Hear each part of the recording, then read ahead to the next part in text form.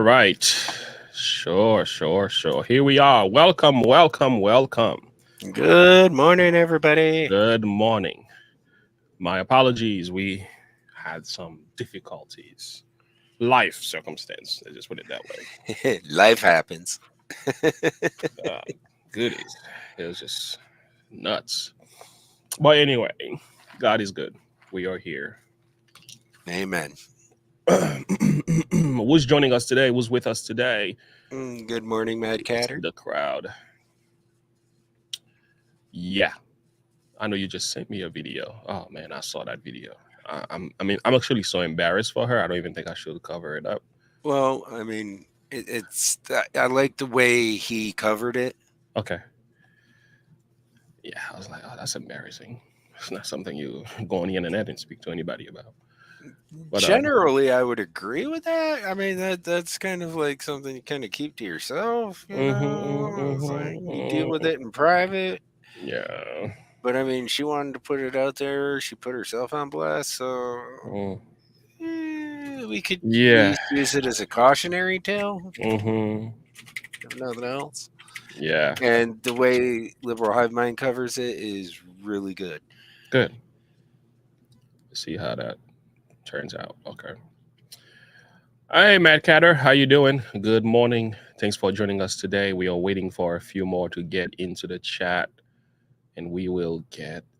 Well, we can start giving you an idea what some of the things we'll be talking about. Where we are Babylon B on the channel today, and you did send me some things on your list, so that's added to the list. There you go. Are you going to let the greedy heating company?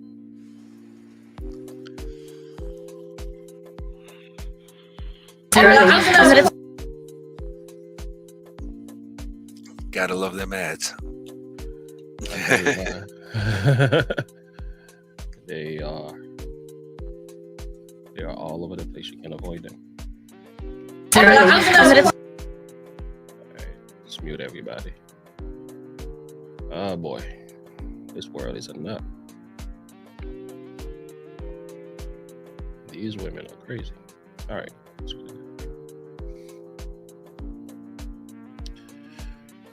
All right. Thanks for joining us today. Once again, we do have a few things to get through. Have you heard about Colorado trying to pull Trump? Oh, I did. Oh boy. We gotta talk about that. Whatever that means, we need to talk about it. It's just crazy to me that it's even a thought. The things that they're trying to do, the way they're trying to go about it, is completely unconstitutional. I think it's gonna backfire big time. In Trump's favor. Oh yeah. Every time they try to go after him, it gets worse.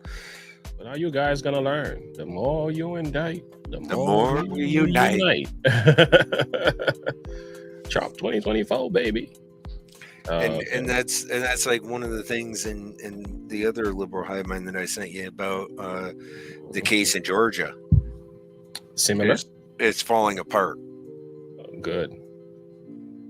Or no, not the case in Georgia. It's the case in New York. Okay. Because teaching law, I've never seen it. Yeah. Point blank admits on the internet that there's a conflict of interest. Of course. Because her and the judge had already decided before the trial even began that he was guilty. That's the problem.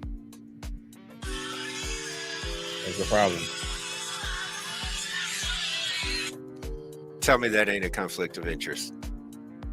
So the individual and the judge. Oh boy. The prosecutor and the judge.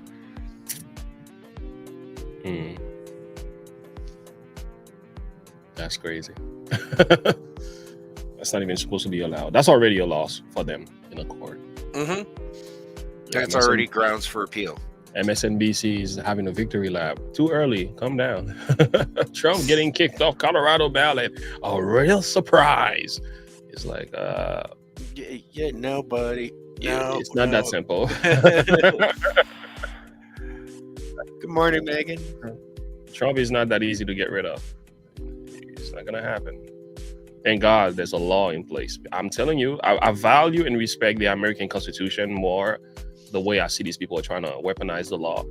I'm like, you know what? These the founders of our Constitution, these brothers were deep in their thinking.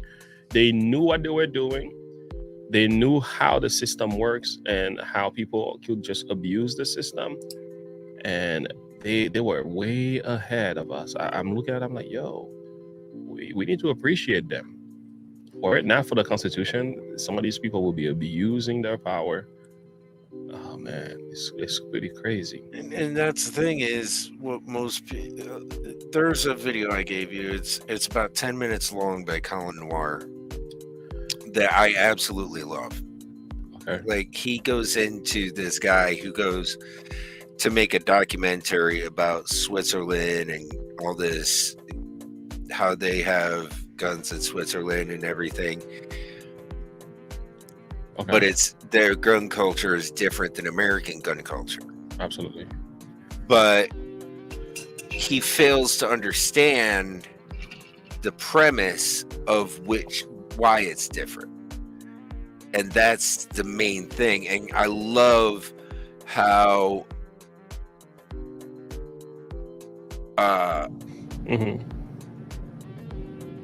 Colin Noir breaks down and debunks everything he says in his quote-unquote documentary.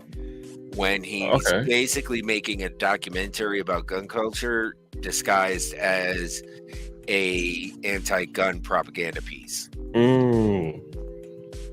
Could you send me that again? Is it possible? I think it should be in Discord. I'm looking it up. It's not seen. Oh, no, I didn't. Okay. I'll get it. Well, welcome everyone. For those of you all here joining us, good morning to you all. It's a blessing to be here with you. We got a number of things to discuss today, that's for sure. This world is on fire. Let's just put it that way. And I titled this thing, The Media, the Enemy of the People, for a reason, is because I'm realizing more and more, like, wow, the mainstream media is crazy, man. These people are nuts, boy. It's just wild. Man. So let's just put it that way. They are out of their minds. What was the name of this guy? Man, Van Jones. Called Vivek Ramaswamy. Vivek gave Van Jones a piece of his mind. Yeah.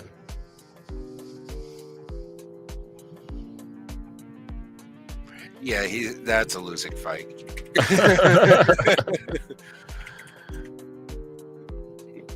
He said he was shaking in his boots. You were shaking in your boots, boy? Oh. But Van Jones.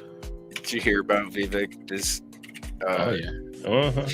We're gonna play that. We're gonna play that because yeah, we're gonna, when I do the edit, I'll take that out. But I don't know if it even matters anymore. Once you demonetize, you demonetize anyway. Wow. It's like, dude, you just said the same thing I did. Yeah. The internet, like you said, the internet never forgets, right? And Van Jones has been. The video came up that Van Jones supported the idea of the Great Replacement. The replacement theory. Yeah. And he went on record saying it, and I'm like, wait a minute. So, what are we talking about again? So I have Twitter. I'm gonna pull Black Conservative Perspective for that one. I sent you the video. Thank you. Black Conservative Perspective has a video about Van Jones. Yeah. The Supreme Court is going to smack that Donald Trump stuff down. Like, I can't wait. Oh, yeah. You're going to be like, bow. Like, no, what are you thinking?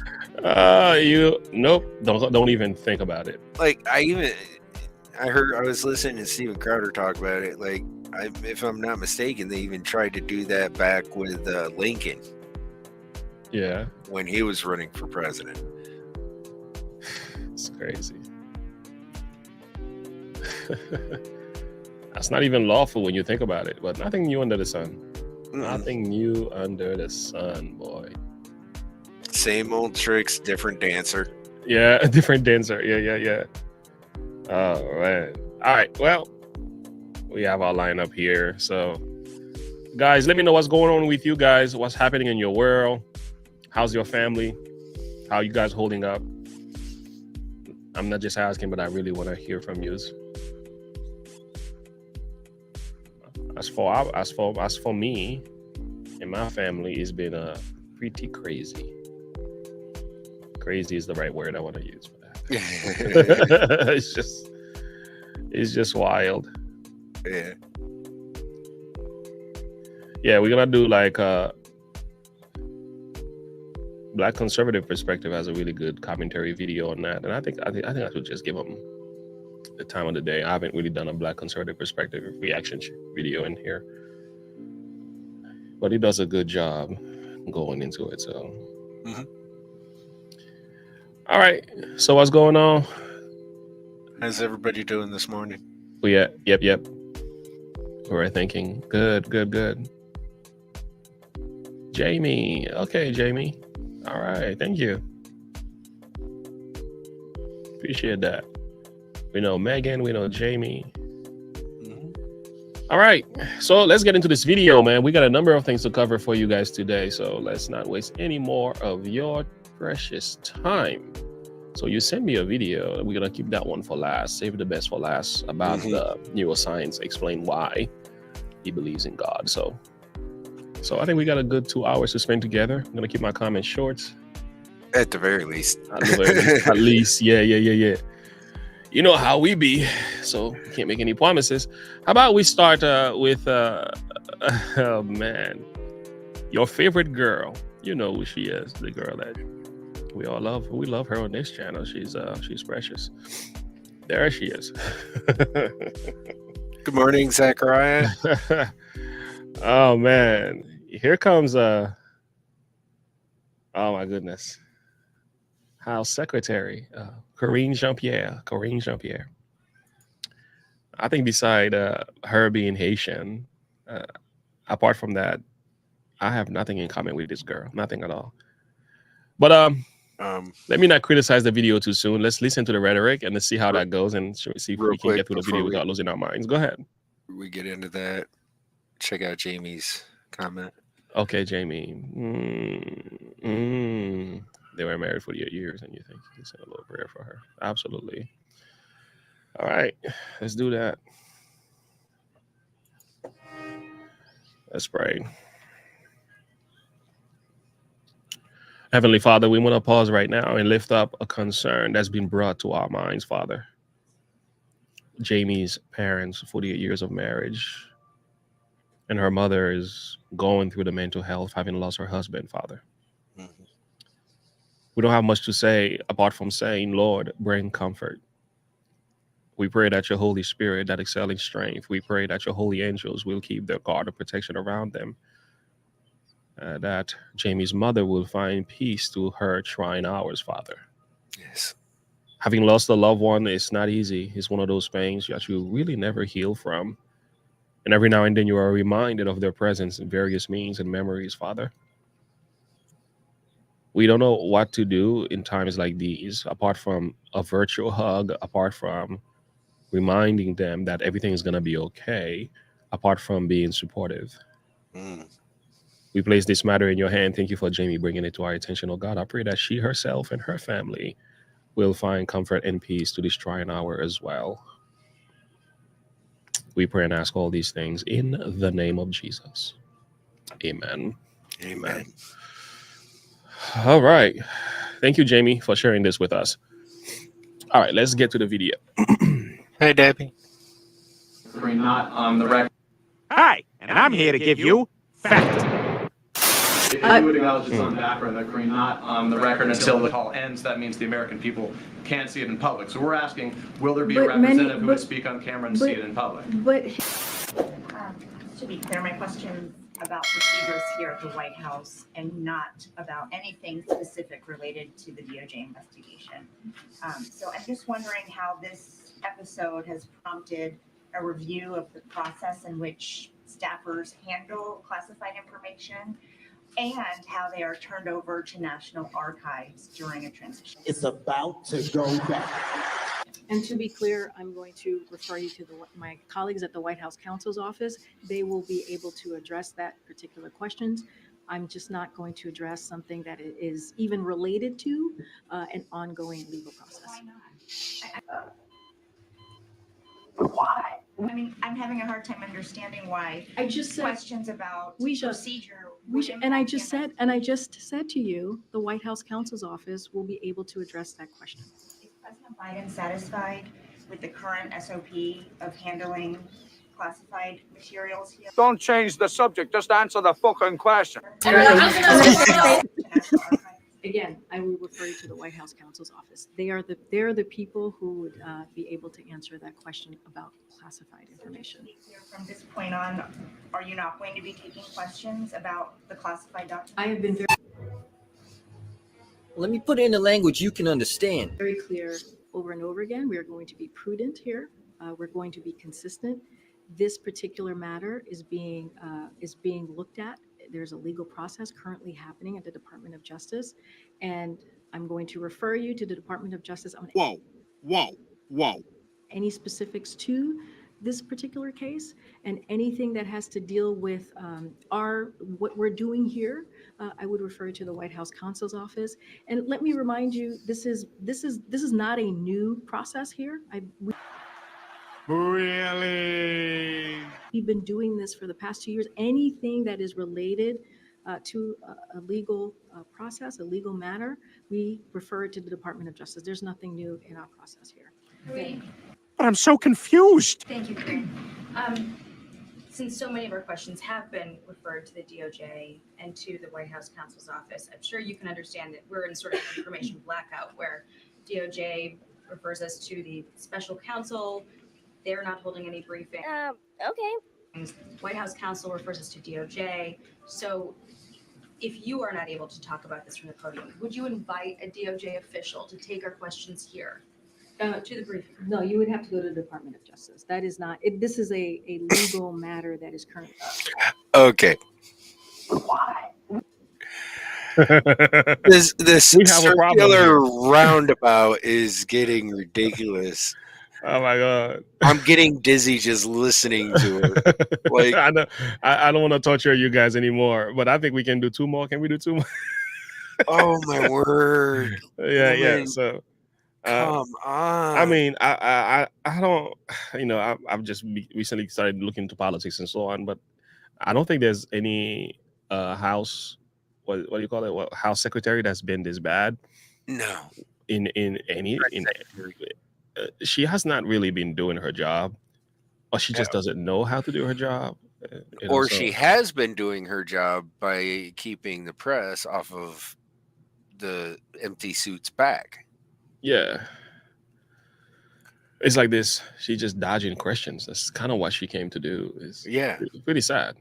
And not to mention the fact that we all know the DOJ has been weaponized. So, I mean, they're not going to answer any questions. Yeah, yeah. So it's like you're just playing ring, like they said. Ring around the rosy. WE's said ring around the rosy with the press now. Yeah.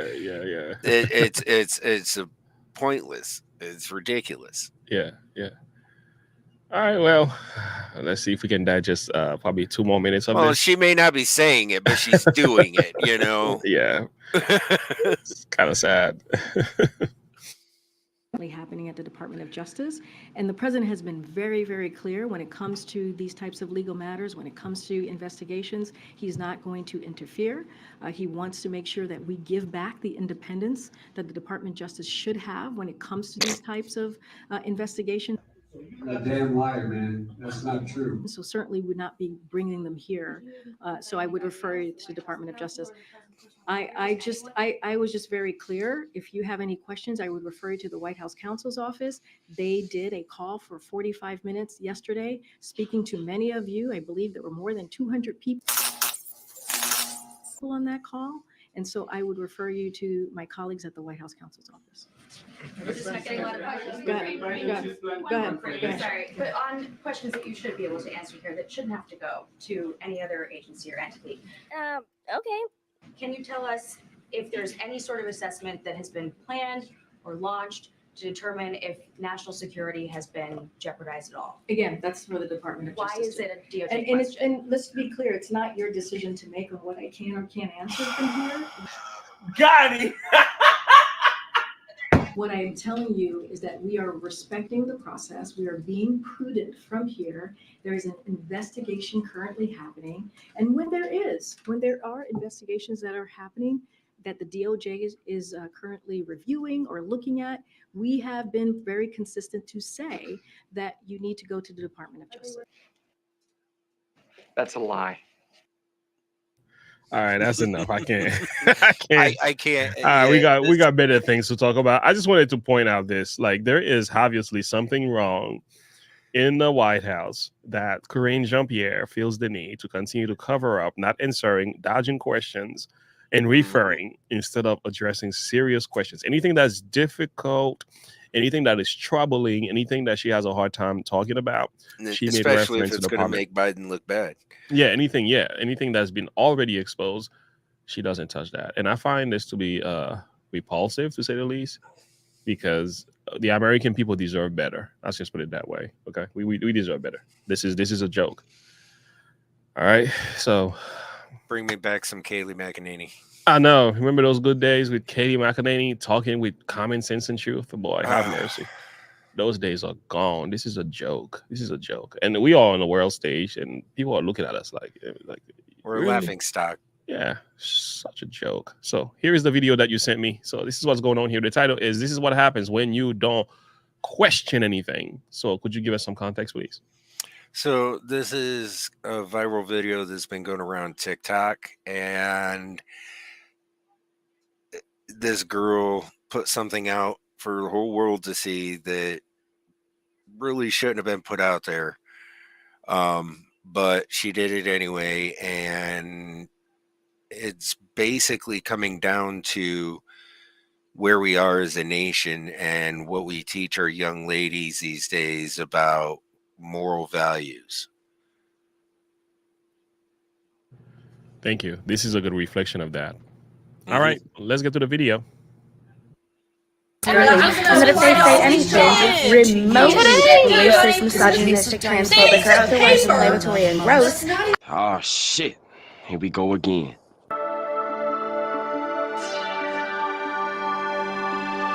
Hey guys, welcome to the Liberal Hive Mind. Well, today's a first. I just finished a video mostly focused on culture, you know, the secular snake oil that's marketed to our youth. In that video, I spoke mostly about abortion, but the general topic was responsibility and obviously safe sex, and how our culture is failing this next generation. Well, right after I finished recording that video, another one popped up on my Twitter feed, which pretty much falls right in line. So today we got two videos focused on culture and sex. Definitely a first for the channel, but an important topic nonetheless. The video we're going to watch and talk about today has already been viewed multiple millions of times. I'll show you exactly why it's going viral. We got some stuff to get into, so let's roll the tape. All right, folks, so here's the video that pretty much everybody right now on Twitter is passing around and discussing. We have a relatively young girl here, looks, I'd say, college-aged, effing around and severely finding out. Today, my whole life could change. And I'm scared. Friday night, I started having a burning sensation whenever I peed. Was not pleasant. So Saturday, I went to urgent care and they put me on medication for a UTI. So I started the UTI medication on Sunday, and then that night, I noticed that my right lymph node in my groin was swollen. By Monday, the UTI meds still haven't kicked in. It still really hurt whenever I peed. So I called to make an appointment with my gyno. And it's now Wednesday. My appointment's in like half an hour. This subject is very stigmatized, has a lot of shame around it. But then I noticed warts on my genitals. Very, very painful. These last few days, I've just felt run down, icky, haven't had an appetite, uncomfortable. It hurts to walk. It hurts to sit. Everything hurts. I'm scared. I'm scared. If it's herpes, I know it's not the end of the world. I'm about to go to my appointment now, so I will come back with an update. I have herpes. If I want to have unprotected sex, I have to tell them. I don't know how this is going to affect my dating life. I can't give birth vaginally if I have an outbreak.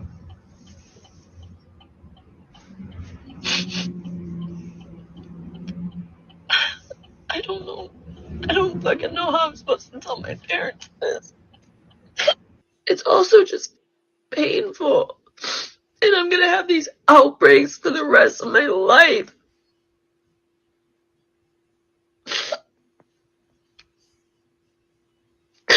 I feel like my parents are gonna be so disappointed in me.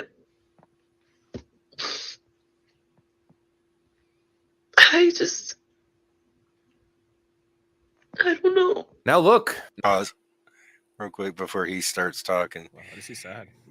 It really is. And the thing is she's starting to come to the sudden realization that, you know, the way she's been living her life, yeah, her parents are going to be disappointed in her. Mm-hmm. But there's no putting the genie back in the bottle, so to speak. Mm-hmm. You know?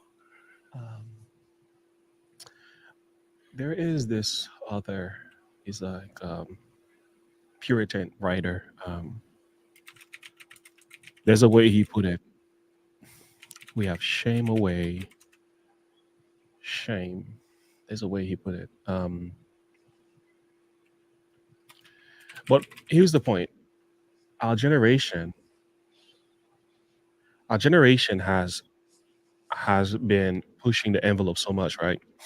And the things that was once considered to be shameful, they put it in a public square for open discussion. Like if a person was gay, that used to be in a closet, but now it is celebrated.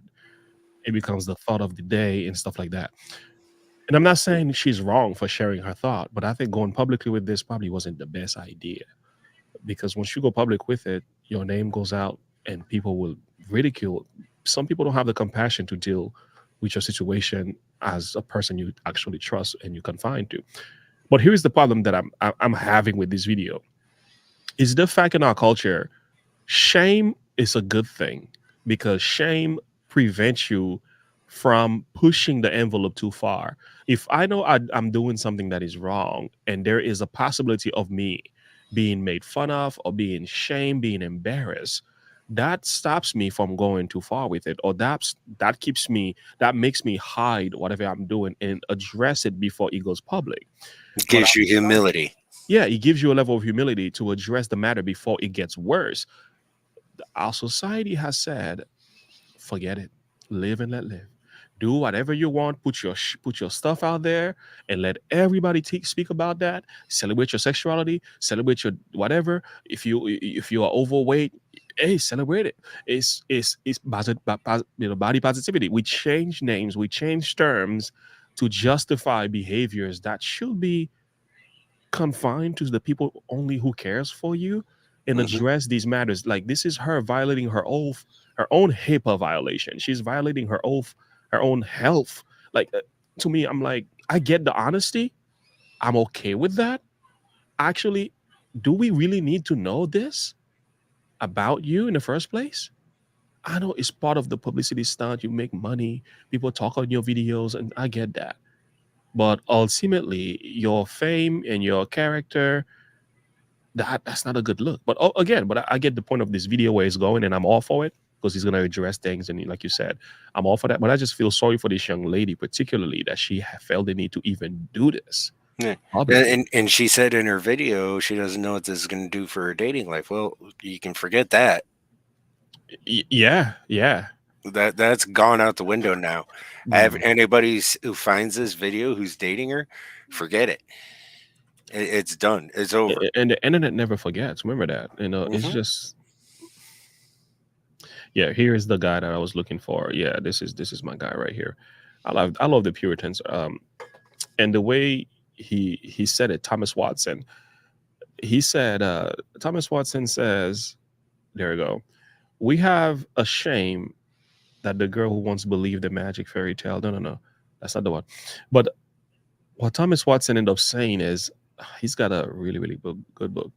And what he's advocating is that be careful with shame, because shame is one of the means that God used to actually get your attention and change your life. But our culture is shaming away shame. That's the way he said it. We're shaming away shame. We no longer blush at evil. We think evil is a good thing. We laugh. We make a mockery of evil. He says when you get to that point in your society, it's really, really bad. Yeah. And it's pretty sad. Anyway, let's hear the commentary though.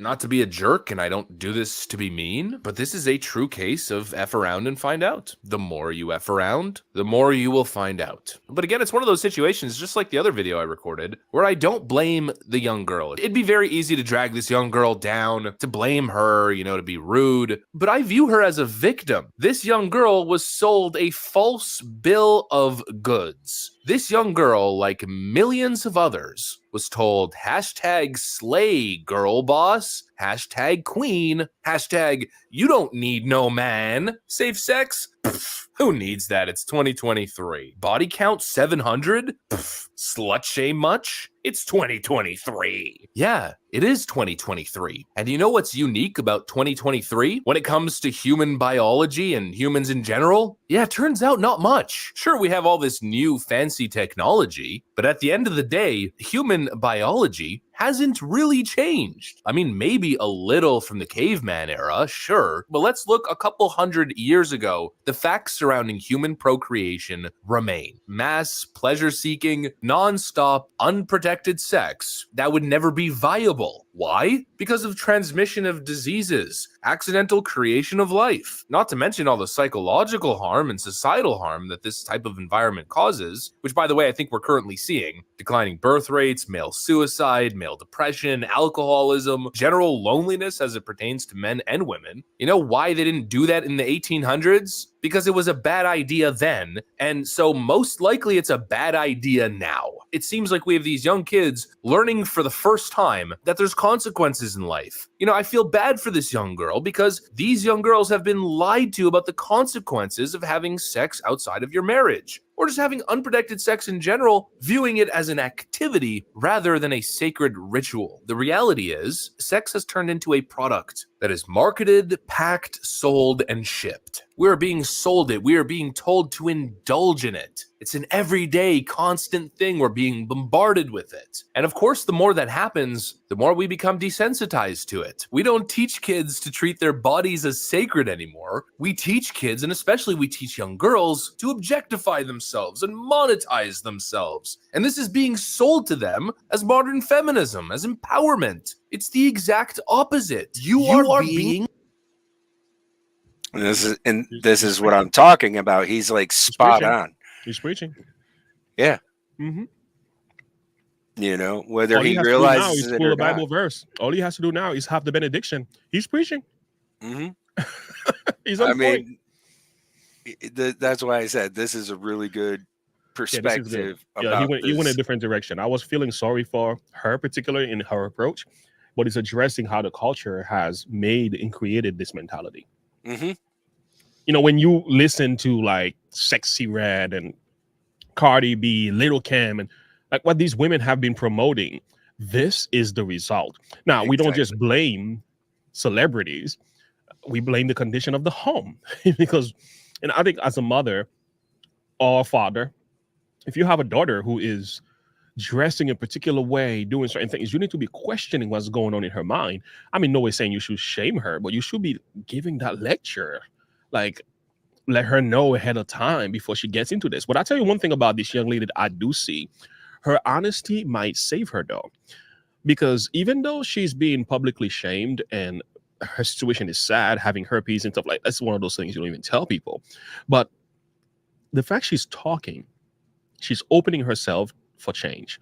The fact she's speaking about it, even though I don't like the fact she's speaking publicly and that's in the way that she's doing it, I think she's in a much safer place than most other people might think. She might change her life around. There's tears, there's sadness, there's a level of guilt. And I think that's all good because regret. That's all good because God works with stuff like that. The Bible says God is near to those that are broken heart, and he saveth such as be that of a contrite spirit. So the more broken an individual is the more God is able to heal and actually restore them. So I don't see her in a negative light at all.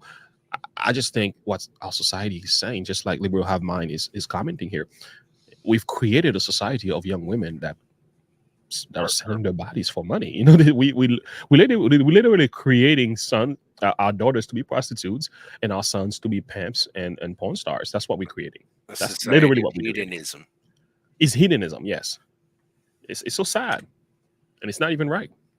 And that's the thing is, even if another girl who's younger than her sees this video, can take something from it and be like, I don't want to end up like that.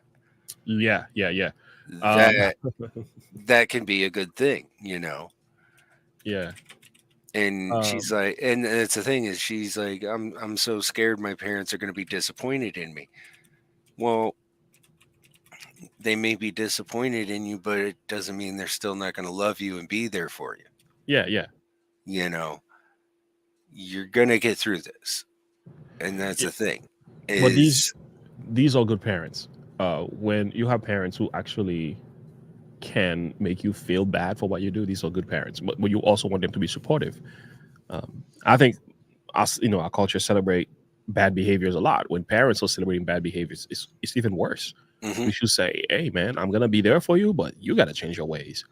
I'm gonna support you, but we gotta hold you accountable. There's been time we had to have that talk with our children. We tell them ahead of time. We give them the warning, and I say, if you go, we're gonna be there for you. We're never gonna reject you, neglect you. But what we letting you know, the consequences will be your own. We will be supportive. We will never let you dry and let you die. That's not who we are.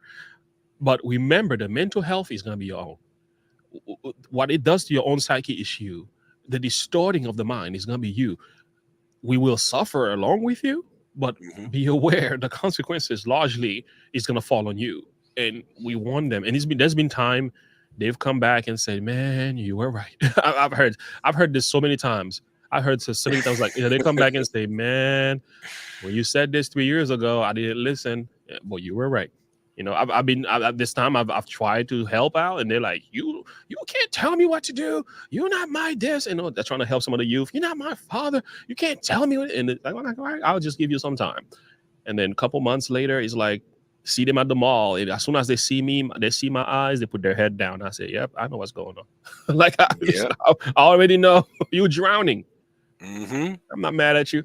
And the thing is, it's just that as parents, we gotta tell our children the truth, man. We gotta warn them of this. Just let them know what the consequences are, And I have a 13-year-old son. I open the book and I show him everything. I say, here are the pictures, buddy. This is what happens here. These are the STDs. These are the consequences. This is the best way to do it. This is the way you're not supposed to be doing it. He sees it. He's like, yep, I get it. I said, don't let your friends lie to you because I already told you.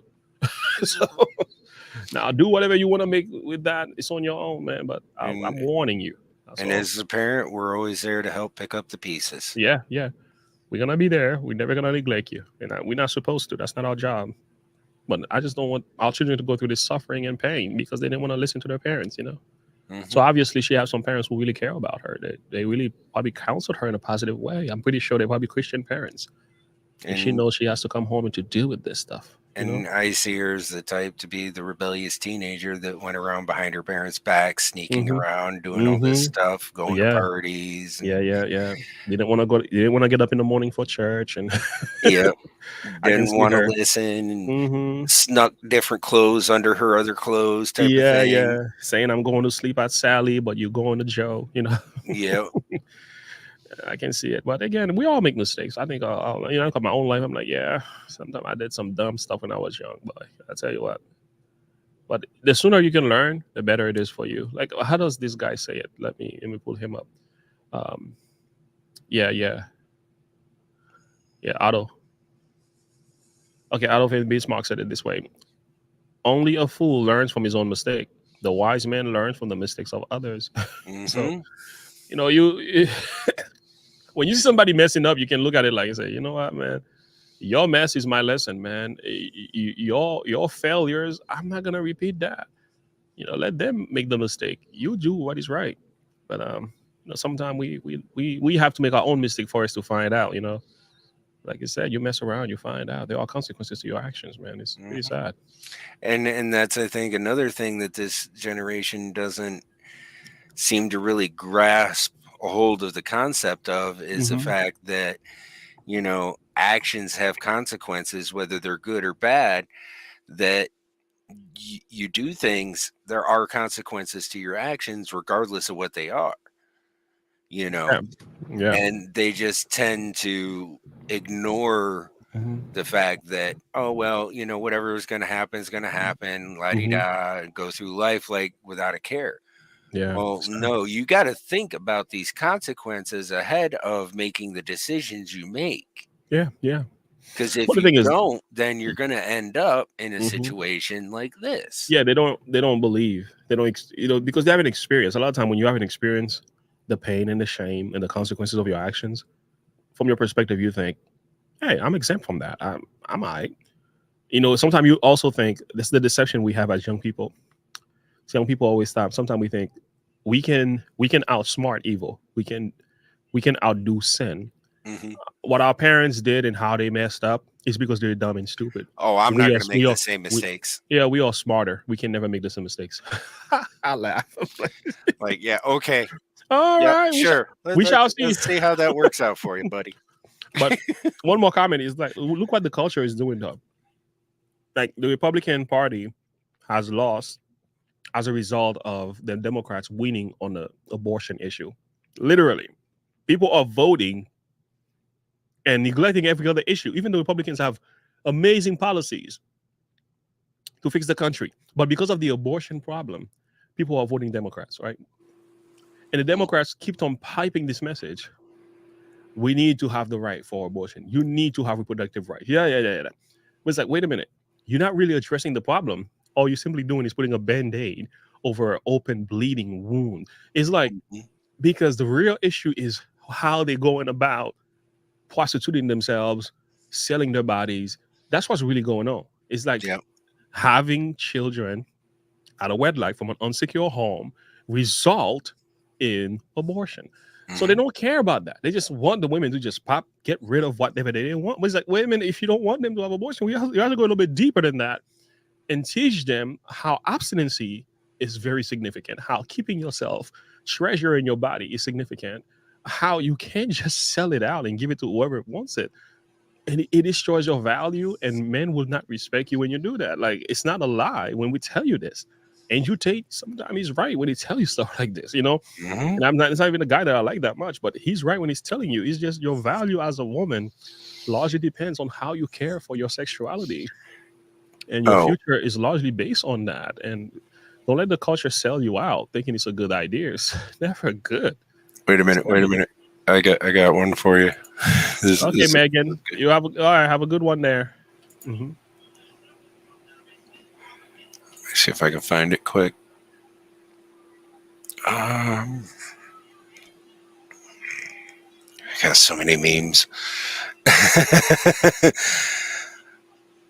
Go ahead. You can go on with the video. I'll find it and send it to you. Objectify themselves and monetize themselves, and this is being sold to them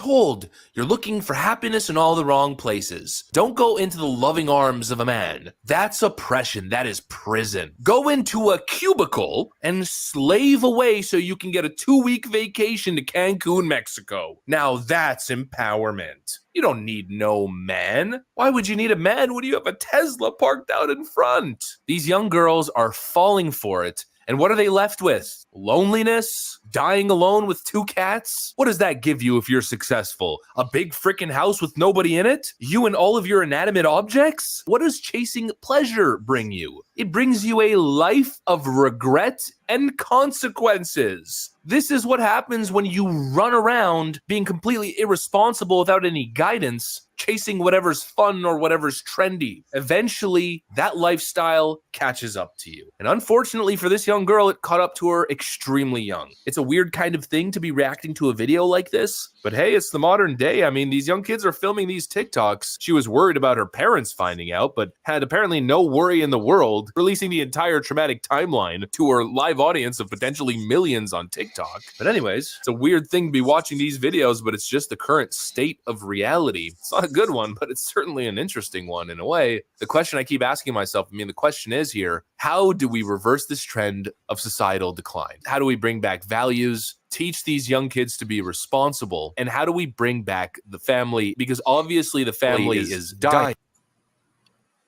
These are good questions. Mm-hmm. How do you do it? There's only one answer, man. Through God. It has to be Jesus, man. It's not a political answer. It's a spiritual answer. Mm-hmm. That's all. And it has to be personal. It has to be personal. And then the culture has to change their ways. The culture has to change their ways. But people have to begin to change and look within. Amen. It takes Jesus. You can't fix this with laws. Laws does not fix people. Like it restrains evil. It doesn't fix people. Like Jesus converts and fixes people. And without him is like, amen. We're gonna see this pattern continue. So it's gonna continue. It's just sad. Responsible. And how do we bring back the family? Because obviously the family is dying. We better think of something fast and act fast, because if the family's dying, society won't follow too far behind. Anyways, that's what I got for you guys on this one. If you enjoyed the video, make sure to leave a like and possibly subscribe to the channel. Thanks for watching, friends, and I'll see you on the next one.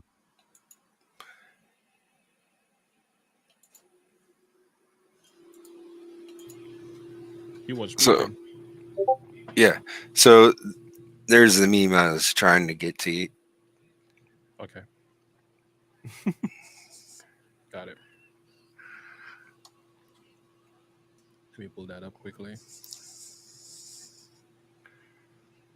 Society is dying. Okay. Look at this ball. Oh, okay. I got a bigger version. There we go. All right. And it reads, a key that opens many locks is a master key, but a lock that is opened by many keys is crappy lock.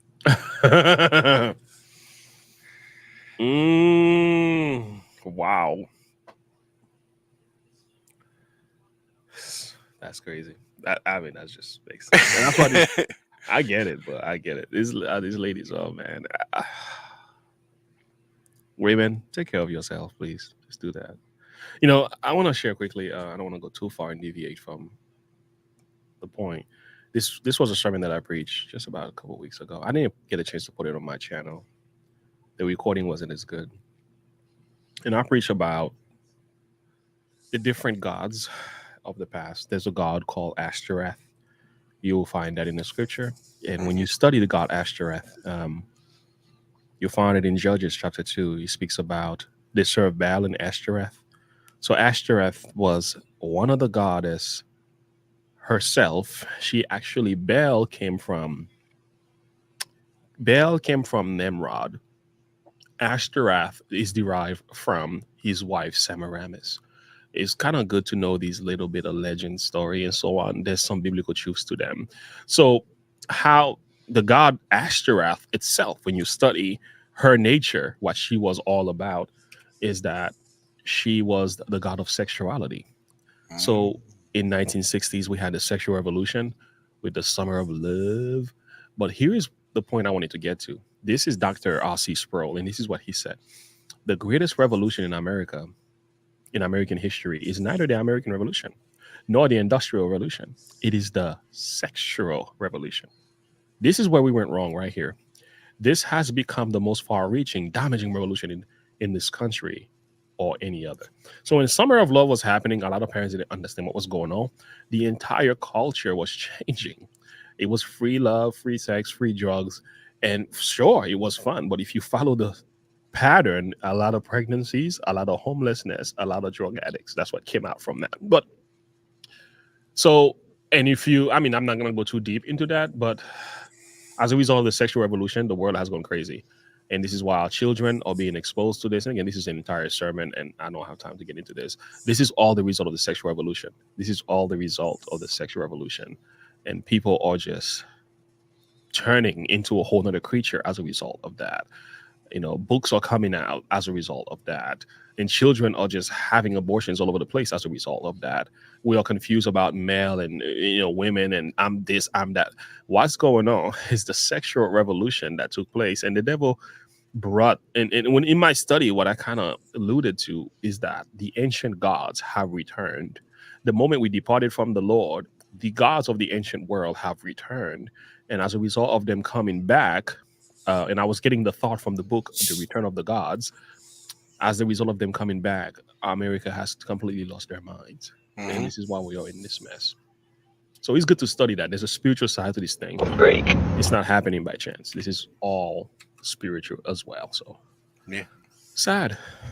So the solution is to repent, to go to Christ and make peace with him. You know, don't just not only learn from your mistake, but learn from the mistakes of others. So young ladies, if you're watching videos like this, say, I'm not going to let what happened to her happens to me. So I'm going to change my ways. This is how you solve this thing. Yeah. So we got Babylon B on the screen today. Oh boy. Listen, terrifying sign of extreme white wing behaviors. Oh dear.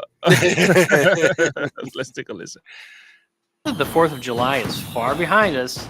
We can stop being patriotic. Do as you're told.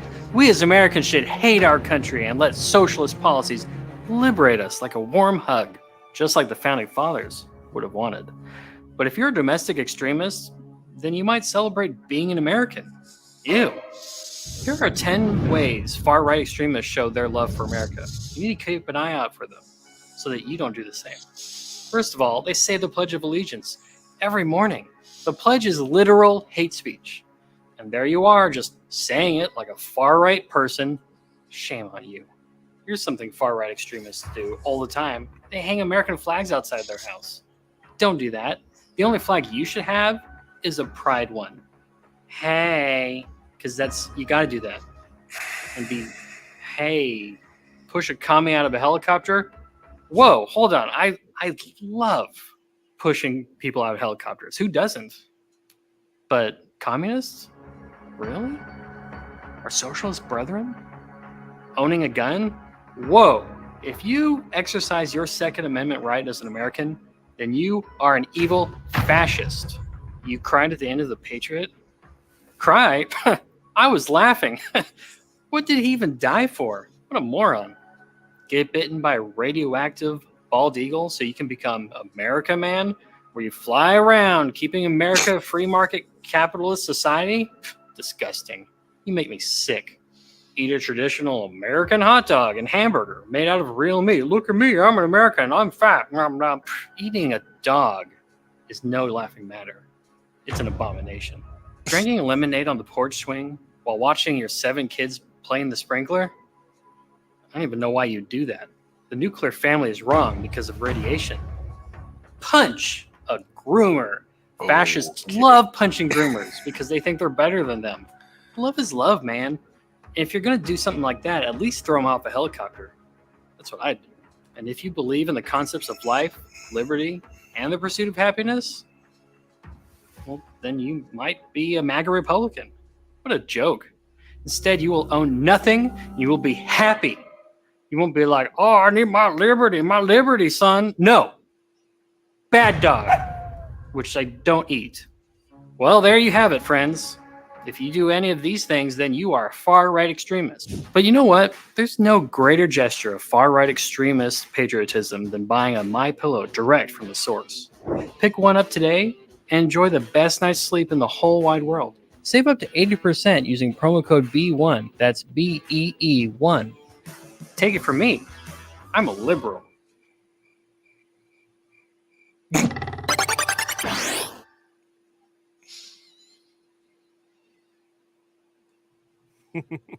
Well, I guess Get bitten by that makes me a far-right extremist then. Oh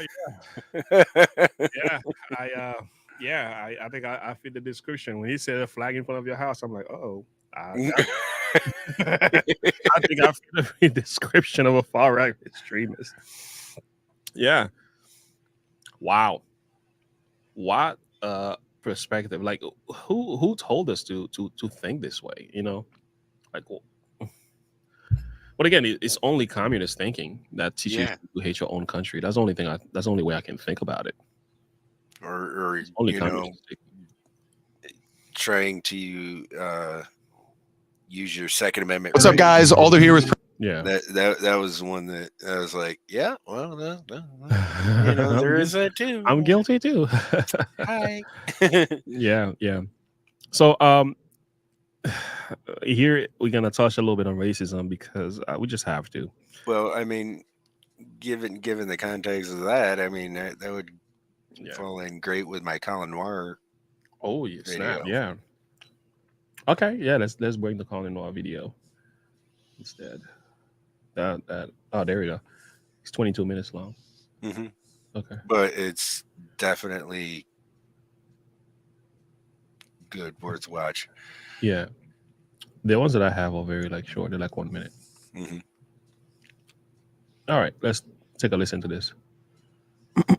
Harris. Johnny Harris is a very meet Johnny Harris. Johnny Harris is a very popular YouTuber who does great mini documentaries on his channel. I've watched quite a few of them. Recently, he released a video titled "Why the Swiss Love Their Guns More Than Americans." I have a hard time believing that, but okay. However, after watching this video, which is admittedly done really well, this documentary is honestly just a thinly veiled passive-aggressive hit piece against the Second Amendment in America. So now I have to debunk it. Johnny begins the video by visiting a Swiss gun range where they're hosting a long-range shooting competition. A shooting competition right now at this shooting range surrounded by beautiful Swiss mountains. The sound of these guns, my God, it's like a war zone. And the first thing I noticed was this exchange he had with the president of the shooting club at that range. My experience with guns as a kid, I would go out into the forest and like blow up like glass bottles with shotguns. That's what I think America is all about. You see, this is a dumbing down and stereotypical view of the American gun culture, which is very misleading because 2 months ago, I did the same type of long-range shooting competition in Finger, Tennessee. These types of shooting competitions exist in America. It just doesn't get any exposure. And unlike the people in Switzerland, our government doesn't give everyone in the country a rifle. We have to buy them with our own money. And the rifles you would use in a competition like this aren't cheap. But I see what you tried to do there. I was struck by how peaceful and celebratory and wholesome this all was. So much different than the way guns are presented in the USA. So how did we get here? So you traveled all the way to Switzerland to do what I do every year in Teasdale, Utah and New Mexico, surrounded by beautiful mountains, and it's incredibly peaceful. Except when I or other people do this exact thing in America, we get criticized for it. Where here you're romanticizing it because it's Switzerland. It's the same shit, bro. Now is where he starts to get into the discussion about well-regulated militias. But before we get into that, I have some good news. Seriously, it's the same exact thing. AKT1 just it's same exact. It's the same exact things we do here in America. Mm-hmm. And it is just completely taking everything out of context. Absolutely. Like, dude, have you ever been to an event here in America? Mhm. Like, have you even tried to go to an Yeah. event here in America? Oh yeah. Like, you go to the event here in America, you're gonna find the same exact experience that you did there. Yeah. I It's worked when I was young at a gun range, and you were supposed to go down in this space and shoot these little orange things in the air, and they would just shoot them. I don't know what you would call they're that. clay pigeons. Clay pigeons. Mhm. And it was just, yeah, I made money. I was just sitting down there on my phone and just throw those out. Every people time you shoot. hear pull, Yeah, and they would just shot them, and I'm like, okay, yeah, it's the safest place to work for. exactly. You know, and it's like Such a common thing. And that's it. People so don't understand like what the real gun culture is here in America. And then you have people like him, not Colin, but the other guy, who completely misrepresent what it's like. So now he's going over to Switzerland and reinforcing the stereotypes that they believe about gun culture in America. yeah, You doesn't know? even make sense. Not exactly the same thing at all. No. Yeah. All right, let's keep going. Sent me the last holiday batch of their brand new wireless Bluetooth in-ear hearing protection called the Blackout, or as I like to call them, AirPods for shooters. These are my favorite in-ear hearing protection because I can listen to music when I shoot. I can take a phone call. They have auto noise blocking with a 25 dB NRR rating, 6-time hearing enhancement and noise cancellation, and a 10-hour battery life, and a case that holds an additional 3 charges for 30 hours of extra battery life. They sold out on Black Friday, and this is just a small holiday batch. So you might want to pause the video right now, click the link in the description section, and grab you a pair now before they sell out. But for those of you who already have them, back to the video. By the way, back in like the 1600s, well-regulated militia meant like a well-organized or efficiently run militia, not like regulated in the way that we think of it today. But yeah, the idea was if you arm everyone in your society and you train them, that's actually the key to the best defense and the best preservation of freedom for the people, not just the king. You know what? He's absolutely correct. But let the anti-gunners in America tell it, regulated means controlled by the government. And I debunked this in a video 9 months ago. Well, it's also the one right that uses the phrase well-regulated. John believes well-regulated means controlled or supervised by the government. In the late 18th century, when the Second Amendment was written, well-regulated did not mean controlled or supervised by the government. It meant well-functioning. The idea of a well-regulated militia spread across the ocean to a group of British intellectuals who were secretly conspiring to overthrow their own king. In 1776, they declared independence, using their own well-regulated militia to fight off a tyrannical king and his standing army. You see, the way he's explaining it gives you the impression that the king was a foreign government. He wasn't. He was their government. So our founding fathers used their personal guns to overthrow their own government that they saw as tyrannical, which is why they wrote the Second Amendment. He glosses over this fact throughout the entire video because this fact contradicts his entire argument in this video, as you'll soon see. Enshrined in the Constitution itself. In the Constitution, the role of the militia is to protect the government, to protect the country from invasion or insurrection. Not so fast, Johnny. Once again, he glosses over the whole, even your own government part. Not so fast, Johnny. This is what I love about Colin. He's like on point with everything. He's a very intelligent guy, man. Well, he's a lawyer, isn't he? No, I don't know. Maybe he's a lawyer. Yeah. I just know that he's really intelligent when it comes to Second Amendment rights. Yeah, you're not gonna touch that. He's not gonna let you get away with it. He's No, like, not so fast, Johnny. I just like here I would see like the guy from Jurassic Park and the computer screen going Ain't gonna happen. Ain't letting Yeah. you get away with that. No. No way, buddy. From invasion or insurrection. Not so fast, Johnny. Once again, he glosses over the whole, even your own government part. It's an uncomfortable truth for people who think the militia is just about fighting off foreign governments and non-government-led insurrections. It's literally in the preamble to the Declaration of Independence. We hold these truths to be self-evident, that all men are created equal, that they are endowed by their creator with certain unalienable rights, that among these are life, liberty, and the pursuit of happiness, that to secure these rights, governments are instituted among men, deriving their just powers from the consent of the governed, that whenever any form of government becomes destructive of these ends, it is the right of the people to alter or to abolish it and to institute new government, laying its foundation on such principles and organizing its powers in such form as to them shall seem most likely to affect their safety and happiness.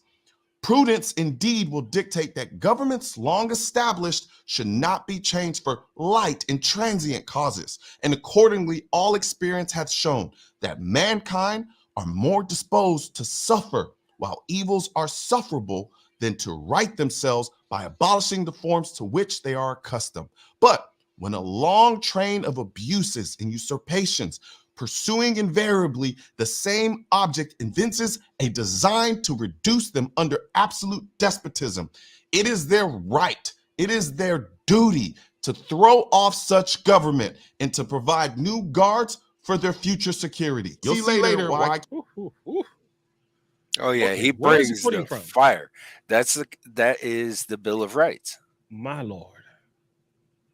My Lord. That's in the Bill of Rights. That is strong. These are some strong words, boy. Like, our founding fathers were not messing around. No, they were not. They were not. They were way ahead of time, man. They knew what they were doing. And they knew that if we come to a point in time where it was necessary for the people to stand up to the government, they wanted to ensure for all time that we had the right to and the ability to do so. Yeah. Yeah. Just like history shows, every time before a government becomes completely tyrannical, they take away the weapons from the people. Mm-hmm. You have to do that first. You disarm the people, and then you're able to overcome them. Mm-hmm. Because we are bigger in numbers than they are. So you can't take down all of us if we have weapons. So yeah, it's hard. I think about 50% of Americans have weapons. About 50, something like that. I'm not mistaken. I think it's higher than that. Really? Yeah. Good. That's a good thing, because they would think twice before they come out here and try to abuse their power. Well, according to Joe Biden, you can't fight the American military. We don't have tanks and F-16s. Yeah, but you know, he's dead wrong. it didn't work for the Taliban. Yeah, it's a good point. Good point. Harping on this. Now you have the Constitution, the Bill of Rights, and the Second Amendment. And then a few years later, the well-regulated militia idea got enshrined in law when one of the first Congresses passed a law that said that every man doesn't just have the right to have a gun, but is required to have a gun and ammo and must train to use it so that the president could call on its armed citizens as its mechanism for defense. This whole legal framework was very clearly like, yes, you can have guns, but only if you are ready to use them to defend our country from invasion or insurrection. Now, this is where Johnny reaches deep inside his bullshit bag. No, it's not like you can only have guns if you are ready to use them to protect the government. He's speaking as if the central government gives us the privilege to own guns. The people already had guns. Remember, they just used them to fight the Revolutionary War. The Second Amendment, which was ratified in 1791, simply directed the central government not to infringe on the people's right to keep and bear arms. What he's quoting is the Militia Act of 1793, which says, hey, we know we can't take those guns from you, but we can still call on you to help us out in these 3 specific cases. He's being very deceptive by trying to fuse the Militia Act into the Second Amendment. That's not how that works. The militia system was working for this young nation to ensure its freedoms with an armed citizenry, something Switzerland had been doing for centuries. Guns started out as a symbol of collective security. as collective defense, armed citizens ready to stand up to defend the country. But needless to say, things kind of changed when it came to guns in America. So how we got from that to this is the next part of this video. What do you mean things kind of changed when it comes to guns in America? It's the same shit. We just don't wear tights anymore and we have better guns. We're still the people and the government still can infringe on the right of the people to keep and bear arms. Necessary just to, protect our country, and this, self-defense thinking is part of our people and from Switzerland. What Switzerland doesn't have that we have in the United States is a Second Amendment, an articulated, unambiguous right to have guns. Instead, guns are articulated mostly as a duty to protect the country. And then, secondly, comes the privilege to use guns, to compete with them, to own guns, etc. For them, the duty came first. You can literally end the video here. This is completely opposite to what the founding fathers had intended. It's not the idea that they duty to protect their country. It's like, no, it's been set up for self-defense.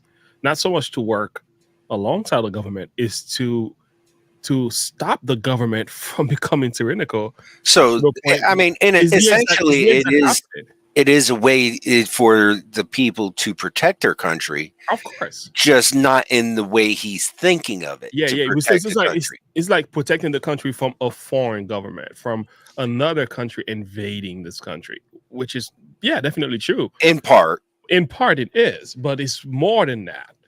Yeah. It's also to protect it from your own government that's trying to impede and infringe on your rights. That's right. As it said in the Bill of Rights. Correct. You have a duty to stand up to a tyrannical government. Absolutely. I get that. I don't see why he's making it sound complicated at all. It's because he's trying to muddy the waters about the Second Amendment. He doesn't understand what a preamble is to the final part of the Second Amendment. That's sad. And so if he muddies the waters, this is why Colin said at the beginning, this is a thinly veiled thing about gun control. Yeah. He's right. All right. Let's keep going. He says it himself. They don't have a Second Amendment, so they don't have a right to own guns. They have a duty to protect the country, and them having guns is simply a byproduct of that duty. So gun ownership in Switzerland is essentially a privilege, resulting from a duty to protect the country. Where in the US, the Second Amendment was written to tell the government that the people have a right, not a privilege, but a right to own guns so that they can come together and be an effective force to fight off a tyrannical government, even if it's their own government. So yes, in the US, our inalienable rights come first because this country was founded on the principles of life, liberty, and the pursuit of happiness. If you can't protect yourself first, how can you protect the country? As I visit these gun clubs, it's striking how much these feel like a magnet for community, a gathering place for the community, a collective activity and competition that everyone in the community can enjoy. I'm so used to guns being associated with danger and division and politics and fear, but here it just has such a different feel than what I'm used to. It's been a really enlightening experience visiting all these shooting ranges, and what it's taught me is that guns here in Switzerland are a totally different thing than they are in America. Like, they're a completely different symbol. They have a very different purpose. They have a very different meaning. And that's kind of surprising to me because remember that the United States was founded on a lot of the same paradigms as Switzerland when it came to having a militia and having firearms in society as a form of collective defense. So to understand how these two gun cultures so greatly diverged despite having similar roots, you have to understand what happens after the Constitution, after the Second Amendment. I have the right to protect my family and myself. He's being very deceptive there. Yeah, his foundation is already weak. He's laid a wrong foundation. So now I know everything else now is going to be built on a wrong foundation. Everything else might be deceptive. Maybe he doesn't know. No, he knows he's just purposely doing this. This is what a lot of people on the left do when they want to try to enforce gun control. Yeah. They purposely deceive people to get people to think this way. It's crazy. But if you don't know, you can easily be deceived because he's doing everything like to the way he's presenting it. It sounds He's making it truthful. really convincing. Yeah, he's making a convincing argument. It's not convincing so much, but for a person who doesn't know anything about the Constitution and all the law, the Second Amendment, they can easily be manipulated by this. Mm-hmm. But for those of us who do, like, well, I can see right through the cracks here. It's not that difficult. It's not that complicated. No. I think nothing. That's one thing they do. It's like whenever you get to something that is either not truthful, it has to complicate, like you said, muddy the water, make things sound very confusing, but it's not that confusing. It's really not. But all right, let him continue. What do you think about American gun culture? Like, what's the view? Bonkers. Like the fact that everybody has a gun. There's no difference. You're just romanticizing it because it's in a different country. One of the most beautiful countries in the world, I might add. Not to mention, it's required by their military. Even Ty Lopez's son said he didn't really want to do it. I was also very against the military, and I went reluctantly. Every single day, there are scores of people from different races and backgrounds at gun ranges across America shooting together. There are weekly IDPA competitions, IPSC competitions, long-range shooting competitions, three-gun competitions, skeet shooting competitions, sporting clay competitions, and none of this is required by our government. We do it voluntarily. They're given their guns by their government. We actually go out and buy guns with our own money. We pay to voluntarily train with our guns with our own money. In Switzerland, most of it is compulsory. Man, just say you love Switzerland. Stop acting like the shooting culture there is so much more magical. Just go outside and find people that shoot in America and you'll see the same thing. The only difference is the government controls the people's access to guns in Switzerland, where in America, we have a Second Amendment that literally tells the government they can't do that. In America, it will make me feel uneasy. I'm used to being in the proximity of guns and a lot of guns. I don't know how you guys do it. This dude has a whole machine gun that he admitted he didn't really want, casually lying against the wall. I have a wall of guns behind me. Not one of them is a machine gun, but we're bonkers. Okay. Because the U.S. had a huge standing army, it did away with a lot of the original laws. That's a good point. Like, seriously, like, what? Are you kidding me? I mean, come on now. Crazy.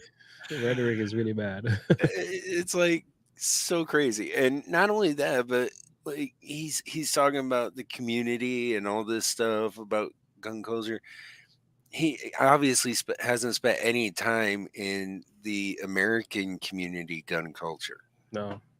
Because if he had, he would realize that we're a very close-knit community.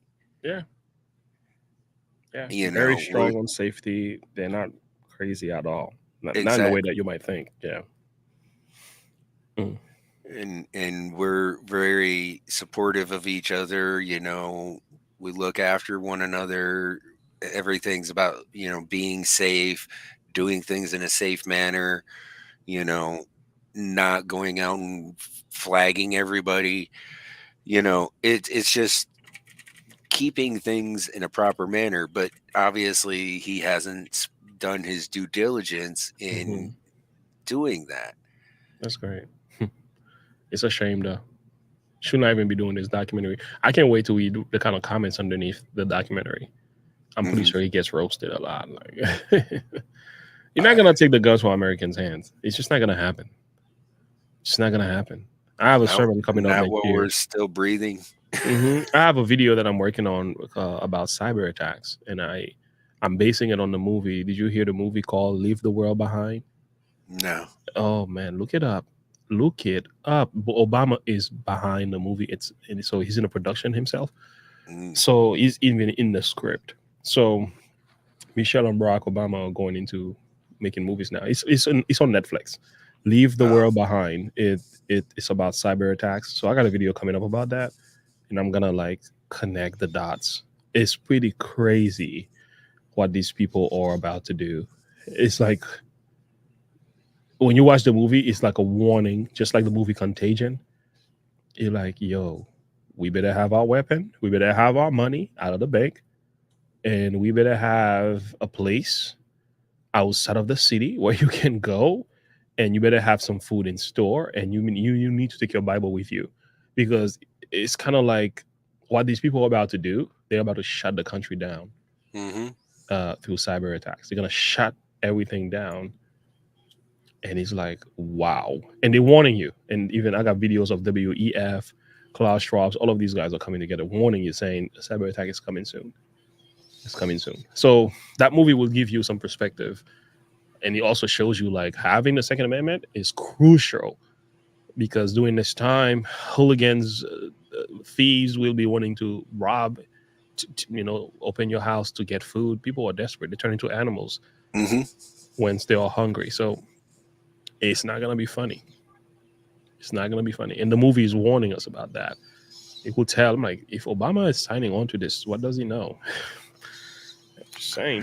Kind of crazy that former president. Well, I mean, there's somebody running this country, then we all know it's not Joe Biden. So just saying. Just saying. Requiring people to join the militia. And now, without a duty to form a militia to protect the country from invasion and insurrection, like the Constitution said, they were left with just the second half of this amendment, the right to bear arms, and how it should not be infringed. Guns started to become more of a personal tool, a tool to pursue their American dream, to hunt, to protect their family, to exterminate. Wow. He really tried to erase part of the Second Amendment to make it fit his narrative. The first clause of the Second Amendment isn't about requiring people to be in the militia.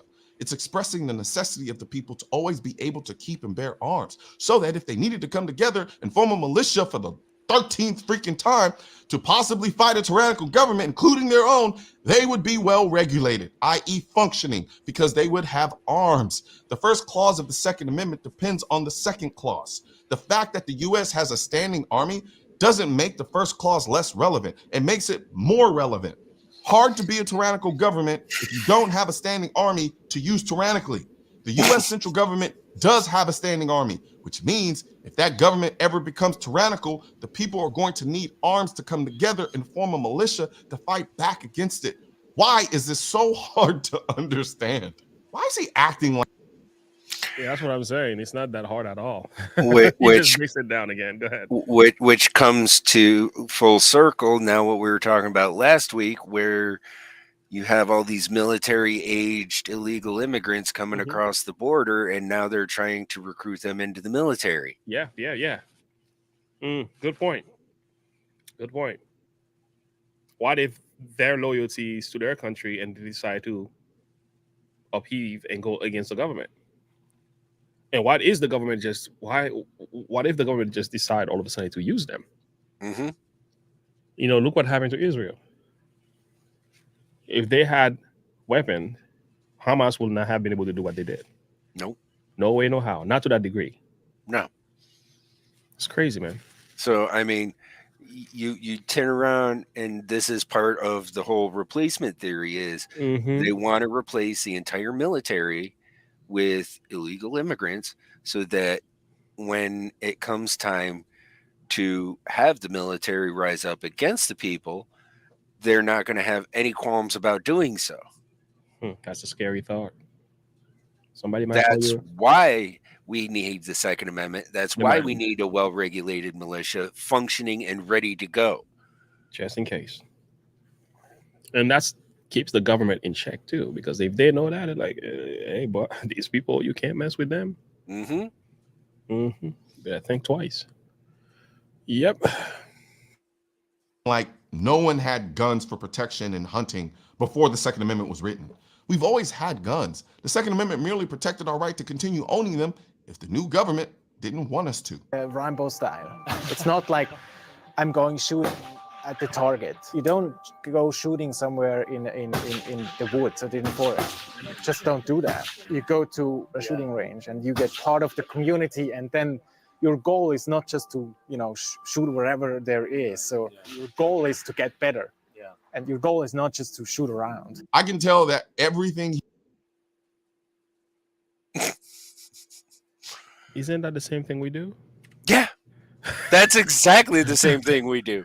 I don't know what the argument is. I cannot remember last time. Yeah. Even when we're out in the woods shooting tin cans or glass bottles, we're doing it to practice our aim. We're doing it to practice our accuracy and get better. We're actually doing it to practice in real world scenarios where we're going to be shooting through trees, because you're not always going to be shooting with clear line of sight.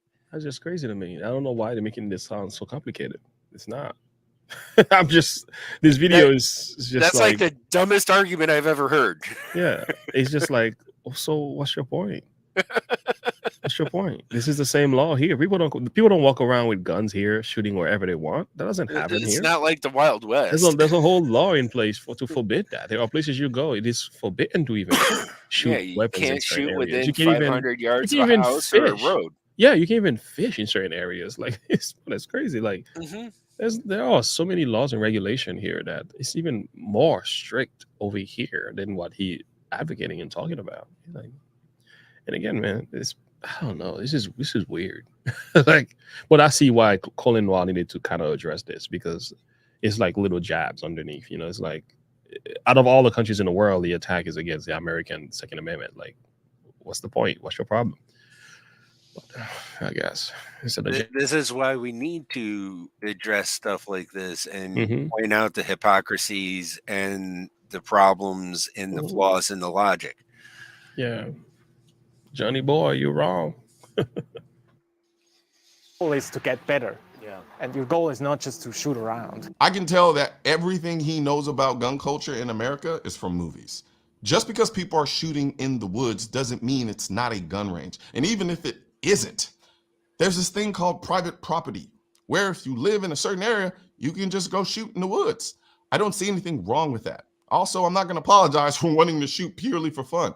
It may not be fun for you, but it's fun as hell to us. Recreational shooting is a staple in the US, and it's usually done with other people. So we're also becoming part of a community when we do it. Guns continued to take on a more personal symbol in the 60s and 70s, when more and more Americans were losing trust in their government. This was also right at the time when crime was skyrocketing in America.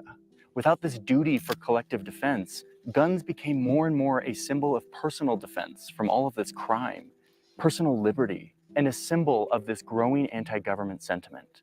And as a result, the number of guns in America soared. If the purpose of the Second Amendment is to protect people's right to have guns in order to protect against a tyrannical government, it makes perfect sense that when crime is up and people don't trust their government, they're going to buy guns.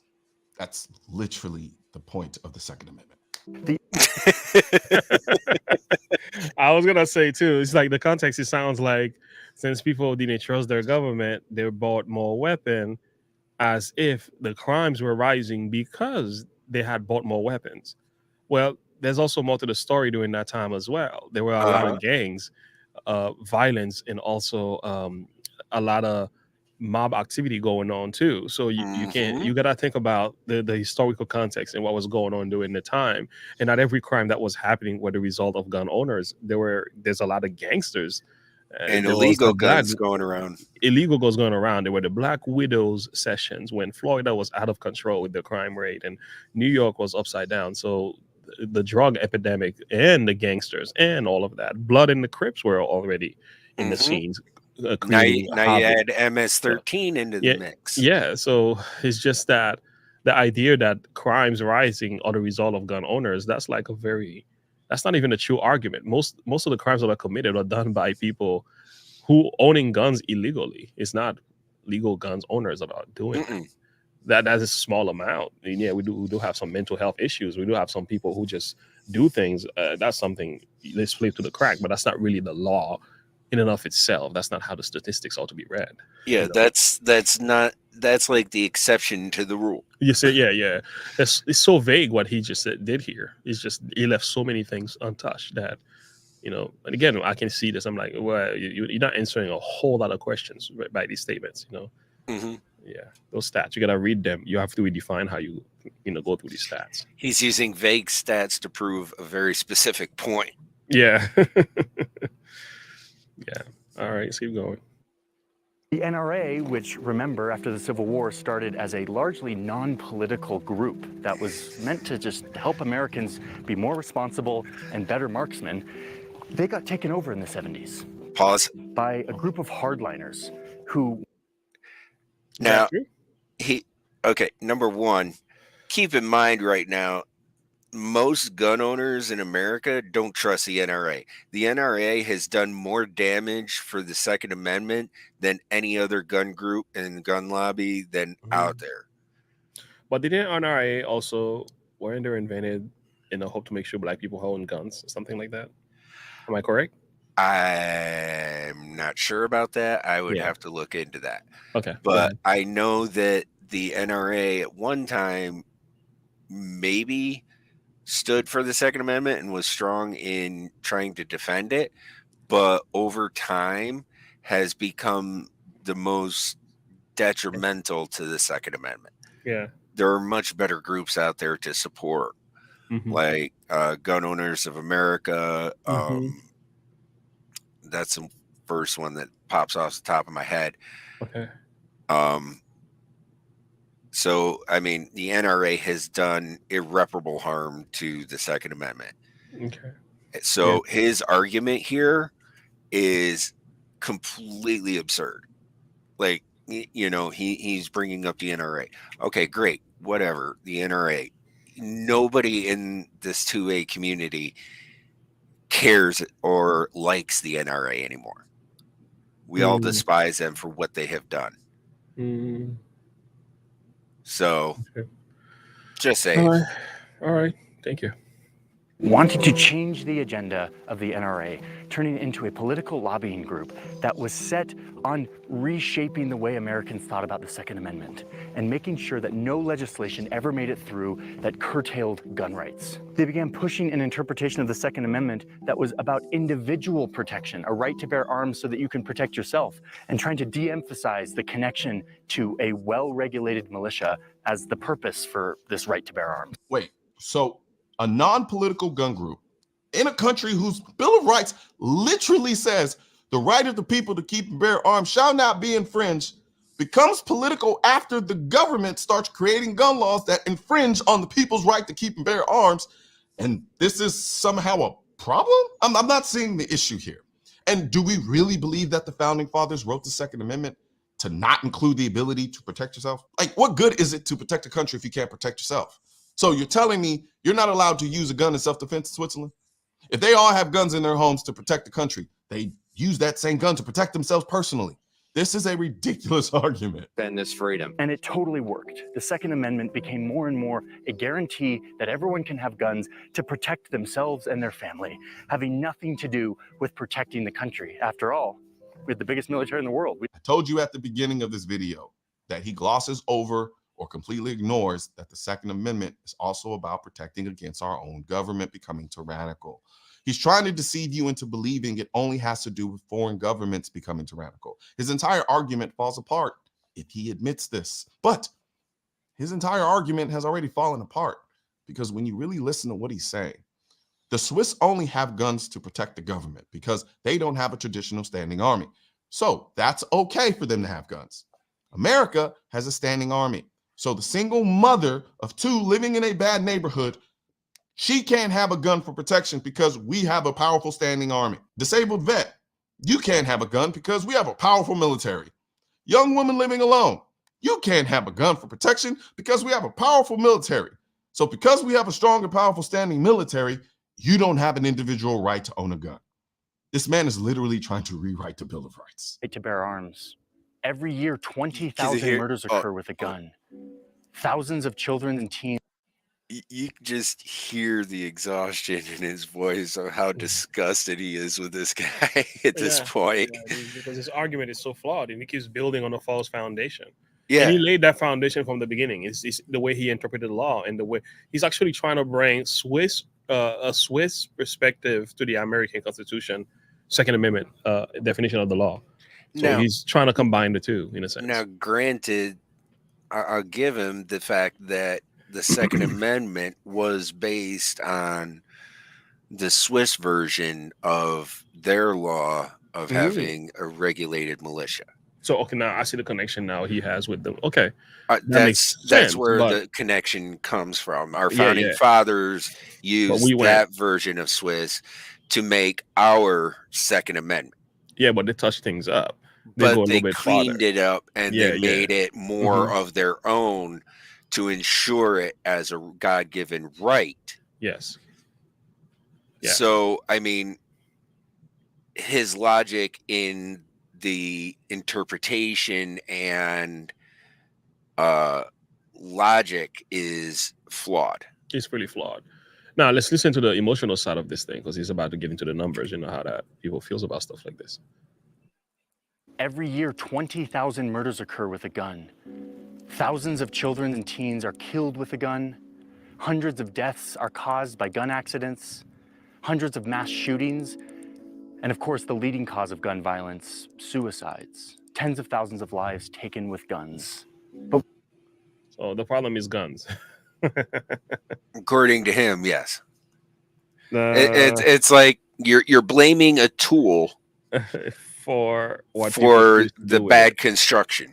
Yeah, for what people chooses to do with it. Like, so pencils make spelling errors. Yeah, I mean, I get what you're trying to do, but it's like when you look at these numbers, like how many of them are legal gun owners who are responsible for this? There's a small margin of that. Most of this are just gang-related violence. Yeah. Most of this. And suicidal. So now you should be addressing suicide. You should make a video about that. That's what the problem is. This is the idea he should be addressing here. Why is the homicide rate such a problem? Not why the gun is a problem. Why people are doing they're committing so much, they're killing each other in America. Like, why are people killing themselves in America? These are the things you should be talking about. What is the leading factors behind that? And then you would realize, oh, it's not the guns. It's just the mental health, the gang-related lifestyle, where they are from, what they're into, the drug epidemic and all that. You will realize it's much worse than that. Exactly. And to address Lonely Banter's comment here, Republicans have put up bills to address mental health and get people help with mental health. The problem is every time they do, Democrats put on a bunch of other things and add other things to it that they want to push through Congress. And they're like, no, we don't want that. You got to cut that off. And without that being cut off, it doesn't get passed. Yeah. Yeah.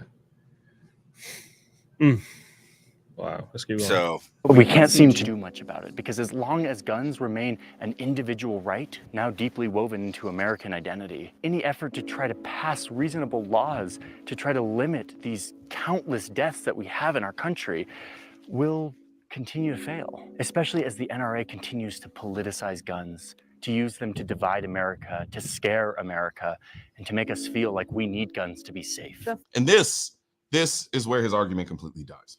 You see, having an individual right to own a gun has nothing to do with the 20,000 homicides, because the vast majority of those homicides are gang and drug-related murders committed by people acquiring their guns illegally. The vast majority of the children and teens who are killed and injured by guns are not children. They are the same teenagers engaged in gang and drug violence in the inner city. I did a whole video about this, debunking it. Unintentional gun deaths can easily be solved with proper education. That if the government wasn't so busy trying to ban guns and actually did things to help educate people about the 400 million guns we have in this country, people would be more educated. And most of those mass shootings are, again, inner city street violence, where they consider any shooting where 3 or more people die a mass shooting.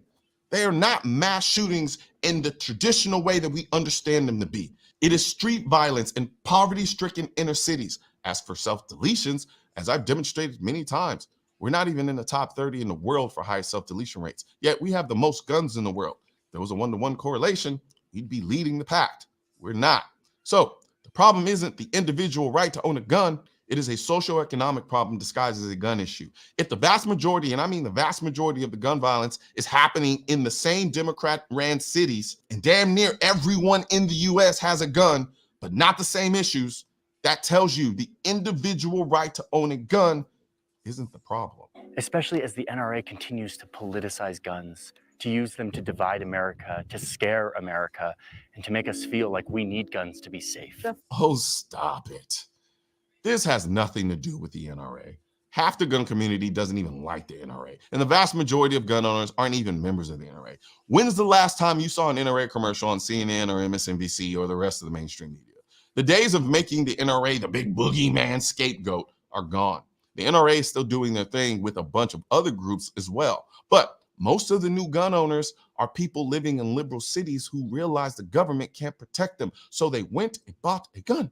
So, like I said at the beginning of this video, this is a 38-minute gun control ad disguised as a documentary about guns in Switzerland. I suspect the reason he went to Switzerland is to try to create a distinction between Switzerland and the US, because we've been using Switzerland as a prime example of how the issue isn't guns, it's socioeconomic. When you have places where people are living in complete economic depravity, you're going to get violence. So it's no surprise that the vast majority of gun violence in this country is coming from those places. So instead of disguising a gun control ad in a documentary, how about doing a documentary on why the vast majority of the inner cities where the gun violence is happening are ran by Democrats who keep telling us gun control is the answer, even He's going in. He's going in. He's going in. He's about to land the plane. I kind of said something along that line, but he took it another direction, though.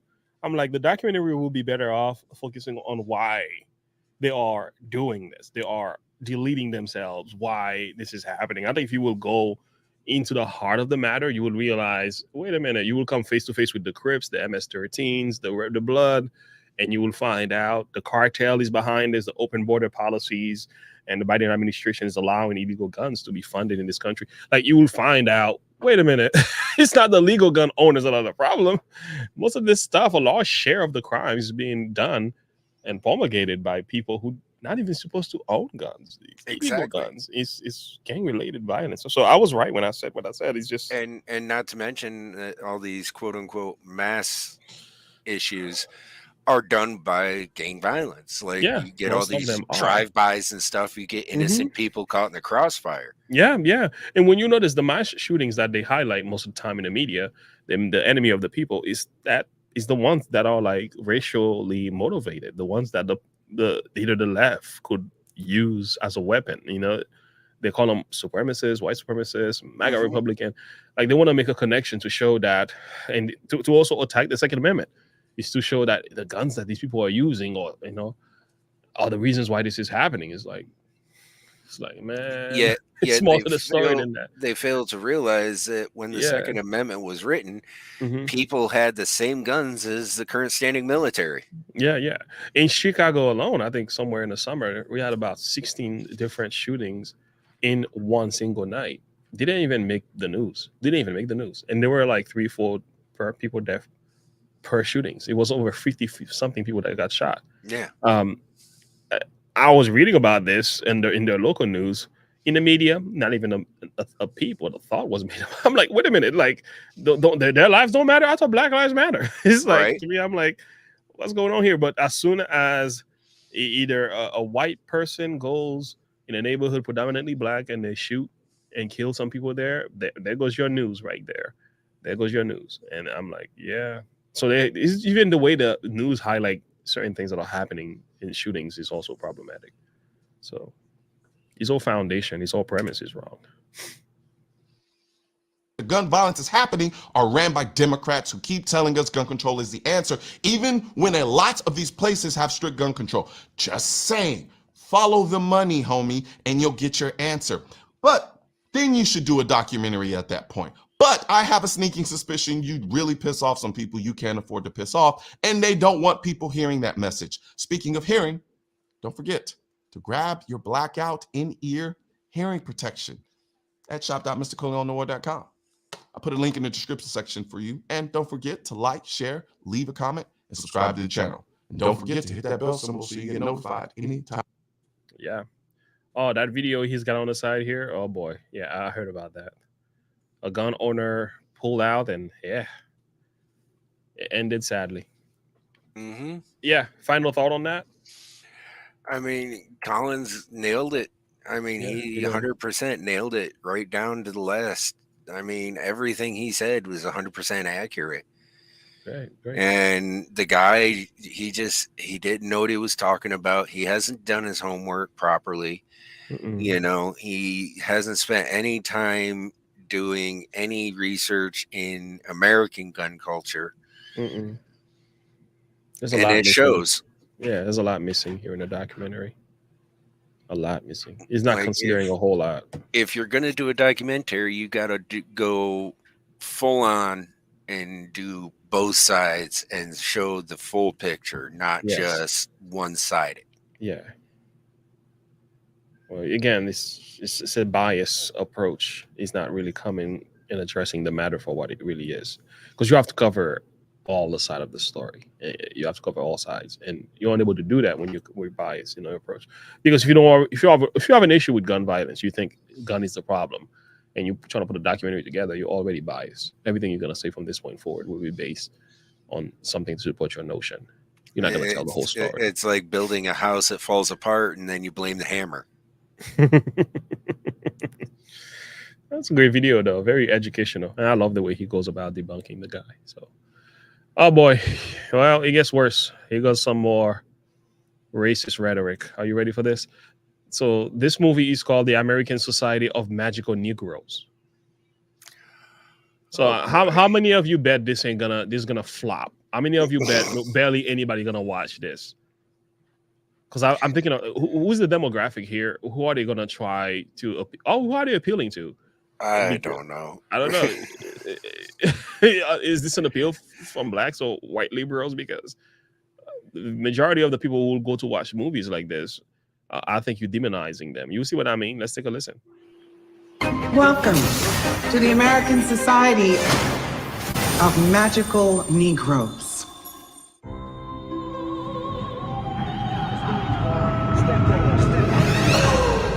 I know you can feel their discomfort, Aaron.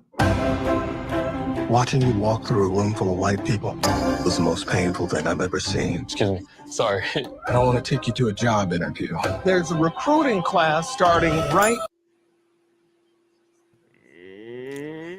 Okay, let me say this. Is this supposed to be like a black Harry Potter? It feels like it, but they've messed up completely.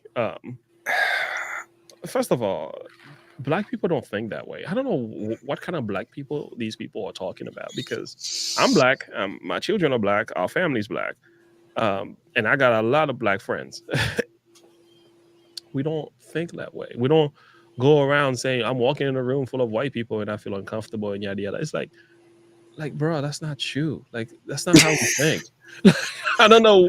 I'm just sitting here thinking, like, what kind of black people are you talking about? Like most black people don't even care. The average black men don't care. The average black women they go and they try to handle their business. They're not looking at all the skin color of the people that are around them. That's not how we think. That's already a misrepresentation of who we are. And also it's already a misrepresentation of like white people. Like, what makes you think white people even care about you, that you're black? I don't care. I really don't. They don't care. I went to a place this morning to get my fingerprint done. Everybody in the room was white. They didn't care. They're very nice people. They were just trying to get their job done. And I'm thinking to myself, like, cares? People were coming in, get their service, and they walk out, thank you, goodbye, love you, have a happy holiday. This was the attitude. This is the real world. So I don't know what these people are thinking about. That's not how the real world works. See, the problem with that, Lonely Banter, is it's not making fun of a trope. They're taking this seriously. Yeah. My Lord. Okay. All right. The movie you use.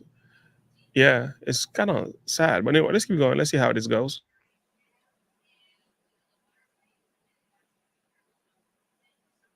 To a job interview. There's a recruiting I've ever seen. Excuse me. Sorry. I don't want to take you to a job interview. There's a recruiting class starting right now, and we got to get you in it. Welcome to the American Society of Magical Negroes. I don't really understand. It's easier to say. What's the most dangerous animal on the planet? Shark. White people, when they feel it. Wow. You see what I'm talking about? So Okay, let's flip the script. I like to flip the script. Turn the card over. What's the most dangerous animal in the planet? Black people. Oh, Black Lives Matter. Black Lives Matter. Burn the store down. Take a flat screen, and we will shout and scream. So it's crazy that we are living in a time a person could put a movie together in the trailer highlighting a very anti-whiteism, discriminatory, racist comment. They're not even hiding this stuff anymore. Like I've said, they used to disguise progressivism is regressivism, no longer in disguise. It's like they took off their hats, they exposed everything. Like I've said, there's no more shame anymore. At least you could have hidden that. And when people go and watch the movie, they could go and have a shock value. You put it in a trailer. Why? Because you want the level of reaction you know you're gonna get. And I think this is not even for the idea of, are you trying to get people to watch this movie? Or you're just trying to get people to be upset? Because it seems like, do they care about numbers? Do they care about eyeball anymore? Do they care about an audience? Or is this about, let's fight in the comment? Because most people's gonna give this a thumbs up, a thumbs down. They're gonna make fun of this, and I'm sure they're gonna turn off the comment eventually. And when the movie comes out, nobody cares about. Remember the movie that what is it? Everything is gonna be all white. That was a documentary that came out. Did they even make it? Why did they make it? Because of the nature of the message. And you guys told us everything we needed to know in the trailer, that this stuff was racist and anti-whiteism. What's the point? If you're gonna make a movie so people can watch it, at least make it in a way that is appealing to people so that they can go and spend the money to watch the movie. But in the trailer itself, you're telling everybody, like, don't watch this. Black people won't even be attracted to this. White people will look at this and say that's racist. Even though the white liberals might look at this and say, okay, that's a little bit too much. That's just crazy. Like, I don't know, man. It's not even good comedy to top it off. No, because I have yet to find something funny here. This is all about divide. Yeah. I think that's the goal. It's dividing. It's not about making money. It's not about a message. It's not about appealing. That was my first question when I watched this. I'm like, what's the demographic here? Who are you trying to appeal to? Like, you know what I'm saying? Sometimes when I go and preach, I look at the demographic, the people, where they are, family, marriage, and I put a sermon together that will address the people. To me, I'm like, who are you trying to talk to? Because all the people you might be talking to, you kind of offending them. Because I'm not sure if you even care about that. It's like, it's ridiculous. Anyway, just the rest, you're gonna call white people animals and then you expect them to support your movie? Like, that's crazy to me. I don't really understand. It's easier said. What's the most dangerous animal on the planet? Shark. White people, when they feel uncomfortable. White people feeling uncomfortable precedes a lot of bad stuff for us. That's why we fight white discomfort every day. Because the happier they are, the safer we are. The name needs a little updating, maybe like magical black people, or I guess that doesn't have the same ring.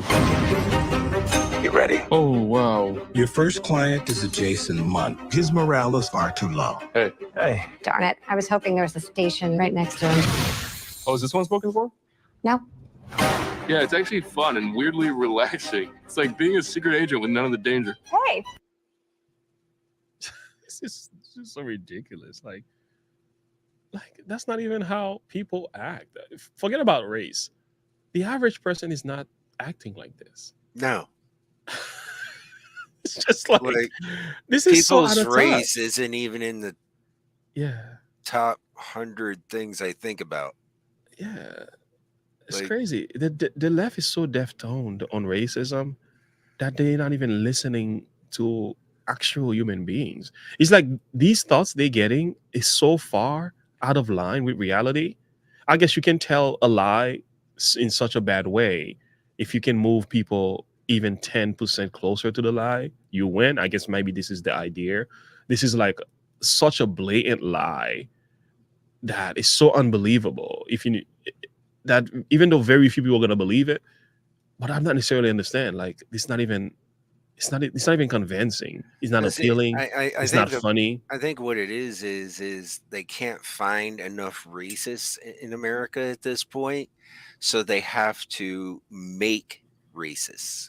Oh, you got a serious good point to now. Push the racism. So I'm guessing what this could do, if you offend white people enough, like you said, some people will react, and then you can turn around and call them white supremacists. Yeah, and racist. Even though you punched them in the face, even though you knocked them in the nose, and then when they react, similar to what happened at the Capitol, like an entrapment kind of thing, you know, you shoot stuff in the crowd, you made people upset, you push grandma downstairs, and then after that you said, oh my goodness, oh, my wife is calling. Anyway, I'm gonna keep playing this. You punch somebody in the face long enough, when they decide to swing back, then you claim victim. Yeah, exactly. She's great. Yeah, she's cool. You kidding? Come on, man. She's smart and funny. I know what you were doing going on about her. You're trying to set us up. No, that's not what I was doing. You cannot have a relationship with Lizzie now, because if you don't put Jason first, everyone's magic will fail. I've always felt like it's my job to make white people feel comfortable, and here it literally is. But maybe it shouldn't be. I got a great plan to ask her out, but I'm gonna need your help. Do you think you could work your magic? Hey, is he talking about me? Hey. Oh my, wait, are you? But I traveled a long way. Someone defied the society. Who was it? You didn't let her go like I told you. If you interfere with her or your client, you could have your memory erased. You won't even remember she existed. Even though we might never see each other again, I need you to know that what we had was real. I'm curious to see how you're gonna make it out of all this.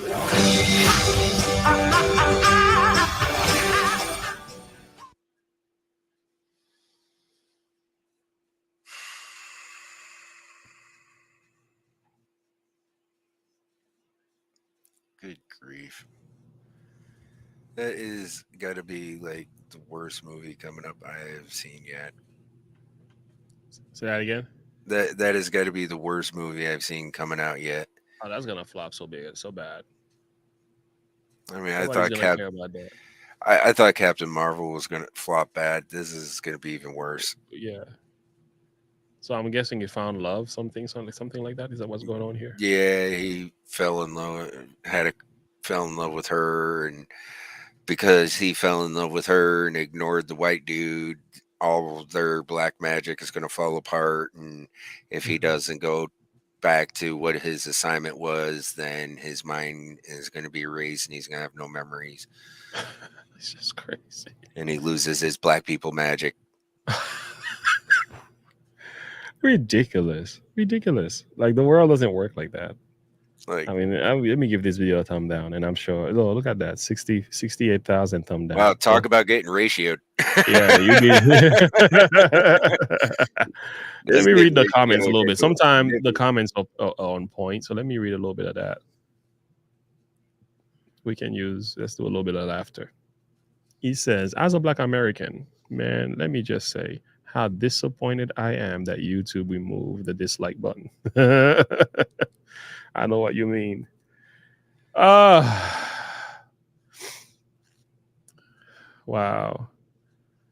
Let me keep going. I can't believe Hollywood is going broke when they are pumping out instant classic like this.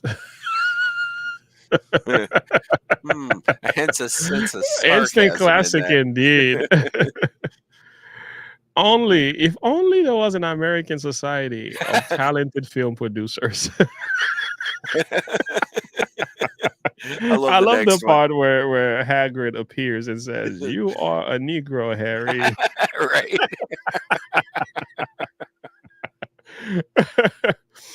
He said, when I first heard about this movie, I didn't believe it was genuine. Those were good times. The comments are amazing. When you read the comments under the video, yeah, no doubt this movie will get 28 Oscar nominees. So Hollywood can show the world how diverse and progressive they are. Oh yes, so brave and beautiful. Oh yes, yeah, yes. Listen to this. I love how the message of this movie is completely and soberly judge a person based on their skin color. There we go. And that's the Completely problem. opposite of the whole point of the civil rights movement. Exact opposite. Exact opposite. It's like they are completely going back, full blown racism. It's not even, they're not even holding it anymore. And that leads us to our next point. Is everything racist? Apparently. PragerU. The term racism has been thrown around a lot recently. So today we came to California State University Northridge to ask students to react to a couple media headlines and to see if they think the term racism is overused in today's society. Let's go. So it's pumpkin spice latte season. What do you guys think of pumpkin spice lattes? Love it. I actually liked it the most. It's probably my favorite one. I didn't want to try it first, but when I tried it, I was like, it's a good option. What if I were to tell you guys that by drinking pumpkin spice lattes, you may be engaging in racism? I'd be confused. How?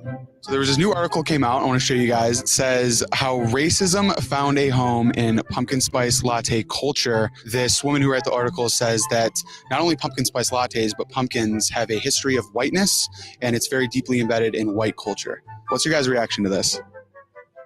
I think it's tasty, and I don't think about race when I'm drinking it. I don't really care. Get your lattes if you want them. I mean, I'm still confused. How? How does a fruit remarks like the history of a culture? I mean, everyone loves it. There's nothing negative about it. So would you say like pumpkin pie is racist? Do you ever exercise or work out? Yes, I played water polo and also swim. I go to the gym like 4 times a week. I'm on the men's soccer team here, so I work out now 3 times a week. What if I were to tell you that by working out and engaging in physical fitness, you were actively participating in white supremacy? Explain to me how. Didn't really know that. That's crazy. I didn't think those two would have a relationship. I did not know that. Did not see that coming. An article recently came out and it says the white supremacist origins of exercising. What do you think about that headline? It's bullshit. I didn't think just working out, something like a basic human need would be white supremacy. So that's just kind of shocking to me. A couple other examples I want to show you here. We have BMI standards are racist. We have math confronts its white patriarchal past. Have you ever taken any math classes in your life? Yes, I have. What if I were to tell you that you may be unknowingly engaging in white supremacy? How? We have professionalism harms workers of color. Clean pantries are racist and sexist. What do you guys think about these headlines? Sounds a little outrageous now. It sounds absurd. Do you think that the word racist is overused in our society today? I don't know about overused. Sometimes I guess it could be used lightly. I think it is overused, oversensitive. It is used so much that it's like, where's the value? Like, which is really kicking seriously for what's racism and what's people just using it as a word or a slang?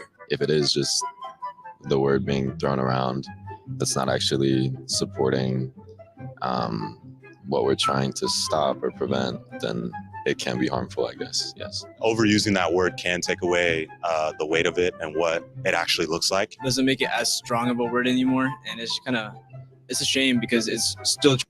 Yeah, good point. I think the people that are overusing the word are the ones who are the real racist.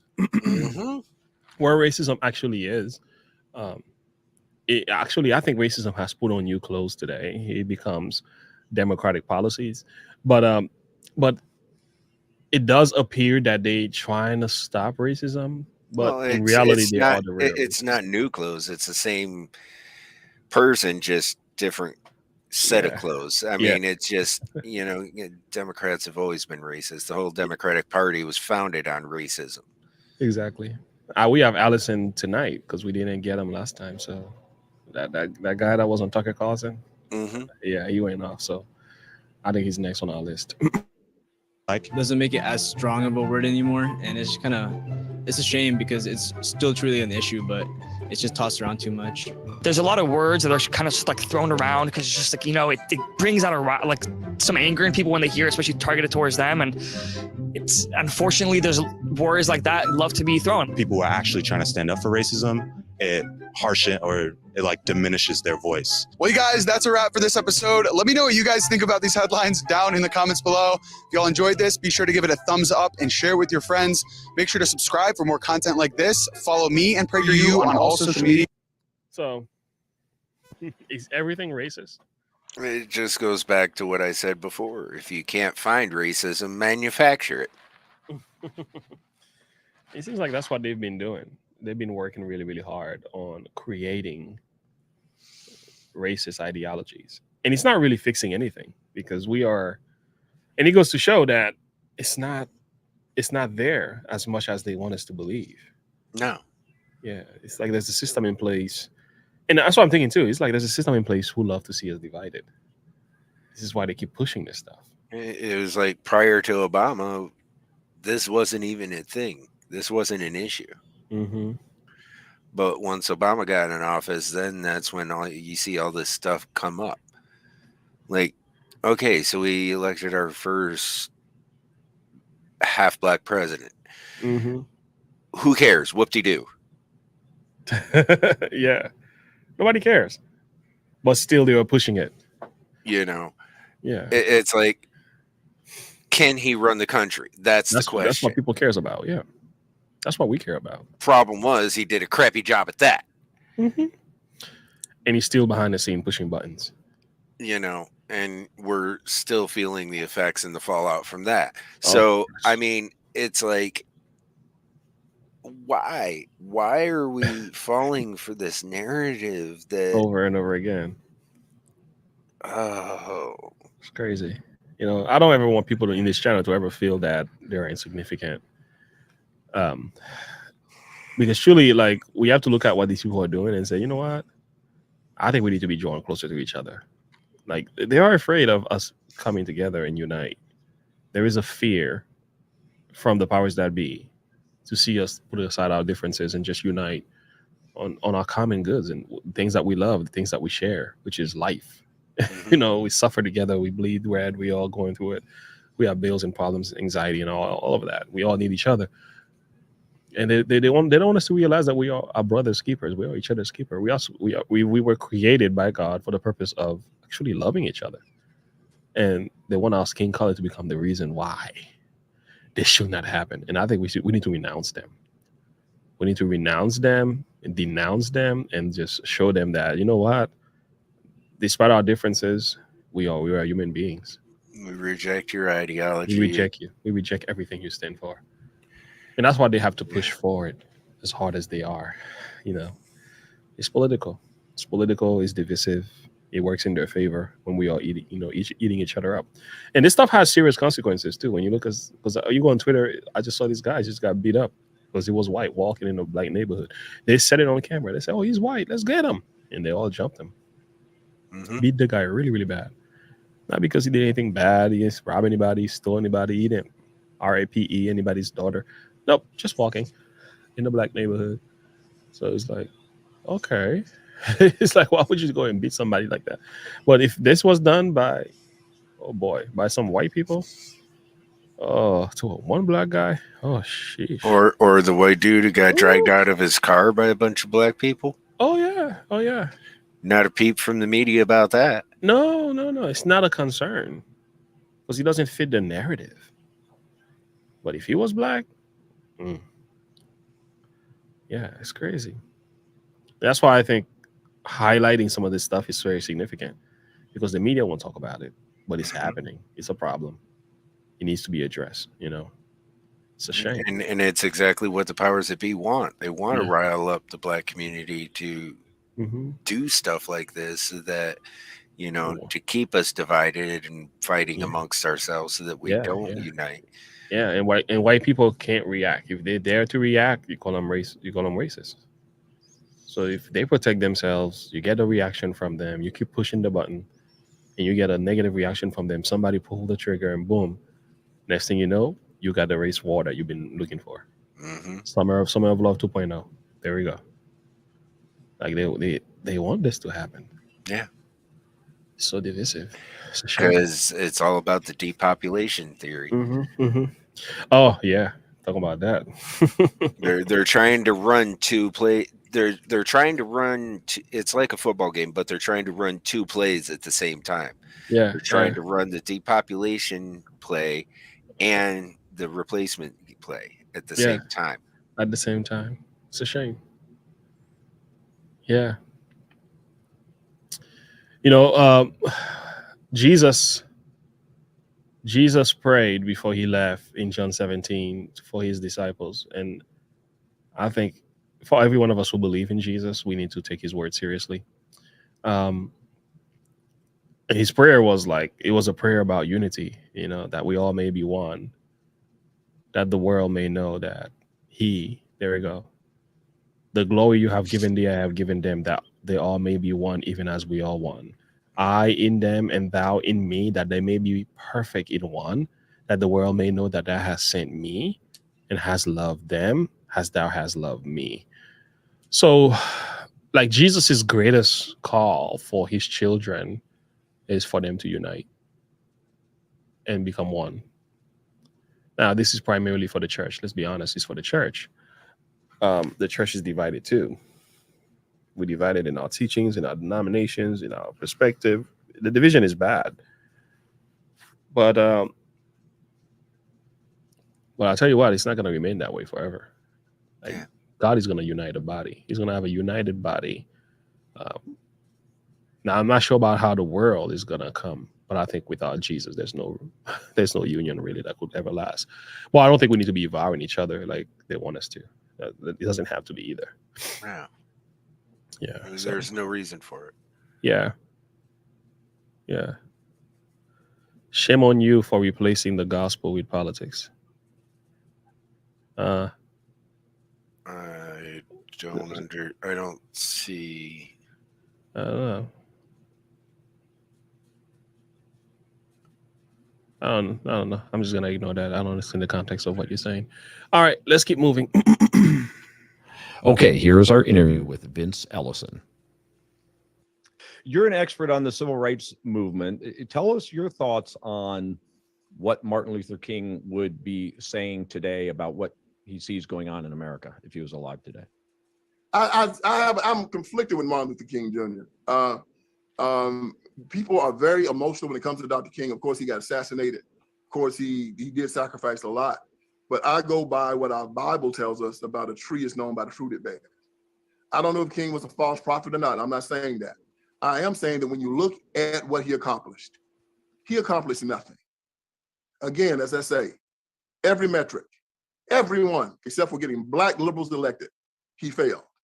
Schools are still segregated. Schools are more segregated now than they were before Brown versus Board of Education, according to a Harvard study. Black income hasn't risen since black and white income has not narrowed since 1968. The black community has more crime, more black men in prison. The black family has been destroyed. So when you look at what he tried to accomplish, you say, you accomplished nothing. Why? Here's the answer. The whole concept was flawed. They depended on government to repair these ills, and it's not government's job to do it. If Martin Luther King had done what he was trained to do as a minister, he and Billy Graham would have changed America. Why? This is how the civil rights movement should have worked. Black man says, hey, I want to eat at your restaurant. White man says, no, you can't eat at my restaurant. Instead of going to the government and getting the gun and putting it to that white man's head and say, I'm going to make you let me eat here, black man should have said, I'm going to build a restaurant. I'm going to make it better than yours. And when I finish it, you can come eat at my restaurant for free. That's how you change people's lives. That's how you. Oh my Lord! Do you know what you just did here? I'll explain to you a little bit later what he just did. He just gave a biblical principle. A biblical principle. So, okay, if I may understand Larry's, shame on you for replacing the gospel with politics. So, if I were to take your words, are you saying my channel has replaced the gospel with politics? Have you been in my channel long enough to understand what we do here? It's number one question. And the second thing, do you know that I have other channels that are simply for apologetics and gospel preachings? Do you know every other week I upload sermons on this channel? I have like 4 channels that I run. There are 3 that are about gospels, apologetics, I have one that is about sermons. I have one that is about teaching the Gospels. This channel is more cultural, political. I address that even when I do those videos as well. Me and Darth Vader, we insert Christ in there to give people hope and grace to the message. So if you don't know that, if you haven't been in the channel enough to understand that, or maybe you were not aware that we made that change, I kind of need you to first rethink your message here, because you're completely out of context. Anyway, what he just did here, going back to Vince Ellison, you believe that the United States should be governed under the word of God? Neither of us have ever said that. When did we ever say that? I think we were talking about a video earlier of the young girl that was losing her mind, and one of the things that we said was that the change has to become personal. And I use the word personal to be intentional, because government, we don't believe in Christianizing a nation. I don't believe that. I do believe in Christian principle, though. Christian principles in itself is not wrong, but trying to take a particular denomination and say this entire country has to follow the teaching of this particular church based on their doctrines, that's unconstitutional. You can't do that in the United States. You're not allowed to do that. It's against the law. And I would never advocate for that. However, do I believe politicians should be influencing, should be writing laws based on Christian values? Yes, like pro-lifers are promoting Christian values. When you listen to your right to vote, free speech, that's actually Christian values. If you look at freedom of religion, you can force your religion on somebody else. That's actually a Christian value. These are all right to self-defense. Right to self-defense is actually Christian values. So, yeah. Do you consider Christian? Oh, you don't know what's at all. You have not been paying attention. You haven't been in this channel. You have no idea who we are. So you're asking silly questions. So do me a favor, sit tight, click the like button, join the subscription, and enjoy our channel. If you are new, just sit back. We are not Christian nationalists. We don't have a problem being Christians. But, and again, I'm not sitting here saying I'm against Christian nationalists in every way. Some things they believe is good. Some things that I think is a bit too far. But we are not the kind of channel you might be thinking about, buddy. You got the wrong channel for that. So, no. If anything, I would say we are more like populists. You're trying to slap a label on something that doesn't exist. Yeah, stop with the labels. You don't know who we are. You haven't gotten to know us. You're making a huge mistake here. You're judging the wrong people. I think you should take a moment to get to know us first. Go to our channel. I got thousands of videos. Both Darth Vader and I, we go live every Wednesday, and if you sit down and listen to us, you will realize your thinking right now is actually wrong. And I don't blame you for that. I can tell you have no idea who we are. That's pretty much what it is. But let's get back to the video. That's how you change people's lives. That's how you change their heart. Can I send my child to your school? No. Well, I'm going to build my school, and it's going to be better than yours. And then your child can come to my school for free, and I'm going to treat him with respect. That's how you change the hearts of people. That's how Jesus told us Christians to change. But instead, they use the gun.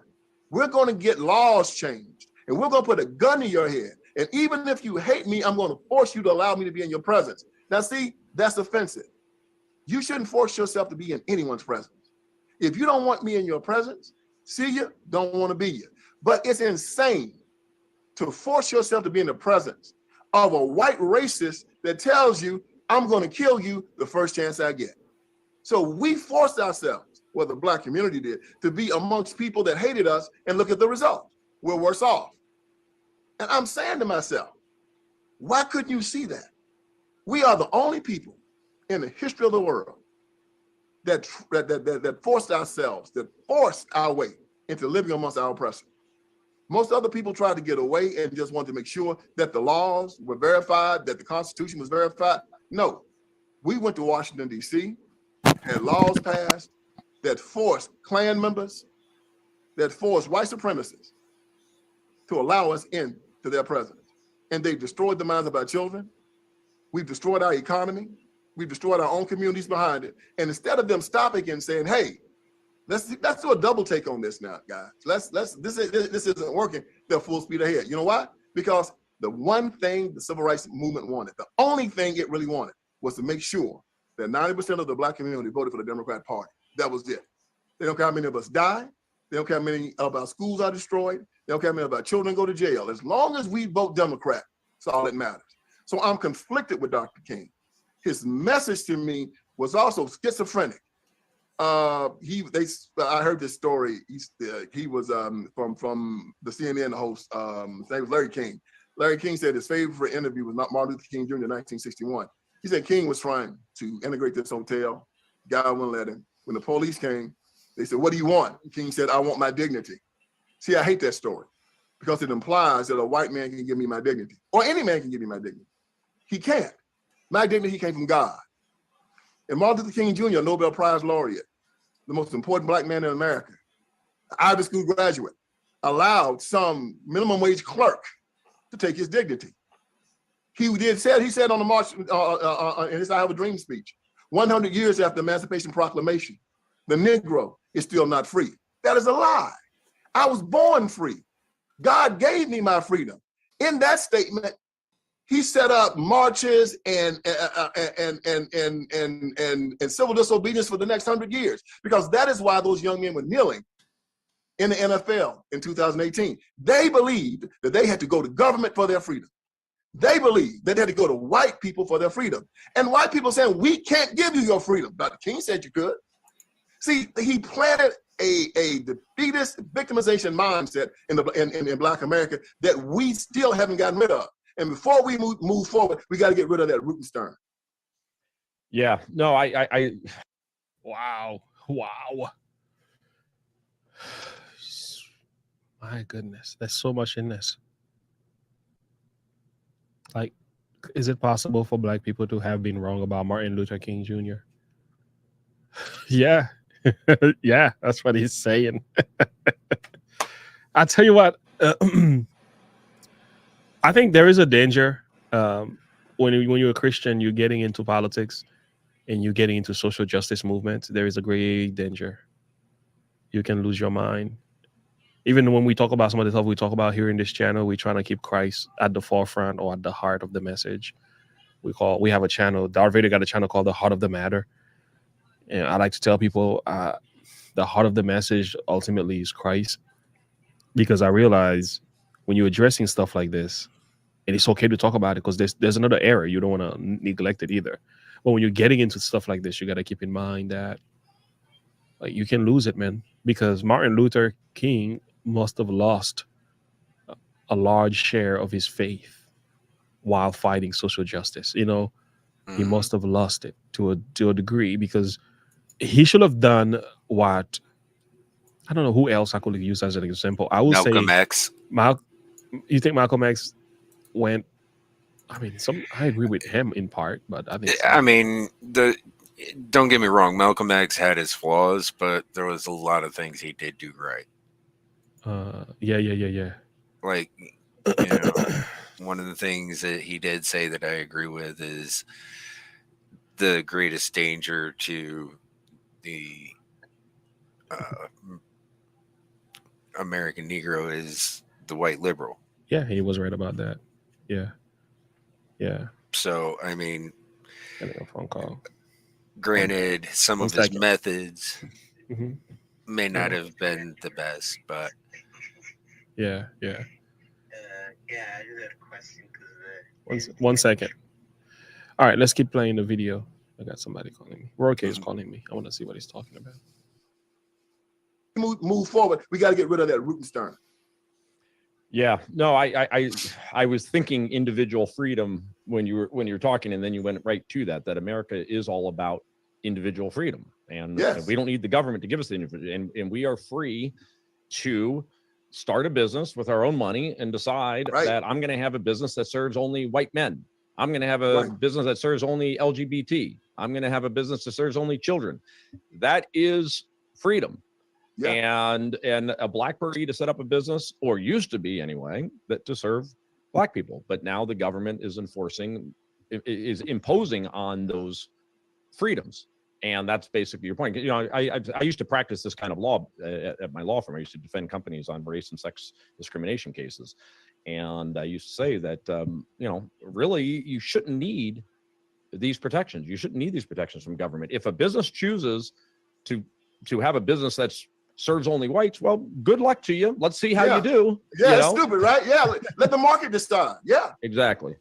Yeah, and he'll see that he will not. People walk with me and say, I tell them I don't believe in white supremacy. Well, why not? I said because I never met a white man superior to me.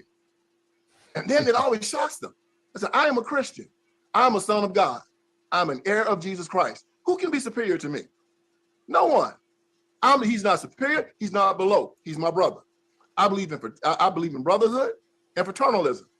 I have gifts. You have gifts. We use our gifts and we make a beautiful, beautiful world. Some guys are HVAC man. Some guys are transmission guys. Some guys are heart surgeon. Some guys are lawyer. But we do what we do and we use the gifts God gave us, and then we have beautiful things.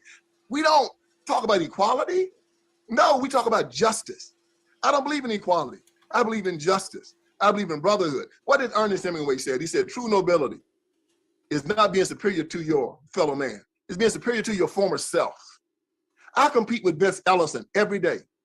If a racist does not want me around him, I love you. That's all I can control is what I do. I love you. But if you don't want me around you, that's fine. I still love you. But if you put your hands on me, I'm going to deal with you.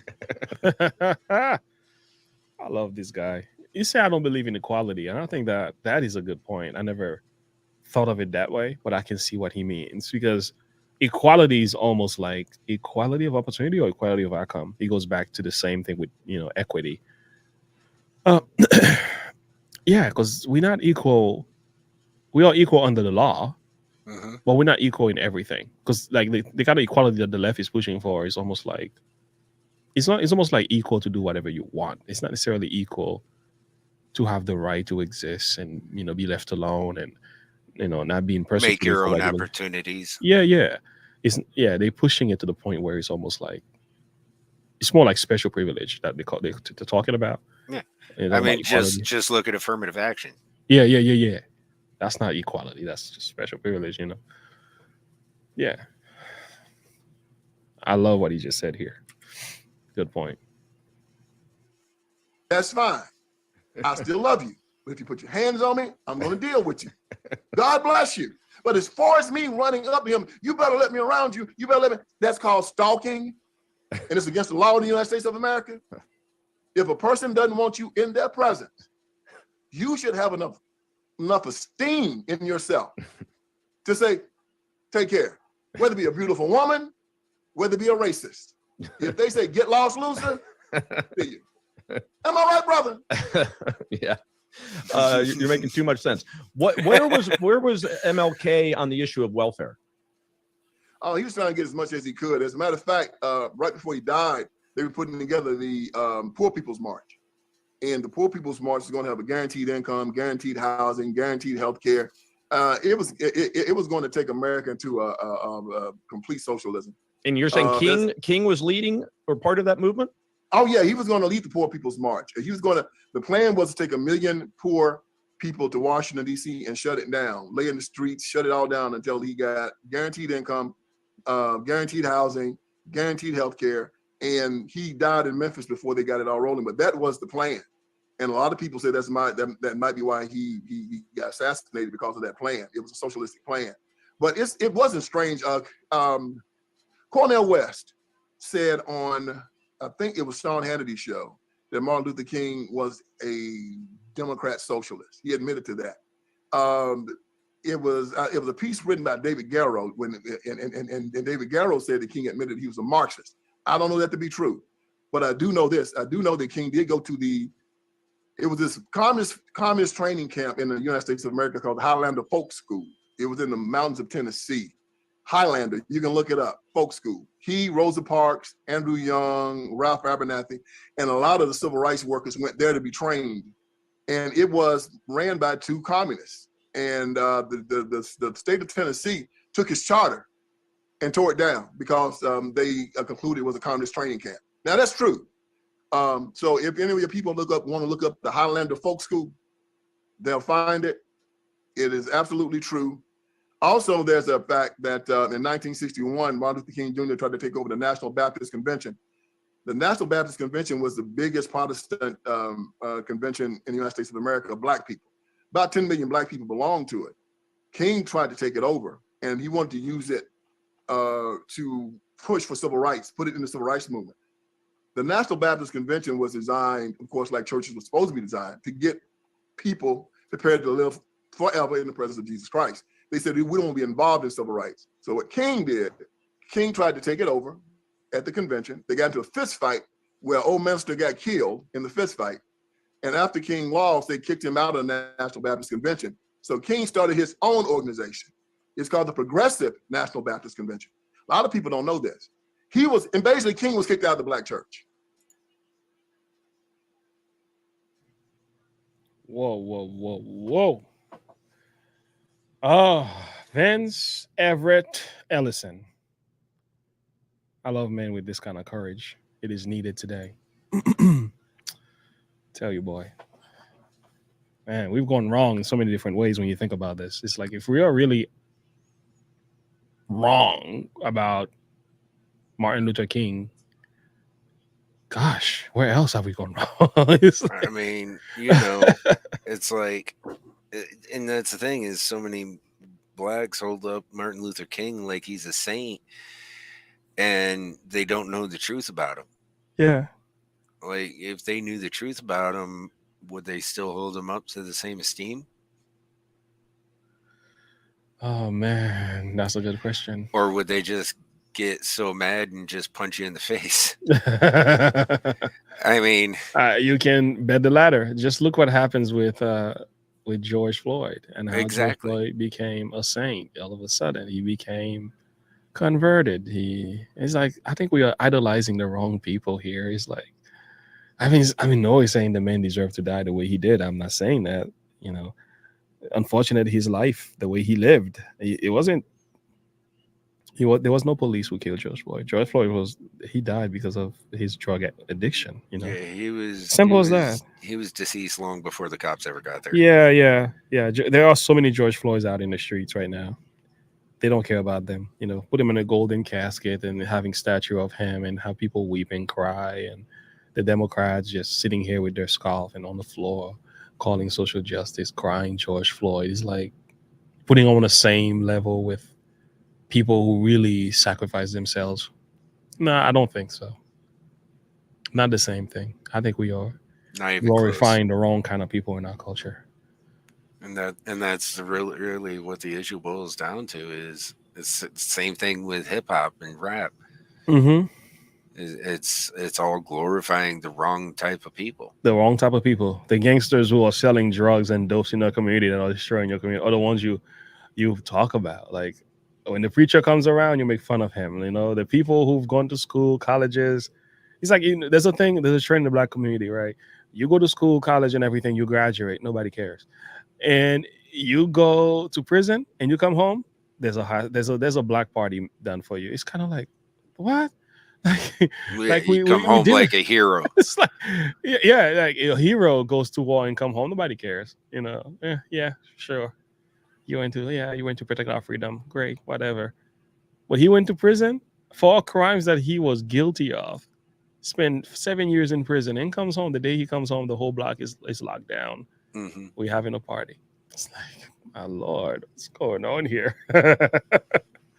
But it works to the advantage of Donald Trump, because when Donald Trump was indicted, free Trump, they were in the streets. It's like, I don't know, man. I mean, I appreciate the support, but I'm like, I don't want Black people to start supporting Trump because he's a prisoner, what I'm saying, of the left. He's a political prisoner. Support him because of his policies and what he's done for Black communities, what I'm saying? Don't support him because he's locked up. I get the sense of what they're doing, but I'm like, well, if you think about it, it's like, that's a low standard that we're pushing here, though. It's kind of like, support the man because he's been good. He's done a lot for Black communities, man. Much better than what, Obama have ever done. So support him for that. But no, we support him because he got a mugshot done. It's just wild to me. I don't get that. It just doesn't make sense. It doesn't. It will never make sense to me. So one of the things that he spoke about, really highlighted that one quick, is just in Romans chapter 12, he's speaking. He said from the beginning, if someone is out doing this to you, you build your own house and you invite them to eat for free. This is what he's talking about. Dearly beloved, avenge not yourselves, but rather give place unto wrath, for it is written, vengeance is mine, I will repay, saith the Lord.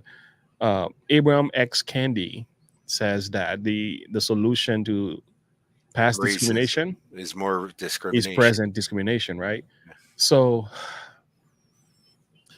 if that is true, the Bible is a lie then. What God never lies, so the man is a lie. Here's the thing. God says, vengeance is mine, I will repay, save the Lord. You see, if you're, and it's the recipe that kind of like, Ellison referred to. If your enemy is hungry, feed him. If he is thirsty, give him drink. In so doing, thou shalt heap coals of fire on his head. Be not overcome of evil, overcome evil with good. This is how you change the world. I think it's easier said than done. Okay, it's easier said than done. But if you apply it, it works. And to go off of that, go to Isaiah 5:20 and 21.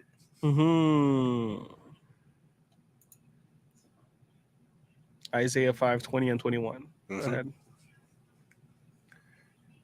Woe unto them that call evil good and good evil, that put darkness for light and light for darkness, that put bitter for sweet and sweet for bitter. Woe unto them that are wise in their own eyes and prudent in their own sight. Powerful. You see this when the Lord is speaking about, you heap coals upon their heads by showing them kindness and gratitude and mercy, that the Lord will deal with them in their own way. And he's condemning those who trade evil for good and good for evil. That's right. And think themselves, oh, well, I'm smarter than that. I know better than that. And in my sight, I'm better than everybody else. I know better than everyone else. Well, no, that's not what the Lord says. The Lord says you are in a world of hurt if you're going to think like that. Nope. Yeah. And that's the problem today. We glorify the evil and we speak against that which is good. This is why we are in this mess. Oh boy, are you ready for this? Oh man, this video had my head spin last night. Donald Trump doesn't need to ask for forgiveness, and that's because his party and his voters give him permission every single time. Now, Trump again leaned in, all the way in, playing to the worst fears embedded in this country's history of Black and brown people polluting the nation. They're poisoning the blood of our country. That's what they've done. They poison mental institutions and prisons all over the world, not just in South America, not just the 3 or 4 countries that we think about, but all over the world. They're coming into our country from Africa, from Asia, all over the world. They're pouring into our country. Nobody's even looking at them. They just come in. The crime is going to be tremendous. Yes, you've heard it before, and Trump is saying it again and again. He's borrowing their language from authoritarians past, specifically Adolf Hitler and Benito Mussolini, using it to demonize. For crying out loud. Lately, Abby Phillips has been on our channels, on our YouTube channel, for all the wrong reasons. And here she is again. Here comes Abby. Come on, Abby. Cry victimhood, please. Abby, stop. Like, it's not. Stop, girl. That's not what he was talking about. He's talking about illegal immigration and the problem it produces in the country. That's not something you can lie about. It's not about the skin color of the individuals, Abby. Abby, look at the heart of the matter. Stop getting caught up in words. Abby, grow up, Abby. Just stop. My word. And this is the problem we're talking about. She's not even looking at the actual issue that he was addressing And I didn't even hear the whole speech. I only heard part of the speech, and I know what Trump was actually saying. I know, right? Even just that short clip, I can gather what he was talking about. I can pick up on that. But you know how they do, taking things out of context. She only played not even 3 minutes of his speech. No, just that little segment here. She wants to have a 9 minutes talk about white supremacists and Adolf Hitler. Like it's almost like these people are saying Trump sits here and reading carefully, trying to pattern his life after Adolf Hitler. Like, you think Trump really sits at home reading stuff about Adolf Hitler in that way? Like, it's not even. I don't even think that's the thing Trump even cares about. But anyway, real quick before you start up again, Jamie, have a good day. We'll hope. Take care, Jamie. We'll hope keep you in our prayers. Thank you. Specifically, Adolf Hitler and Benito Mussolini, using it to demonize immigrants in the present. Now, this is not a slip of a tongue. It's not just loose talk. This time, the rhetoric is accompanied by plans: mass deportations, massive immigration camps, purges of disloyal government workers. And already, the GOP has deployed varying manners and methods of saying that Trump's remarks are really nothing to see, from trying to tell you what he really meant. They wanted to focus all the Sunday shows, Lawrence, on the word he used, poison. He was just trying to say, we want to keep America, America. We want to build up the border and find out who's coming in and out. And they tried to say, though, this language was the problem. To assuring you that he really didn't know what he was saying at all. I think it's highly unlikely that Donald Trump's ever read Mein Kampf. I think the reality is what we have is that the left continues to attack him for something outrageous he says, but it continues to drive the issue back to border security, which is what he wants to be talking about. To admitting that, frankly, no one gives a damn. Are you comfortable with him using words like that? You know, we're talking about language. I could care less what language people use as long as we get it right. If the only thing you want to talk about on immigration is the way Donald Trump talks, you're missing a lot. I'm not even a fan of that guy. Such a warhead, but he's right. At least he's right on that point. Yeah, all the videos she shows, their point is actually correct. Yeah. She's actually she's trying to make a disconnect. Yeah, she's debunking her own argument here. Exactly. It's like you're using all the wrong claims. So ignorant to debunk your own point with the clips you're showing. The clips you are showing definitely add context to what Trump is saying, because it's kind of like there's two ways you can read scripture, and you can look at holistic, or you can get into the minutia. You can look at the little details, or you can look at the overarching theme. What she's doing is she's getting caught up in the details. She can't see the forest through the tree. She cannot see the forest through the tree. And when you have that kind of perspective, it's very, very difficult to understand the nature of the message. And not only that, but the way she's talking, you can tell she doesn't even believe her own rhetoric. Yeah, she's having a hard time. But again, she has her script laid in front of her, as you can tell.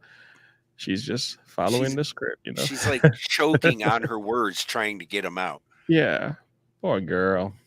I mean, what have they done to you? There is a very real political argument that some Republicans are making here, and that is that American voters have so much on their minds that they can't even bother, or they don't have the bandwidth to measure what Trump says versus what they need in their life. Exactly. Oh, come on. You're right about that. No, we're not like you guys. It's not like we don't care about what he says. We're not tripping and having a whole entire video, a whole segment recorded over a little bit of Trump word when there are real issues that we should be talking about. Guess what? You're kind of right about that. And that also shares the spotlight about the way you guys reporting the news.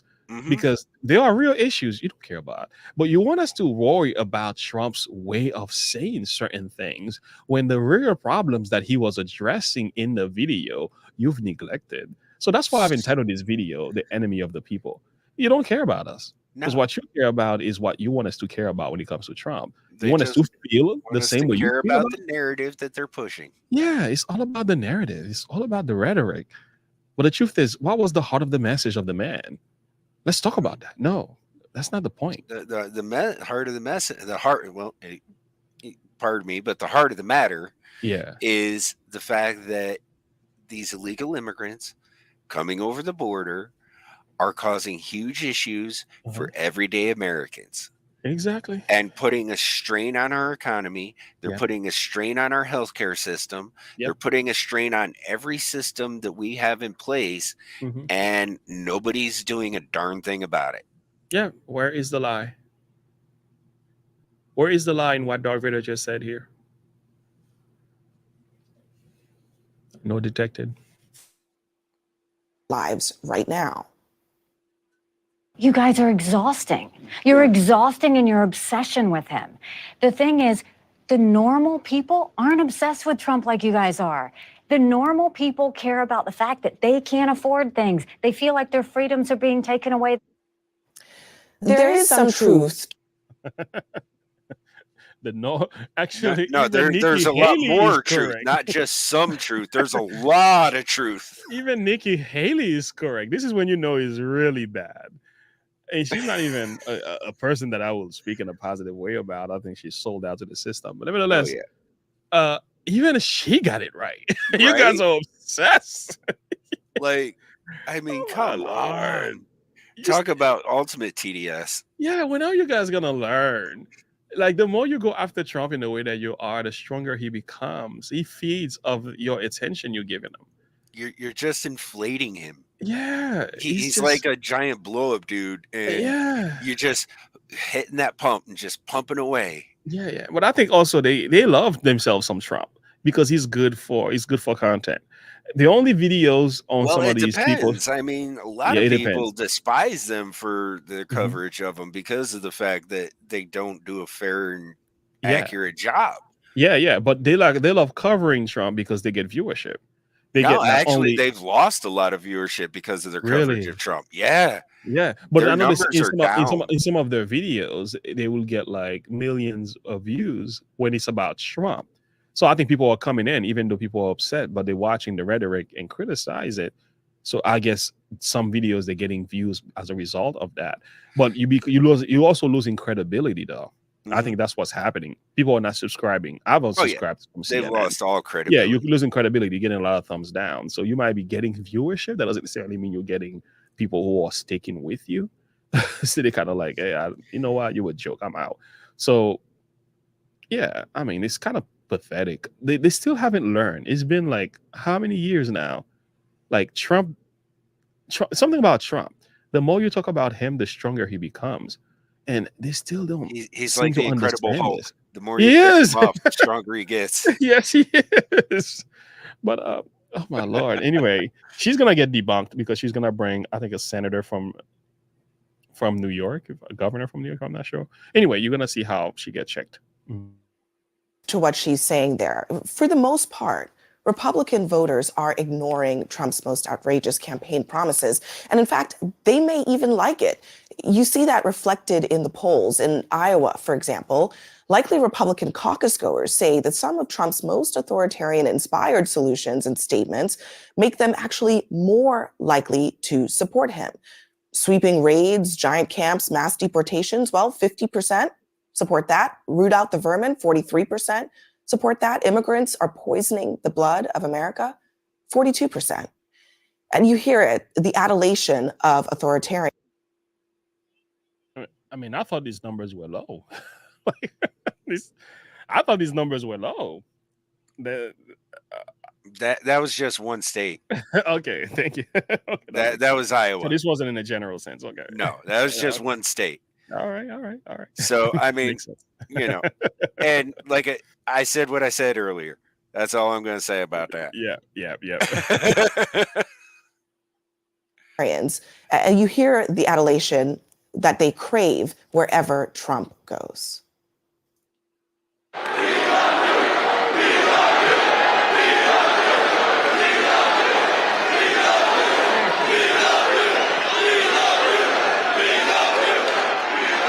Thank you very much.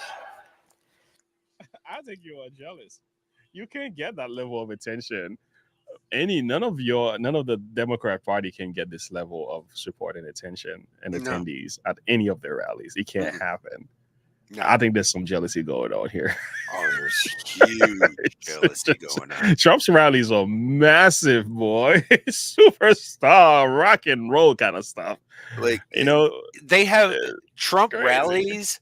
Trump rallies have more people in attendance than CNN has viewers. Wow. That means they take flights, they drive, they are intentional about getting an attendant. I know they can go on their phone and attend your show. They don't even bother doing that. I know some people who actually have been following him around the country since he started his campaign. And that's something. They're not crazy. They know what they're supporting. They really believe. They see the vision and they understand the dream. And you like to make them look like they are some crazy lunatics who are doing this to Trump. No, maybe you should pause and figure out what is it about Trump that they love so much. That should be the question instead of attacking the people themselves. Instead of demonizing the man and his face. It's just what is it about him that makes him so charismatic and why people like him so much? Why do people like him? Why are Black people supporting Trump? Why are Latinos supporting Trump? Yeah. We even have like Asians now that are supporting Trump. Trump is becoming an international figure all over the place. And you guys have demonized Trump, spoke about Trump, indicted Trump, called him all type of names. No matter what you do. No matter what you do, he's getting a larger support. The polls numbers are up to the roof. Biden is trailing in the poll. Why is this going on? You know what? Actually, no. Go ahead. Please keep going after Trump. You're only making them stronger. Please, because you are simply helping the MAGA movement to only get better. You're only helping them. Thank you. Thank you for And joining me now is Republican Congresswoman from New York, Nicole Malliotakis. Congresswoman, thank you so much for joining us. Look, I'll start off by simply asking, is Trump right that immigrants are poisoning the blood of this country? Well, I don't think that's what he was saying. When he said they are poisoning, I think he was talking about the Democratic policies. I think he was talking about the open border policy. And if you look at what our mayor here in New York City is saying, that this migrant crisis is destroying New York City, I think it's pretty much the same thing. What we're trying to say here is that we need to have secure borders. You know, what's actually poisoning America is the amount of fentanyl that's coming over our open border. And so this is a really serious issue. And I think that that's what he's talking about, that the open borders are unsafe, that it's unsustainable, it's bankrupting cities like ours. And we need to address it. Congresswoman, you're saying that's what you think he's saying, but he was pretty clear. He was saying that the immigrants who are coming in, he says they're poisoning the blood of the nation. He says never said immigrants are poisoning, though. He's talking about people coming I across honestly the think it border was in being. We just played it. Yeah, and he said he didn't say the words they're bringing the immigrants. I think he was fentanyl with talking them. about the Go ahead. They are bringing the fentanyl with them over the border. They're bringing the drugs with them over the border. Hence poisoning. Exactly. Duh. There's nothing difficult about that. I mean, it doesn't take rocket science to figure that out. No. Of course, if they are bringing the problems to your country, well, therefore they are poisoning the country. It's that simple. Abby, sweetie. Now, even if he wasn't making reference to the people, even if he had made reference to the people themselves, he would still be right. Right. Because it's not like we don't have to demonize the people. If you got a bunch of if a bunch of gangsters move in your neighborhood and they are troubling your neighborhood, is it wrong for you to say these gangsters are troublers in my neighborhood? Because they are. They are. The neighborhood wasn't in that condition before they moved in. It has been many cases when a bunch of people moved in. It has been cases people in New York, they moved into PA, certain areas of PA. People got to move out. There's been time we have to say, family, we got to go. We have to go. Time to bounce. Time to bounce because they took over. And okay, you can have it. I'll drive by. I'll take the highway or something. But we're not staying and raising our families there, knowing that you guys are gonna go acting crazy. And I just gotta say, it's like Abby, please, listen. Abby's desperate. She's so desperate. Stop being so obtuse. But it's her job. She has a script. She has to get to the script. So, yeah. Oh, poor thing. Democratic policies. He was are poison. talking about people, okay. Well, look, not policies. I don't. He was talking about people. Look, I know that some are trying to make it seem like President Trump is anti-immigrant. The reality is, he was married to immigrants. He's hired immigrants. I mean, he's not. He was talking about people coming across the border. He was saying they're coming that over the border. He was saying that they were bringing crime. They were bringing, violence with them when they came into the country. That is what they. So, will you agree that he's talking about immigrants? Well, no, but the thing is that our open borders is unsafe and unsustainable. We know that the drug cartels are bringing in and setting up operations selling fentanyl and other drugs to the point where over 100,000 Americans have died. We know that there is crime taking place. And that's not to say that all immigrants are bad. My parents are immigrants. I represent a community full of immigrants. But what I will tell you from the immigrants that I know is that they're very upset by the lack of order that we're seeing at the border. And look, we've talked to you actually about your background, your immigrant history. I have immigrant history too. So we share that. Yeah, Abby, you have a good way of kind of not engaging with the argument that I made. You have a good way of ignoring the facts. And every time I listen to her, and many CNN pundits, they do this. It's kind of like when the argument is presented, the facts are given. It's addressed. He just moves into the next subject. Exactly. It's like it's okay. Like, really, you just stop trying to dodge the question. Stop trying to dodge the point. Yeah. Face it, and get to the meat of the root of the problem. Yeah. Like you're trying to dodge and weave and get around what she's saying because she's right. She is right, and they can't seem to handle that. Dang. That's the problem. Exactly.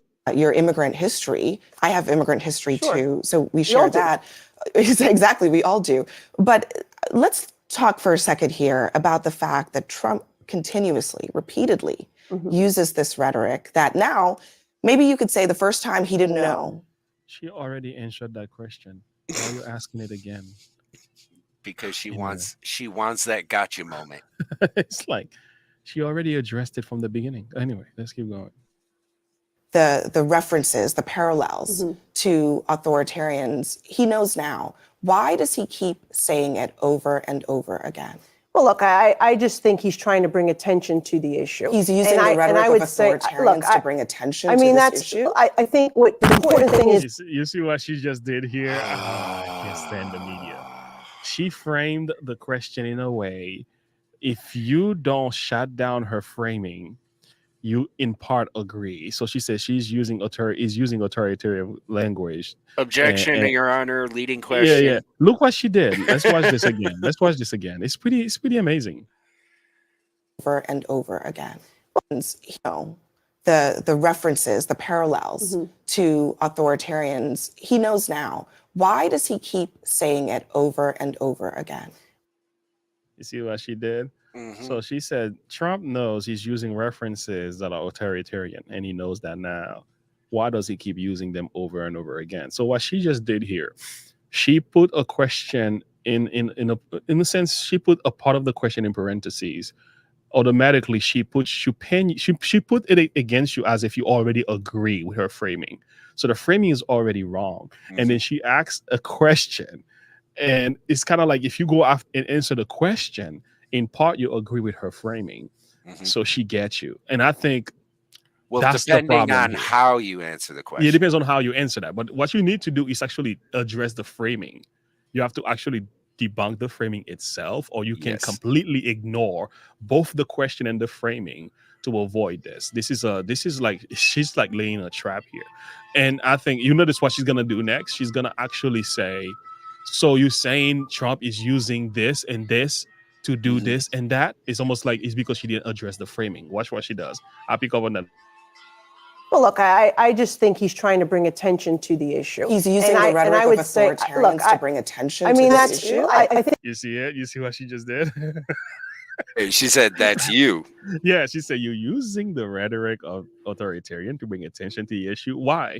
Because the congresswoman didn't tear down the framing of the question. So, in other words, the congresswoman in part agreed with the framing. No, which no. is, The even though congresswoman she said does that not. when the congresswoman started No, talking, she initially said, "That's you." Yeah, that's his. Oh, no, great. But she ignores that too. But she's applying at least that the congresswoman agree with the framing, which is like, no, I never said that. That's what you said. Right. Yeah. It's pretty crazy how this stuff goes, man. Keep saying it over and over again. Well, look, I just think he's trying to bring attention to the issue. He's using the rhetoric of authoritarians to bring attention to this issue. I think what the important thing is we need to pay attention to this issue. I mean, look, let's admit what's going on here in this country. We have drug cartels that are running our southern border. We have the women and children, by the way, who are coming over the border. How many of them are being raped along the journey? Doctors Without Borders even put out a report saying between Colombia and Panama, there were 400 children and women that they treated who were being raped. Every single person coming over that border is paying the drug cartels thousands of dollars to get here. What are they doing with that money? They are in turn selling drugs. The drug cartels, right, are setting up operations here. We know the gangs are here. We know this is all happening. If you talk to the Drug Enforcement Administration, if you talk to law enforcement, it's happening. So, I mean, let's differentiate between legal immigration and illegal immigration and admit that this open border is a major problem for this country and it's unsustainable. It's costing our taxpayers hundreds of billions of dollars a year. Here in New York City, we're going bankrupt with the cities that across the board. I don't disagree with what you're saying about the policy, and I think that's actually really. But that's what we have to focus on. I mean, we make different. I think it's really important. Hold on. The policy that you're talking about. If you don't disagree with the policy, then why are you arguing against what Trump is saying? What's the whole purpose of this segment then? Because his remark is based on the result of the policies. Exactly. So if the policies are wrong, well, let's talk about the nature of the policies themselves, not so much the remarks that were made about the policies. My Lord, it's not that difficult. She just debunked her own argument She just did. She did. This is the second time in this single segment that she debunked her own argument. Yeah. And she's arguing with the fact that Trump does have a reason for saying the things he's saying because of the policies that has resulted in open borders and all this stuff, which is poisoning the blood of this country. That's a fact. So you agreed with the policy that it is a problem. But you disagree with the fact Trump said it. Yeah. What? Like, what kind of rhetoric is this? She's shooting. Which one is she's it, trying girl? to shoot the messenger. Is what it is. Yeah. And again, that's the problem. Even though she says, I agree, it's more like not even a high five, a low five, only to get back to the point that she was trying to make, which is Trump rhetoric is the problem. Authoritarian. Yeah. That's the rhetoric she wants to push. I agree. Look, I think it's really important, the policy that you're talking about. I think you would agree that that is probably what lawmakers like you want to focus on. Mm-hmm. Trump is using the rhetoric of Hitler and Mussolini. So she validates only to get to where she's wanted to get to is that Trump. Wait, do you care about the lives that were lost? Do you care about the facts that were mentioned in the video here? Do you care about the condition of our society? Care about our open border policy? Do you care about the drugs that are destroying the country? No. I agree. But let's talk about Trump. and look at the tag. Look at the tag at the bottom. Oh yeah, GOP defends, downplays, dismisses Trump. It's like, no, that's not what we're doing at all. You're more concerned about the bigger picture. Yeah, that tells you everything they want to tell you. Yeah, that tells you everything.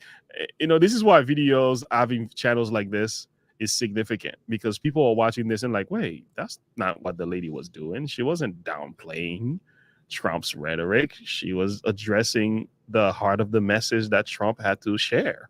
Mm-hmm. That's the goal. You looking at a few words from Trump. She's saying, no, look at the broader context of man's message. That's what she's simply doing. Exactly. Oh my Lord, these people are ridiculous, boy. To make a point about people coming across the border illegally. Don't you think that's a bit of a distraction? I disagree. I disagree with what you're saying. I just fundamentally disagree. I think what he was saying is that the democratic policies, the policies of this administration that have allowed This is good though. You see what she just did? She had to clearly say, I disagree with what you're saying. For her not to do that, because the way she's framing her questions, she's kind of like tying you up. And now here, look at this. They put up a quote. All great cultures of the past only because the original. Okay, all great cultures of the past perish only because the originality. Oh my Lord, I can't even speak. The originally creative race die out from blood poisoning. Okay. Immigration or poisoning the blood of our country. Now, keep in mind when Adolf Hitler was talking about this in Mein Kampf, he was talking about eugenics. Yeah, that's a whole another angle. Not exactly the same thing. That's a whole separate category. Oh yeah. Hitler took this to a whole nother level. That's not what Trump is doing here. No, Trump is not advocating for that. And the other issue is they were not really.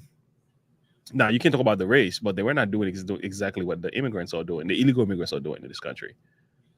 So Hitler had a whole nother perspective, approach, motive, hatred in his heart toward the Jews. It's not like the Jews were going around doing certain things. I mean, I'm sure there were things happening then he didn't agree with. I don't want to get too deep into that. But what's happening with the illegal immigration problem today in this country in comparison to what was happening with the Jews, even the nature and the foundation of the statement, the context is not even aligning. But they want us to think that these are perfectly aligned. Well, that's the thing is back then the Jews were already living in Germany. They were already there and established. They were in positions of like lawyers and doctors and judges and all this other stuff. Bankers as well. So, I mean, they were already established in the country. They weren't coming in as immigrants. Yep, huge difference. They were already paying into the system and building and so on. And they were a part of the society. Yeah. Whereas we have illegal immigrants coming over our border who aren't paying into the system. Nope. They're being a burden on the system. Absolutely. They're taxing our system. Yep. And putting pressure on every aspect of the system that can possibly be. Yeah. And that's what is the problem. And that's what Trump's addressing. That's a huge difference here. By the way, we have 16 people watching from Rumble. I want to acknowledge you, the Rumble followers here. We are watching you guys. We are listening to you as well. Welcome, Rumblers. All right, let's keep going. Millions of people, including, remember, we caught people on the terror watch list. That should be concerning to us in New York City in a post 9/11 world. I mean, we have to be serious about what's going on. And you have 1.7 million people who are completely accounted for. And the policies, by the way, of this president, I would argue, of President Biden, are the ones that are anti-immigrant. Let me explain why. We have people who are waiting years in line. They've come the right way. They did everything right. They applied. They've been waiting for years to get an asylum date or whatever. And they're being cut now by these individuals that have paid the drug cartels to come over the southern border. They're prioritizing this administration. Facts. Mm-hmm. I can tell you the same is true for my father's wife. She's still waiting. She can't get a call. She's waiting for a call. And we have other people that are just coming through, just like that. It's like she paid thousands. We paid thousands of dollars to get all the paperwork done, blood tests, everything's done. They waiting to get a call. We haven't gotten a call, and we've been waiting for 5 years. And that's the problem with these policies is that you got so many illegals coming over. It clogs up the chain for those who want to come here legally. Yeah. The lady is ready to work. She's a hard worker. And I got a younger brother who's ready to come. My dad has another son. And the guy is already in college. He's studying to be a doctor. Very intelligent kid. He just wants to come and finish his degree over here. It's not happening. But we have people that are coming in just become a burden on the system. Like, Trump has every right to say what he said. And you know what? They're going to try to push them off as long as they can, because they Mhm. can't have people like that in the society, because they'll be productive. They'll Yeah. be hardworking people. They'll Yeah. be the type of people that Mhm. we want in America. Yep. They're not going to be easily manipulated. They're not going to be easily Nope. replaced. Nope. That's a problem. They don't want those kind of people around here. They want sheep, not the Yep. sheep from the Christian perspective, but sheep from a political perspective to follow whatever they're all told to do. That's a problem. That have paid the drug cartels to come over the southern border. They're prioritizing this administration. The people have come over the southern border ahead of the people who have been waiting for years. And I know this because and I have casework in and my I know office that where I'm you've dealing with this done regularly. a lot of work on that. I want to ask you about something else that former President Trump was talking about recently. He said this. Take a listen in New pause. Hampshire. Vladimir Putin of Russia says that Biden's, and this is a quote, politically motivated persecution of his political rival is very good for Russia because it shows the rottenness of the American political system, which cannot pretend to teach others about democracy. Facts. He's not wrong. Facts. If we are persecuting the guy who is leading in the polls, and then we want to go to other nations and trying to indoctrinate them about democracy, it's like, wait a minute, you guys are tyrannical. You guys are authoritarian. What he said is true. So, but I'm sure she's gonna put a spin on that. I'm sure she's gonna put a spin on that. And real quick, I just want to note that when she mentioned the Republican here mentioned about, you know, what I said about legal immigrants coming over versus illegal immigrants, Abby just completely glossed over it. Absolutely. She did not address that at all. Not even. And that's why I told you they like to deflect and neglect from anything that is factual. Because she has a script to get into. She has a script. Oh my Lord. Just a marionette. What do you make of that? Do you agree with Putin's point there that Trump was quoting? No, I don't even know what it was about, quite frankly. I honestly don't know. You don't play the whole thing, so it's hard for me to say. Exactly. I don't even know what this was about. Oh, these people, man. Sweeping raids, giant. Well, anyway, do you have any thought and perspective on this? I don't know. It's kind of like messy. CNN's garbage. They are. It's such a sad case watching that. You are fake news. Fake news. So Colorado, they're looking to remove Trump from the ballot box. I was wondering if you heard about that. Oh, you better believe I do. Let's take it from Fox News, and then we got another 5 minutes video on this we have. I'm gonna have to let this guy go. I'll do a separate video to that. Oh man, this is interesting.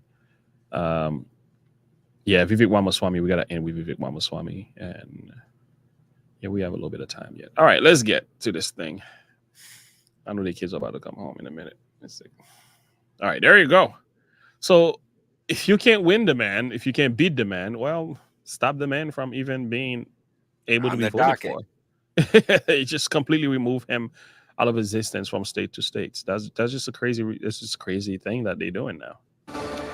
Just getting that breaking news about the Colorado State Supreme Court saying, based on the 14th Amendment and former President Trump's actions during January 6th, that he is not allowed to be on the ballot in Colorado. Just receiving word from the Trump campaign, a reaction to this ruling. Quote, unsurprisingly, the all-Democrat appointed Colorado Supreme Court has ruled against President Trump, supporting a Soros-funded left-wing group's scheme to interfere in an election on behalf of crooked Joe Biden by removing President Trump's name from the ballot and eliminating the rights of Colorado voters to vote for the candidate of their choice. Democrat Party leaders are in a state of paranoia over the growing dominant lead President Trump has amassed in the polls. They've lost faith in the failed Biden presidency and are now doing everything they can to stop the American voters from throwing them out of office next November. Colorado Supreme Court issued a completely flawed decision tonight. We will swiftly file an appeal to the United States Supreme Court and a concurrent request for a stay of this deeply undemocratic decision. We have full confidence that the Supreme Court will quickly rule in our favor and finally put an end to these un-American lawsuits. Again, that's from a Trump campaign spokesperson. And obviously, we'll follow this as it heads up. We are talking about the polls tonight as this breaking news comes down. Hey, Sean Hannity here. Hey, click. That's crazy, man. So the problem is the section of the law that they're using is for unelected officials. Yes, not even presidentials. It's not for the president or any elected official. There we go. And here comes the lawyer. And this guy is common sense, man. Alan's Dershowitz. You've heard him talk? He's not even a Republican or a conservative. He's actually a leftist. But he doesn't sugarcoat. He doesn't play around. He just tells it like it is. This is what the law says. This is what the law says. And listen to his remarks, because he really, exactly what you just said here, he puts it in perfect term. Look at this. In the 60 years I've been practicing and teaching law, I've never seen a decision that is so anti-democratic and so unconstitutional. It is absurd. The idea that the 14th Amendment was supposed to be a substitute to the impeachment provision carefully drafted by the framers is wrong. If you want to impeach a president, if you want to make him not be able to run in the future, there's a provision. It requires a 2/3 vote of the Senate. But the idea that the framers of the 14th Amendment intended to circumvent that carefully drawn provision and simply allow any state to make up grounds for denying him the right to be on the ballot undercuts democracy. The 14th Amendment itself is very clear. It says in Section 5, the Congress shall have the power to enforce by appropriate legislation the provisions of this article. The Congress, that's the United States Congress. There's no provision in the 14th Amendment for any state, or certainly any state court, to interfere with the right to vote by its citizens. So this is a terrible, terrible decision. It will cause disarray. It will, if it were to be affirmed by the Supreme Court, which I doubt it will be, it would cause distrust in the electoral process and would result in a repeat of 2020, where whatever the result of the election was, particularly if Trump were to lose, he wouldn't accept the loss, and he would have, in this case, some legal basis for questioning whether or not the courts had any proper role to play in taking him off the ballot of some states. Right now, he's only been taken off the ballot of a state in which he was going to lose anyway. But this decision, the logic of this decision applies to any state. It really says any state can disqualify Trump because they've made a conclusion that he was involved in an insurrection. Wouldn't even know what an insurrection is. He hasn't been charged with insurrection. He hasn't been convicted of insurrection. People will say that Biden was involved in an insurrection in allowing thousands of people to come across the border, or the people who were involved in the Black Lives Matter demonstrations, or the people today who are protesting in the streets all over the country against American policy toward Israel. Some of these are socialist revolutionaries. You have to have a definition of what an insurrection is, and the Colorado Supreme Court gets a C-. It's debatable, isn't it? What the language is behind the insurrection. Say it again? I say it's debatable what that term insurrection means. Well, it's not debatable because it has to be defined. You can't have something that's debatable as a provision for getting voters denied the right to vote for or against Trump. I want to vote against him, but I want the election to be a clean election. I want him to lose fair and square and not allow him to have an argument that, look, the Supreme Court of Colorado or other state courts denied the voters the right to vote for me. And the Trump team has already said, we're appealing, we're going to the Supreme Court with this one. You look at the makeup of the Supreme Court, leans conservative, considered 3 justices have been Trump appointed. Does that give you insight as to how this case might play out if it does make its way to the U.S. Supreme Court? I think this case will be decided not along party lines in the Supreme Court. I think this is such an extreme stretch of the 14th Amendment that he will get more votes than just the people he appointed to the Supreme Court, or even the 5-4 conservative majority. I suspect he'll get the Chief Justice, and I suspect he'll get some other justices as well. This is an extreme, extreme stretch. If you go and read the text of the provisions, it doesn't even apply to president. It says no person shall be a senator or representative or elector. And then it gives an oath of office. And the oath of office is not the presidential oath of office. It's the senatorial oath of office. So even the text of the Constitution doesn't make it applicable to the president. But the amendment itself was designed simply to prevent people who fought in the Civil War from running for certain offices. You know, Trump's old, but he's not old enough to have fought in the Civil War. So this amendment is not applicable to him. This was a one-off. This was not designed to create a new method of disqualifying people generally on the basis of a state court determination. So, Professor, should the Supreme Court take this case, which they likely will, there are 3 Trump-appointed justices on there. How do you think that they'll rule on this? Well, I think they will probably rule against the Colorado court. Whether they'll rule against them on procedural grounds or on substantive grounds, nobody can tell. But I don't think that we'll see an affirmance of this decision. I think what we're going to see first is a stay. The Colorado Supreme Court granted a stay early January. I think the Supreme Court will grant the stay until they can hear the case. Yeah, Trump is like we said earlier. Like they're only making them stronger. Like this is going to be another case where Trump numbers and his polls are only going to go up. They're only going to go up. These people, man, the man has yet to be found guilty of an insurrection. With all the January 6th committee and all that stuff they've done, nope, not guilty. Not guilty. And videos are coming out showing a whole different story, a whole other side of the story. Twitter agencies were involved in this whole thing.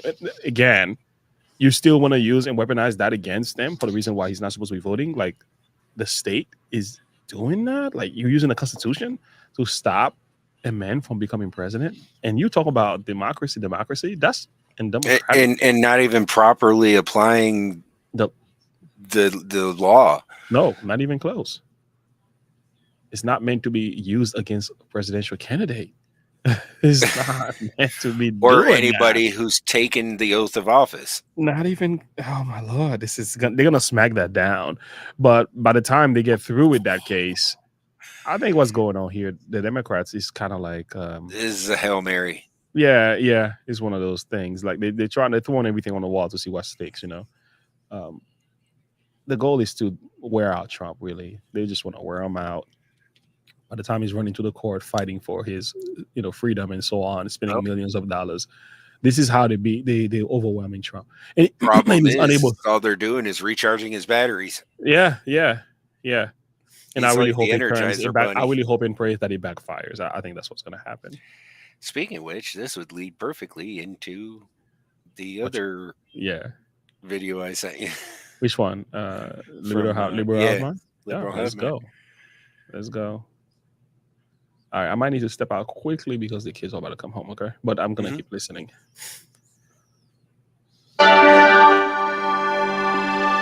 Hey guys, welcome to the Liberal Hive Mind. Let's dispel a myth, shall we? You know, very often you see conservative parents demonized, right? You'll see somebody who grew up choosing, let's just say, an alternative lifestyle, making these claims of just how horrible it was growing up in a conservative household. Or even worse to these leftoids, a Christian conservative household. Ooh, scary stuff. You know, they always present the idea as if it's dark and dangerous and bigoted and harsh and judgmental. Essentially, the implication is that conservative parents are bad parents who are judgmental and too harsh on their kids. That tends to be the narrative. But what about reality? Are conservative parents really all that bad? If that was the case, then you'd predict the outcomes of conservative parents when it comes to the development of their children to be quite poor, right? Well, it turns out that it's yet again another leftist narrative built above a very, very flimsy structure. Let's take apart some of those structural pillars, shall we, so the whole thing comes down, only to reveal the truth. A brand new study just released suggests that one of the best things that you could do for your child's outcome, one of the most important factors is actually having conservative parents, standards, tradition, and discipline. It turns out, not surprisingly at all to people with a couple working brain cells, that actually liberal parents have the worst outcomes when it comes to the mental well-being and development of their children. Let me show you guys this study. We got some stuff to get into, so let's roll the tape. All right, folks, so take a look at this. This is from the Institute of Family Studies, released on November 30th, 2023. After a decade of surging adolescent mental health problems and suicide, the nation's leading public health authorities have declared an emergency. Unfortunately, the solutions proposed by organizations like the CDC and the American Academy of Pediatrics, such as increased funding for diagnosis and psychiatric services, do not meet the challenge and ignore what are likely the most important causes. Adolescent biology has not changed. So essentially, more funding, more diagnostics, and more psychiatry isn't solving the problem. What a surprise. You mean just like social services in Democrat cities targeting homelessness and substance abuse, just like how those programs aren't helping reduce the problem, but rather making it worse. Not exactly surprising, but let's continue. My colleagues and I at Gallup launched a study this summer to understand causes. We surveyed 6,643 parents, including 2,956 who live with an adolescent, and we surveyed an additional 1,580 of those adolescents. We asked about mental health, visits to doctors, parenting practices, family relationships, activities, personality traits, attitudes towards marriage, and other topics, including excessive social media use, as discussed in prior work. I present the results in a new Institute for Family Studies and Gallup research brief. The findings are clear. The most important factor in mental health of adolescent children is the quality of relationship with their caregivers. This in turn is strongly related to parenting practices, with the best results coming from warm, responsive, and rule-bound, disciplined parenting. The data also reveal the characteristics of parenting who engage in best practices and enjoy the highest quality relationships. When it comes to the quality of parenting practices and the quality of child-parent relationships, there is no variation by socioeconomic status. The results may be shocking to many highly educated Americans who are taught to believe that socioeconomic status dictates everything good in life. Income doesn't buy better parenting. And more highly educated parents do not score better either. Parenting style and relationship quality also do not meaningfully vary by race and ethnicity within our U.S. sample. These results are not unique to the Gallup sample. In 1998 to 1997, the U.S. Bureau of Labor Statistics collected summary data on adolescent parent-child relationships. My analysis of these data shows that parental income, wealth, race, and ethnicity don't bear any relationship with the parenting measures predictive of long-term well-being of children. Education explains less than 1% of the variation. If we take a look here at parenting style by parental characteristics, percent of parents with above average scores of warm, disciplined parenting. Political ideology, very conservative, conservative, moderate, liberal, very liberal. The data speaks for itself. There's a little conclusion written here. Some parental characteristics do matter. Political ideology is one of the strongest predictors. Conservative and very conservative parents are the most likely to adopt parenting practices associated with adolescent mental health. They are most likely to effectively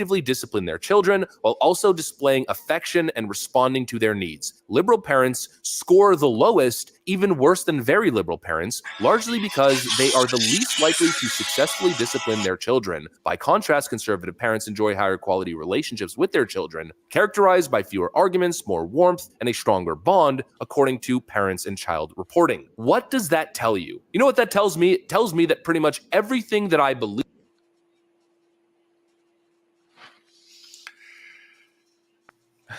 That's an interesting analysis. So yeah, I mean, I'm not shocked at all, by the way. Like, who's surprised by this? Anyone? Read your Bible. If you are raised in a home where your parents will hold you accountable and they push you and encourage you, discipline you, and love you, yeah, you should do better. That's a conservative home. Liberal says, live and let live. Do whatever you want. Sleep where you want. Party. Express your sex. Yada, yada, yada. It's like, no, that's slavery. That's slavery. That's slavery. No. People needs discipline. We need laws. We need boundaries. It's just humanity. It's just the way we are. And the thing is, I think what the problem with liberal and what they're not thinking about is because they're so anti-God. At least some of them. So anti-God. They fail to understand the human nature. Like, if you understand human nature, like, you wouldn't play around with sin and encourage children to do whatever they want. Like it just doesn't work. Like human nature tells you there's something wrong with us. You have to put laws in place to stop it. Like, you know what I'm saying? If you don't do that, you don't discipline, you don't correct, you don't direct them. You know, I got a 13-year-old son. Like, if I leave him to himself, he turns into a red potato. He does his own thing. Like, he will rotten. And the moment I'm like, yo, you did your homework? Oh, yeah. I'm going to get it. I say, let me see your papers. I'm like, open your book. I say, open the folders. That's the way I talk to him. I'm like, show me. Go inside of your work. Show me your report cards. Like, and then yeah, I need to get to that one. I say, okay, let's go. Turn off the computer. Put away the phone. Put away the video games. Let's get to that. And I have to sit there. That's when they come home. I have to shut off the screen because I gotta breathe down their neck to make sure that they are doing what they're supposed to be doing. The moment I turn my back or walk around or find myself doing something completely different, they start acting crazy. They start acting the fool. Yeah, they start acting a fool. Like parents, we gotta be like on top of our children. In conservative homes, this is kind of what they get. They get parents who actually care about them. And we're not all rules. This time I tone it down. We just put on a TV show or something. We sit back and watch it. I'll watch a Mr. Beast with him and hang out with the boy. Yeah. And listen to his concern, you know. But I don't play when it comes to his school. There's a time to be chill with your kids, and then there's a time when you got to crack the whip. You got to crack the whip, and they know that. Hey, if you gotta, boy, I'm not bragging. My son BJ, both my wife and I, we started doing him when he was young. His handwriting, left hand, like this boy's writing is so great. I'm like, wow, you got better handwriting than me. He's so like, and his math, oh my Lord. Like you give him the numbers, he looks at the numbers, he said, yep, 13, yep, minus. It doesn't matter. You give him the numbers, he run it through his head. He doesn't even use a calculator. Nice. He's 6 years old. The stuff he's able to do. I was doing math for him the other day. He's like, yep, 9 plus 17. Yep, 9 plus 6. He just throws it out like this. And I'm like, that is ridiculous. Like how, and again, he plays piano. So most kids who play piano, they are able to figure out problems better. It's one of those skills because you kind of have to learn the keys, and he can play songs on the piano. You give him a piano book, he looks at it and he starts playing. He's 6 years old, and we don't play that game with him. At the same time, he's chill, he's laid back. He will watch a movie with you. But we realize it's true. Like you put your kids through it. You encourage them to do this, to study, and he can read. He can read. We have 2 girls that we added to the family. They came from a really broken home. They can't even read, and they're older than him. And he's teaching them how to read. And the girls were really frustrated the other day. He's like, TJ is teaching me how to read. I'm like, well, because he knows how to read. Just humble yourself and let him teach you. That's beautiful. Let him teach you. And he can tell you. He can read long sentences. You give him a book, he's able to break it down. If he doesn't know the word, he will look it up. I'm like, yeah, that's what we're supposed to be doing with our kids. That liberal stuff we playing games with, we think that's called freedom. No, that's slavery. That's bondage. And our children, their mental health is bad, and we're losing them. And I think the best thing for this would be Proverbs 13:24. Yes. All right, let's pull that up. I know he's giving his analysis. So we're going to pull that one off. We're going to stop right here. But, oh, yeah, I see what you just did here. All right. You say Proverbs 13:24. Yeah. Thank you. Oh, go ahead. Read it. He that spareth his rod hateth his son, but he that loveth him chasteneth him betimes. Amen. Speak about that. Here, if you love your kids, even though it's going to pain you to do so, you're going to know that you got to punish them. Yeah. And you know when to punish them and how harshly to punish them. Because that is you showing that you love them. Oh, yeah. It's very powerful. If you don't love them, you're just going to let them run rampant. And that's the liberal mindset. Yeah. You just let them do whatever. Yeah. This is conservative values broken down into a single verse. Exactly. I mean, let me add, and then I want to pull up the video. Did you send it back to me on Discord, by the way?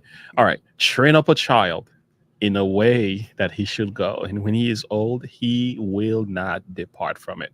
Amen. The solution to our broken society is the family and community, country, society as a whole. If you fix the family function, and that's what I've been advocating for, and I'm so glad Larry Elder is on page with me on that one. When you look at Black families, you're like guns, violence. It's like actually the solution is not there. That's the result of a broken home.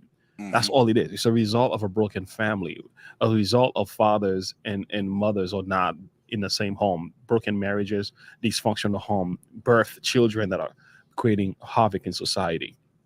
Socioeconomic situation, you can add that to the list, but like if you have a broken family where the father is not involved in the care of the child, the mother is not paying attention to the education of the child, they're not making plan, they're not talking about that, like it's just not gonna work. And the moment you begin to fix, the way God designed the family, it wasn't meant to work that way. Yeah, the moment you begin to address these issues, it's over. Like train up a child in a way that he should go. When he is old, he will not depart from it. And if you do train them the way God has called you and assigned you to do, sometimes children can act up. That doesn't mean this works for every child. There are some kids, they are just out of their mind crazy. Even as a parent, when you do the best you can, some of them will depart from the principle. But the good thing is, when he is old, he will not depart. Sometimes as they get old, they come back to the same old training that they got from the home. There are children who just remain true. And I love telling their story, because oftentimes when you hear testimonies about kids who ran away and act up, got into drugs, and then they come back to church, I'm like, let's highlight the kids who did not run away, who did not leave the parents' home, who did the right thing, went to school, stayed in church. Let's highlight these kids, because these are the real winners from my perspective. They didn't have to leave and go into the mess, become the prodigal sons before they realize they need to come back to their father's home. Like, let's talk about the kids who say, you know what, I'm going to listen to my parents. I'm going to stick the course. I'm going to follow through. I'm going to show up for church, and I'm going to be involved in the community. I'm going to make a difference in those around me. These kids are the ones we need to be talking about, because they are like the case study for every other kid who's losing their minds in this country. And I think I like to speak about them. I'm like, these are the real winners, not just the ones who are coming back. Let's talk about the ones who never left, because I love these type of ones. But anyway, but on the flip side, we also can't just leave behind those who did run away and fall behind. Absolutely, we don't leave them behind. Yeah, I'm just saying, like in a testimonial, from a testimonial point, oftentimes when you hear testimonies, they always alike the kids who kind of had a really bad experience in life. Right. I'm like, yeah, bad experience in life is because you did everything wrong that you ended up being bad. Like, let's talk about the ones who did things kind of right, who stood the course and stuff like that. You know, so yeah, but I agree with you. We shouldn't overlook those who are doing the right thing either. Thank you for that. Now we got another video. This was the video we really wanted to get to. I'm gonna dial in. Yeah, I'm gonna let it play. I'll be listening on my phone, by the way, because I gotta go upstairs to unlock the door for them. All right, let's do it.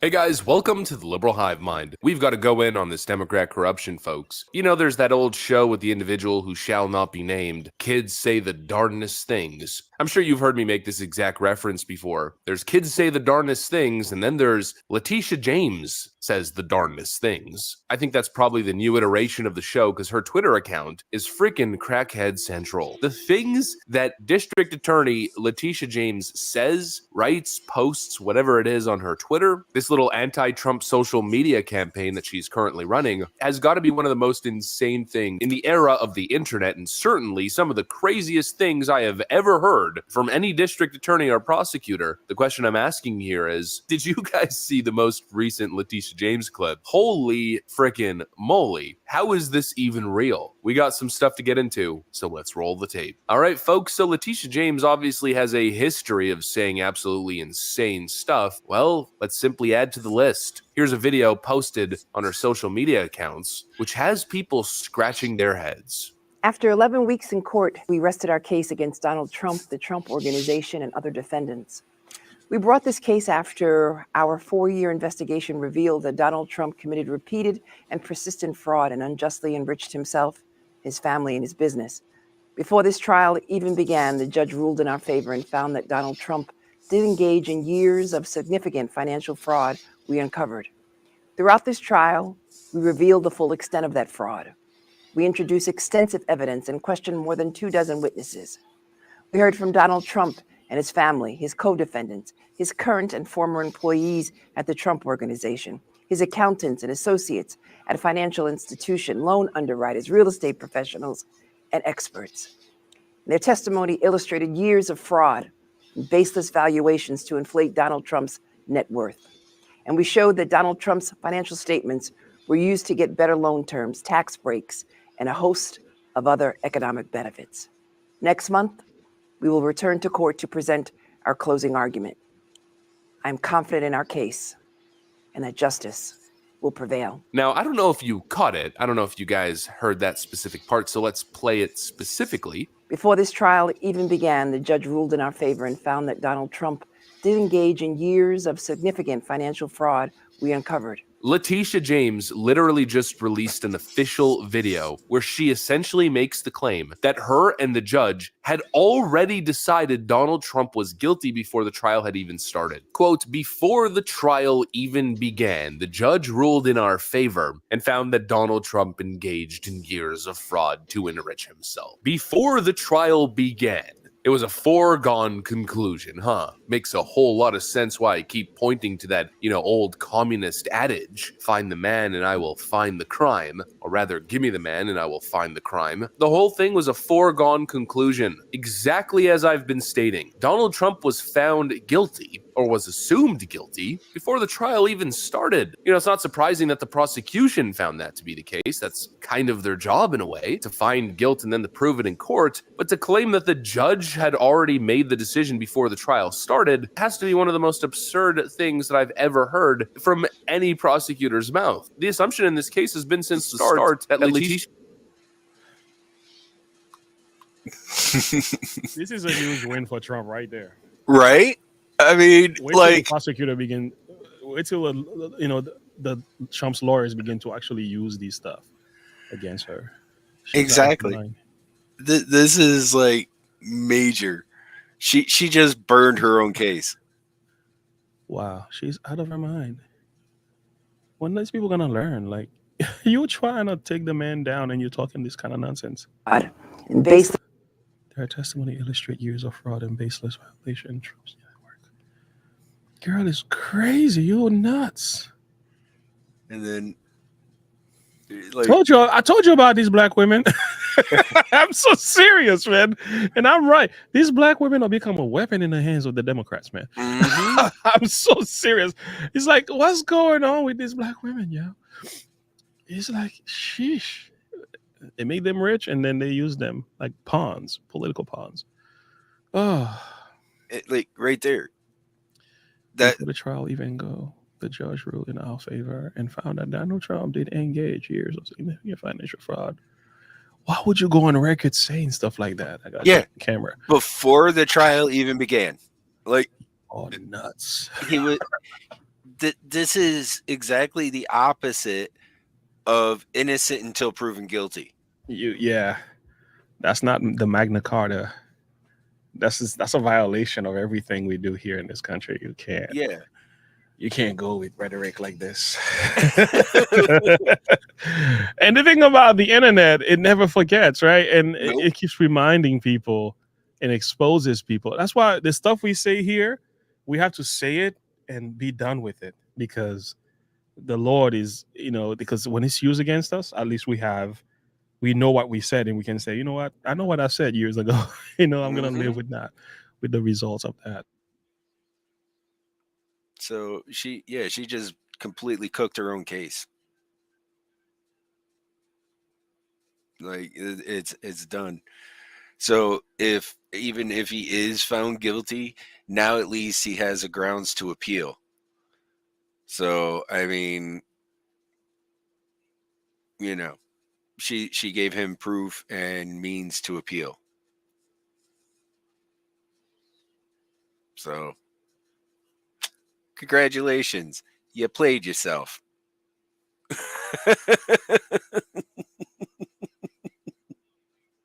Donald Trump did engage in years of significant financial fraud we uncovered. Letitia James literally just released an official video where she essentially makes the claim that her and the judge had already decided Donald Trump was guilty before the trial had even started. Quote, before the trial even began, the judge ruled in our favor and found that Donald Trump engaged in years of fraud to enrich himself. Before the trial began.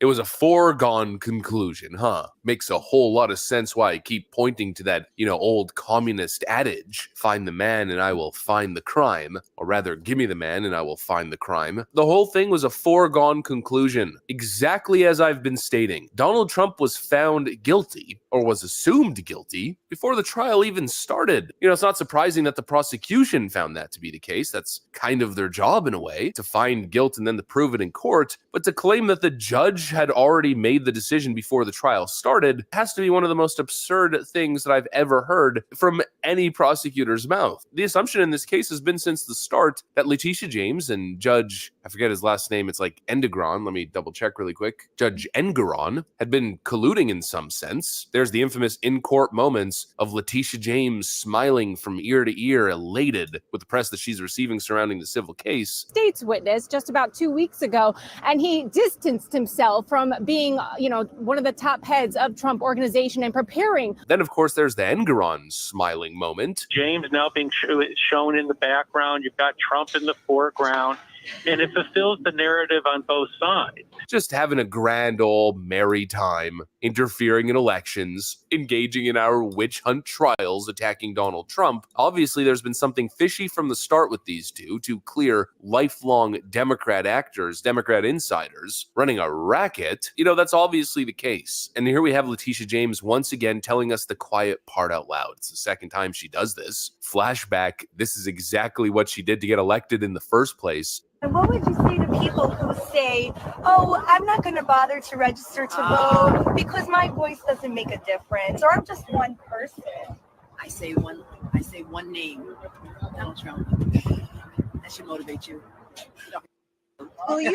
Will you sue him for us? Oh, we're going to definitely sue him. We're going to be a real pain in the He's going to know my name personally. I love it. It's absolutely astonishing that this case is even allowed to proceed. The amount of bias, the amount of conflict of interest is unlike anything I've ever seen. Letitia James obviously stands to benefit. She ran a campaign on literally going after Donald Trump. Her entire social media account is nothing but anti-Trump political rhetoric and messaging. Scroll through her account, it's a daily vlog of hashtag we're gonna get Trump. It's literally a daily vlog, and yesterday's vlog is by far the most eye-opening moment. Nobody should take these cases seriously, and especially not this New York civil case, which should have been dismissed due to gross misconduct and conflict of interest months ago. The core dynamics of this case alone are enough to completely discredit it. How is it possible for Donald Trump to have a fair case when he's being prosecuted by a politician who hates him and is clearly running an operation for the Democrat Party? How is it possible to have a fair trial in deep blue 80+% Democrat support Manhattan? How is it possible to have a fair ruling with a lifelong Democrat judge whose entire family donates, supports, and advocates for the Democrat Party? This case should be thrown into the trash, or at the very least, Letitia James should be forced to recuse herself, and the case should be moved to a completely different judge in a less partisan district. I've never seen anything like it. But instead, in corrupt Manhattan, the whole thing's going to be allowed to proceed because the Democrat Party runs Manhattan, and Letitia James is going to get her moment in the spotlight. What's probably going to happen, since this whole thing is a foregone conclusion, is Judge Engeron is going to issue some sort of massive settlement payment or some massive fine in the hundreds of millions of dollars. It's going to be the headline for probably a month or 2 months straight, and Letitia James is going to be on every frickin' TV show, MSNBC, CNN, NBC News, CBS. She's going to do the whole frickin' thing, celebrating that justice was achieved in this case and that Donald Trump is now a convicted criminal, even though it's a civil case. Hashtag guilty, found guilty of fraud. And her political stock is going to shoot through the roof. She's going to be the next Stacey Abrams. The next Democrat hero. I mean, absolutely twisted stuff. You leftoids ought to have an introspective moment here. You have a rogue prosecutor, a rogue attorney general, attempting to interfere in American democracy, attempting to destroy a former president and his family and his business, saying stuff like, elect me, we're gonna get him, and myself and the judge had already come to the conclusion that Trump was guilty ahead of the trial. Have a moment of introspection. This is the side that you are on. There is no way to justify this kind of behavior. It's unethical, corrupt, absolutely horrid. And instead of just mindlessly cheering it on, cheer blue no matter who, like a damn seal, slapping your fins, maybe, just maybe, take a moment to think, to understand this circumstance and realize very simply that this whole thing is completely effed up. No prosecutor should be speaking like this, tweeting like this, or smirking in the courtroom the way Letitia James is. She is absolutely awful. And what she said in that clip that was initially played here is one of the most deranged, awful, corrupt, and evil things I have ever heard uttered from any legal official. That's the top cop in New York. What an absolutely corrupt asshole. Anyways, that's what I got for you guys. Hopefully you enjoyed this video. If you did, make sure to leave a like and possibly subscribe to the channel. Thanks for watching, friends, and I will see you on the next one. It's obviously the look at that guy. I mean, he's so proud of himself. That's the same guy that we talked about before, who had pictures of himself on the internet and showing his muscles and all that. Yeah, something wrong with that fella. There's a lot Jonathan wrong Turley, with that fella. Oh boy, yeah, that's just crazy. I mean, I'll let you go ahead and give me a final analysis of this. I just have a hard time. It boils down to this: like, you can't come to a predetermined decision prior to the trial starting. Yeah. That's not how the judicial system works in this country. That's everything that is democratic. You know, innocent proven guilty, out the door. When it comes to Donald Trump, they want to he's guilty before proven innocent. Her admitting that on the internet the way she did, that destroys everything. It completely destroys this case. It completely destroys it. So if he loses this case and he goes for an appeal, it's just going to get thrown out. Yeah. Because now all Trump's lawyers have to do is just play that clip. Play that clip. Once you play that, it's over. Yeah. She's done. She cooked her own case. Yeah, it's over. Just waiting for it to happen. Oh man, that's why you gotta be careful with your words, man. You know, I'm not for censorship, but yeah, be careful what you say on the internet, because it can be used against you, and it shall be used against you in a court of law. It's pretty. Hey, let them talk. I love when they talk, because Trump is just gonna have he's gonna slide himself right back in the presidency again. You know what? They're just building him. They're making him win. The more you indict, the more we unite. We unite. Love it. All right. Let's go to Vivek Ramaswamy, because Vivek Ramaswamy gave Van Jones a piece of his mind after Van Jones said what he said here, and we're gonna address that a little. Oh, this wasn't just a piece of his mind. He gave him a beat down. Oh, he gets good. Well, it's easier to be a parent this morning. It's easier to be a dad. Remember when he was crying? It's easier to tell your kids character matters. It matters. Telling the truth matters. Being a good person matters. And it's easier for a whole lot of people. If you're Muslim in this country, you don't have to worry if the president doesn't want you here. If you're an immigrant, you don't have to worry if the president's going to come back for no reason. This is vindication for a lot of people. Well, now you're going to cry for the illegal immigrants and the children who are dying as a result of open border policies. Right. Like, it seems to me it's like Trump was the worst thing that happened. You serious? Biden is doing worse with the immigration stuff, and you never even spoke about that. Fine, I respect your tears, but it's like, crocodile tears. If you're I not don't. honest. I was gonna say, quit with the crocodile tears already, man. Come on. I mean, I find that it's a good thing if men can express their emotion. It's not a bad thing. I don't lean too much on that myself. I'm one of those guys. I'm not very emotional, but sometimes I do. I can let it out. But it seems to me these weren't that honest to me. They were like, it looks like he just got caught up in his emotion and so on. Well, that's what I'm saying. I mean, at least if you're going to be expressing emotion like that, at least let it be genuine. Yeah. Don't fake it. It's kind of crazy. Like the Democratic Party is using black women to make them fight against, Trump and everything that's, Republican. But they're using their black men to make them cry on national television. It's kind of like, y'all need to stop crying, black fans. Y'all need to stop crying on television. There's a whole bunch of them crying. Like, y'all need to stop crying. Even like, the guy from New York. The guy from New York is always that's crying. Fine. Do it in private. Yeah. Eric Adam crying on television. Like, oh no, stop. I mean, it's just Obama crying. It was like, oh my Lord, what's wrong with y'all people? Nothing wrong with crying. I don't think being emotional is bad. As a man, we all emotional naturally as human beings, but it's just that there's a time and place for it. It's just there's a time and a place for some of this stuff. It's all political. Weaponizing tears. Anyway, a few years later, let's see what's going on there. Few years later. That guy is dangerous. That's dangerous.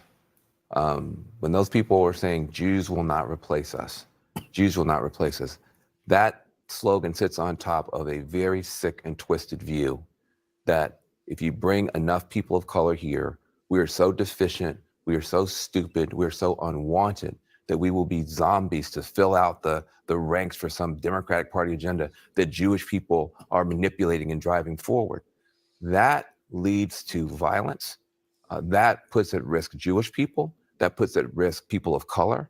It is wrong. And the smug, condescending way that he just spews this poison out is very, very dangerous because he won't stop Trump, but he's going to outlive Trump by about 50 years. And you're watching the rise of an American demagogue that is a very, very despicable person. Yeah. And I was shaking listening to him talk because a lot of people don't know that is one step away from Nazi propaganda coming out of his mouth. Before, there's a lot of talk about censorship online and everything and what should be censored and free speech, hate speech, misinformation, malinformation, all that. To be honest with you, that was hate speech. Yeah. That right there was hate speech. If you want to classify anything as hate speech, this is it. He's not only talking about the idea of what the man, he's not addressing, it's not ad hominem so much. If one thing you're going after something I've said, but it's another thing you go after my character. That's what he did here. He's going after the man. In the way he spoke, if I were a lunatic, I think maybe I should just grab a weapon and go look for that Viva Ramaswamy guy and take him down. Like, there are people who will really become radicalized through words like that. Because the way he's speaking about the man, he's demonizing the man. He's making him look like he's some crazy white ring upcoming rhetoric that we need to check this brother before he turns out to be the next Trump in the pipeline. I mean, like, this crazy. That's the kind of speech that I have a problem with, which I will not say he can't say them, but when people are saying, you can't say this, you can't say that about COVID, you can't say this about that, I'm like, wait a minute. Have you heard what the media be saying about people? Yeah. Like, about Trump? What kind of names they call the man? That's not hate speech. I mean, come on. When you're comparing people to the bad guys of World War II, I mean, that's just wild, man. That's an extreme. That's extreme. That's extreme. Simply based on the fact he said something you didn't like, and the media is about to be exposed because the internet never forgets. Because you said some things years ago that's coming back up online now, and I can't wait. And I love what Viva Ramaswamy said. You don't have to like what he said, but listen to what he said. Don't know. That is one step away from Nazi propaganda coming out of his mouth. Just shut the fuck up. At a certain point. All right, guys, so we got to talk about Crying Van Jones, okay? The token black guy from the Crying Negro Network, where it seems like they have black men come on television and cry.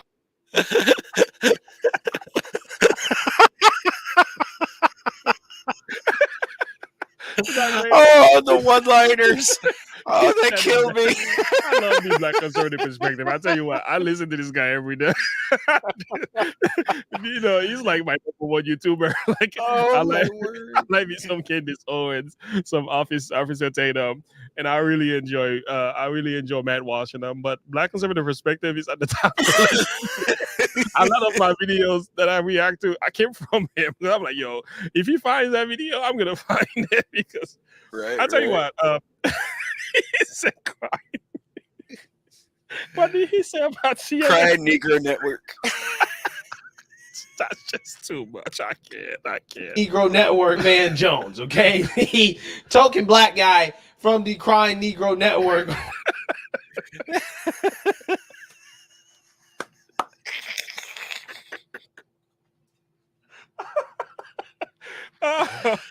Oh my Lord. It's so funny because it's true. It's true. That's all they do. They're always crying. They're always crying victims. That's all they do. That's all they do. Anti-Trumpism, crying, victimhood, CRT. That's all they talk about. It's like, okay, talk about something of value, man. Goodness. Jones, okay? He token black guy from the Crying Negro Network, where it seems like they have black men come on television and cry on a regular, okay? Van Jones is the same person who boo-hoo-whined and cried when Joe Biden became president of the United States. And most recently, he was pearl clutching and shaking. He was pearl clutching and shaking over Vivek calling out the Democrats and the hypocrisy of the fact that they seem to be the only people in this country that can talk about the issue of demographic change without being smeared as racist and bigots, even though Democrats literally always are talking about demographic change and how it is fundamental to their agenda for the country, right? This is something that they openly talk about out loud. And it just so happens that a video resurfaced of Van Jones, who was literally shaking, right, over Vivek, basically, again, just stating facts about the Democrat Party. Video of Van Jones coming out and saying exactly what Vivek and others have pointed out that Democrats often say when it comes to this issue of demographic change. Take a look. Asking the white majority to do something is difficult. And I think it'd be easier if we just acknowledge that it's difficult. No ethnic majority group in 10,000 years of human history that I can find ever went from being a majority to being a minority and liked it. And that's basically the request from the racial justice left, is that we want the white majority to go from being a majority to being a minority. And the internet. Well, this was supposed to be a Zoom call. So I don't think this was meant to go out to the rest of the world. Well, so Drew is at the top. So obviously this was an interview through Zoom. Oh my Lord. You know, God has a way of exposing people. I'm telling you. God has a way of exposing people. That's I love how this goes around, comes around, tends to have it. It's like, wait a minute, but like, are you the same guy that was just telling us that Vivek is crazy? Like, what you mean to keep in the dark, God will bring to the light. And that's something. Listen to this guy talking after all this nonsense he cried out. The white majority to go from being a majority to being a minority and like it. That's a tough request. And the reality is that change is hard. Change that you want is hard. Change that is good is hard. Yeah, so you see, now you hear that, okay? Van Jones openly endorsing what the liberal media says is a white supremacist conspiracy theory, right? Again, Clan Jones. Clan Jones. I didn't say that. I actually didn't say that on purpose. He cracks himself up. I can't believe I said that. Oops, I didn't mean to say that. I said Clan Jones. He's tripping. Oh my Lord, he's ridiculous. Oh, that's good. Again, Clan Jones. Clan Jones. I didn't say that. I actually didn't say that on purpose. Clan Jones.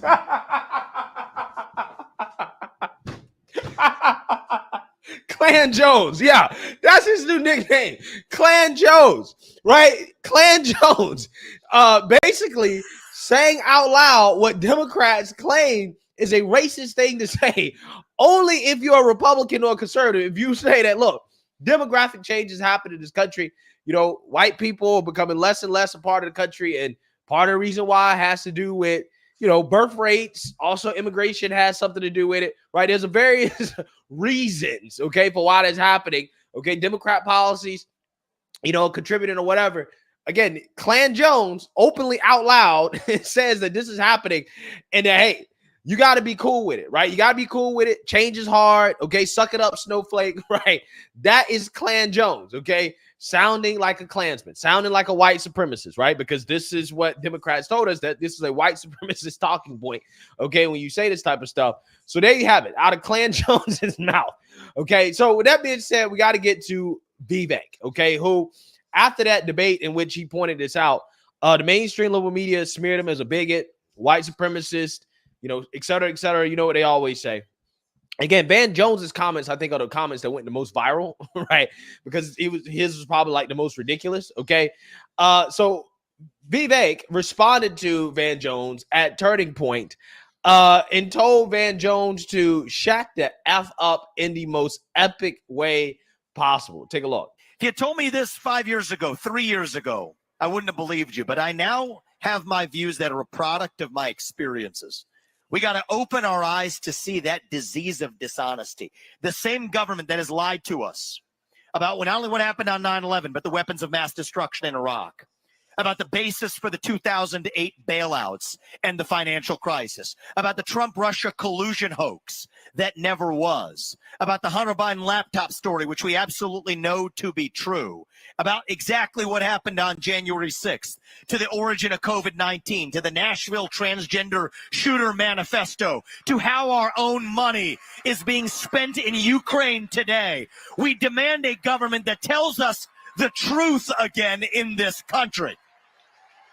That's what we require. We can handle the truth. That's what it means to be a citizen of this country. So I say that on that last debate stage to a bunch of Republicans that are shaking in their boots. These are the things you're not supposed to say in the Republican Party even today. And then you get the mainstream media. You got this character, Van Jones, on CNN afterwards saying, this is the rise of an American demagogue who's going to live 50 years longer than Trump. This is dangerous. I am shaking. That's what he says. Just shut the fuck up. At a certain point. I gotta tell you, that was epic, boy. I'll let him say that, but I'll tell you know what? But I'll tell you what, that needed to be said. Enough. Enough. And that's similar to what what's his name? Elon Musk when he said what he said to GFY. to the GFY to the ad payers and what they were doing. They were weaponizing, boycotting the system in order for Elon Musk to supposedly fall in line with whatever views they have. You just told them, man, bye. GFY. Work with that. And it just comes to a point where you have to tell these people enough because they don't listen. You can't reason with them. You can't talk to them with truth and common sense. Just enough. He said that in such a way, though. The way he penned that. Epic. Dangerous. I am shaking. That's what he says. Just shut the fuck up. At a certain point, just shut the fuck up. Van Jones at CNN. We're done with it. And I think you got to ask yourself, why am I the only candidate in this race who can say certain things? Well, it's obvious because you're not bought and sold, right? Because you made your own money outside of politics and you're not bought and sold like the rest of our politicians. Oh man, we're gonna stop right here. This is enough, boy. That's great. Go subscribe to that guy if you guys haven't subscribed to his channel. He's pretty good. He's about to hit 1 million soon. It's 700 something thousand. That's pretty great. Nice. Boy. that was a lot. That was a lot. For sure. Yeah, so we're gonna save this one here for our next one. All right. We discussed that. Yeah, that's a really good one. Yeah, we discussed that. Yeah, Daily Dose of Wisdom. I've actually subscribed to him. I know who he is. Yeah, it's just like these people, man, in the media, like, and what they're doing, and the deceptions that they are peddling is ridiculous. And that's why I've entitled this: "The media is the enemy of the people," man. And it's like they've just lost the plot. You know, they don't see that the American people aren't buying into it anymore. Yeah, they're not. We are not interested in that rhetoric anymore. We can see right through it, and our confidence in the media is gone complete. I mean, thank God for Trump, because Trump made it happen. Like, we would have never realized how corrupt the media was until Trump came into the picture and began to cry out fake news. And that's when I'm like, wait, he's right.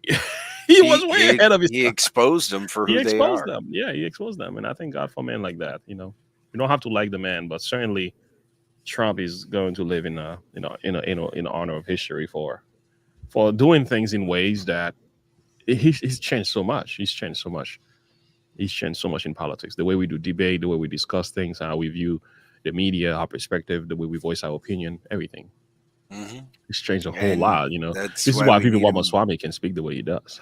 Well, I mean, that's why we need him back in office. That way his work is not done yet. No, he's got so much more to do. Yeah, 4 more years, please. Well, guys, he's been great. Gotta go attend to some children here, and I gotta pick up my wife from work. So, Vader, could you please close us up with a word of prayer? And guys, thank you so much for hanging out with us today. It's been 4 long hours. You know, God is good. These videos will be coming on the channel as always. God, Vader. All right, so go ahead. Our Father, who art in heaven, hallowed be thy name. Thy kingdom come, thy will be done on earth as it is in heaven. We come before you today and thank you for this time that we've been able to spend together, going over various topics, being able to highlight your word and glorify you in all that we do. We wish to bring honor to you through our videos and through our message and in everything we do in our everyday lives. We also pray that you be with Jamie in this time of her need and her mother's need, that you bring peace that passes understanding. Yes, Lord. And put that upon her heart. And others in chat who are going through a tough time, we pray that you be with them as well, that you strengthen them, encourage them, and be with them fully. And give them the strength that they need to persevere and push through the trials and tribulations that the devil throws at them. And I ask that you send your angels to look over them and watch over them. Lord, for all the blessings you are about to bestow, we give you thanks. And thanks in all things for us to be able to do this together. We thank you for allowing us to have this channel and this time together to discuss these things. And the fact that you gave your only son to die for us, that we might be saved from our sins. For all this, we thank you and more. And all these things we ask in Jesus' name. Amen. Amen. Amen. Amen. All right. Thank you so much. Guys, it's been a good day. God is good. Amen. All right. So let's stay in touch. Let's stay in the comment and let's go from there. Thank you, Heart of the Matter. You got a number of videos on your channel. I think you just have to release them. I just put them there. I just didn't do thumbnails for them yet. So, but yes, just so you know, if you look at your channel, you will see there's a bunch of videos there that might need to be unlisted. I don't know how to do thumbnails. You know how? Yeah, I know how. I just gotta make sure I take time to do it. Okay. Yeah, it takes a little bit of time. But... All right, God bless you guys. Take care. Thank you so much for hanging out with me. I'll see you in the next video. Love you all. Bye. Bye-bye.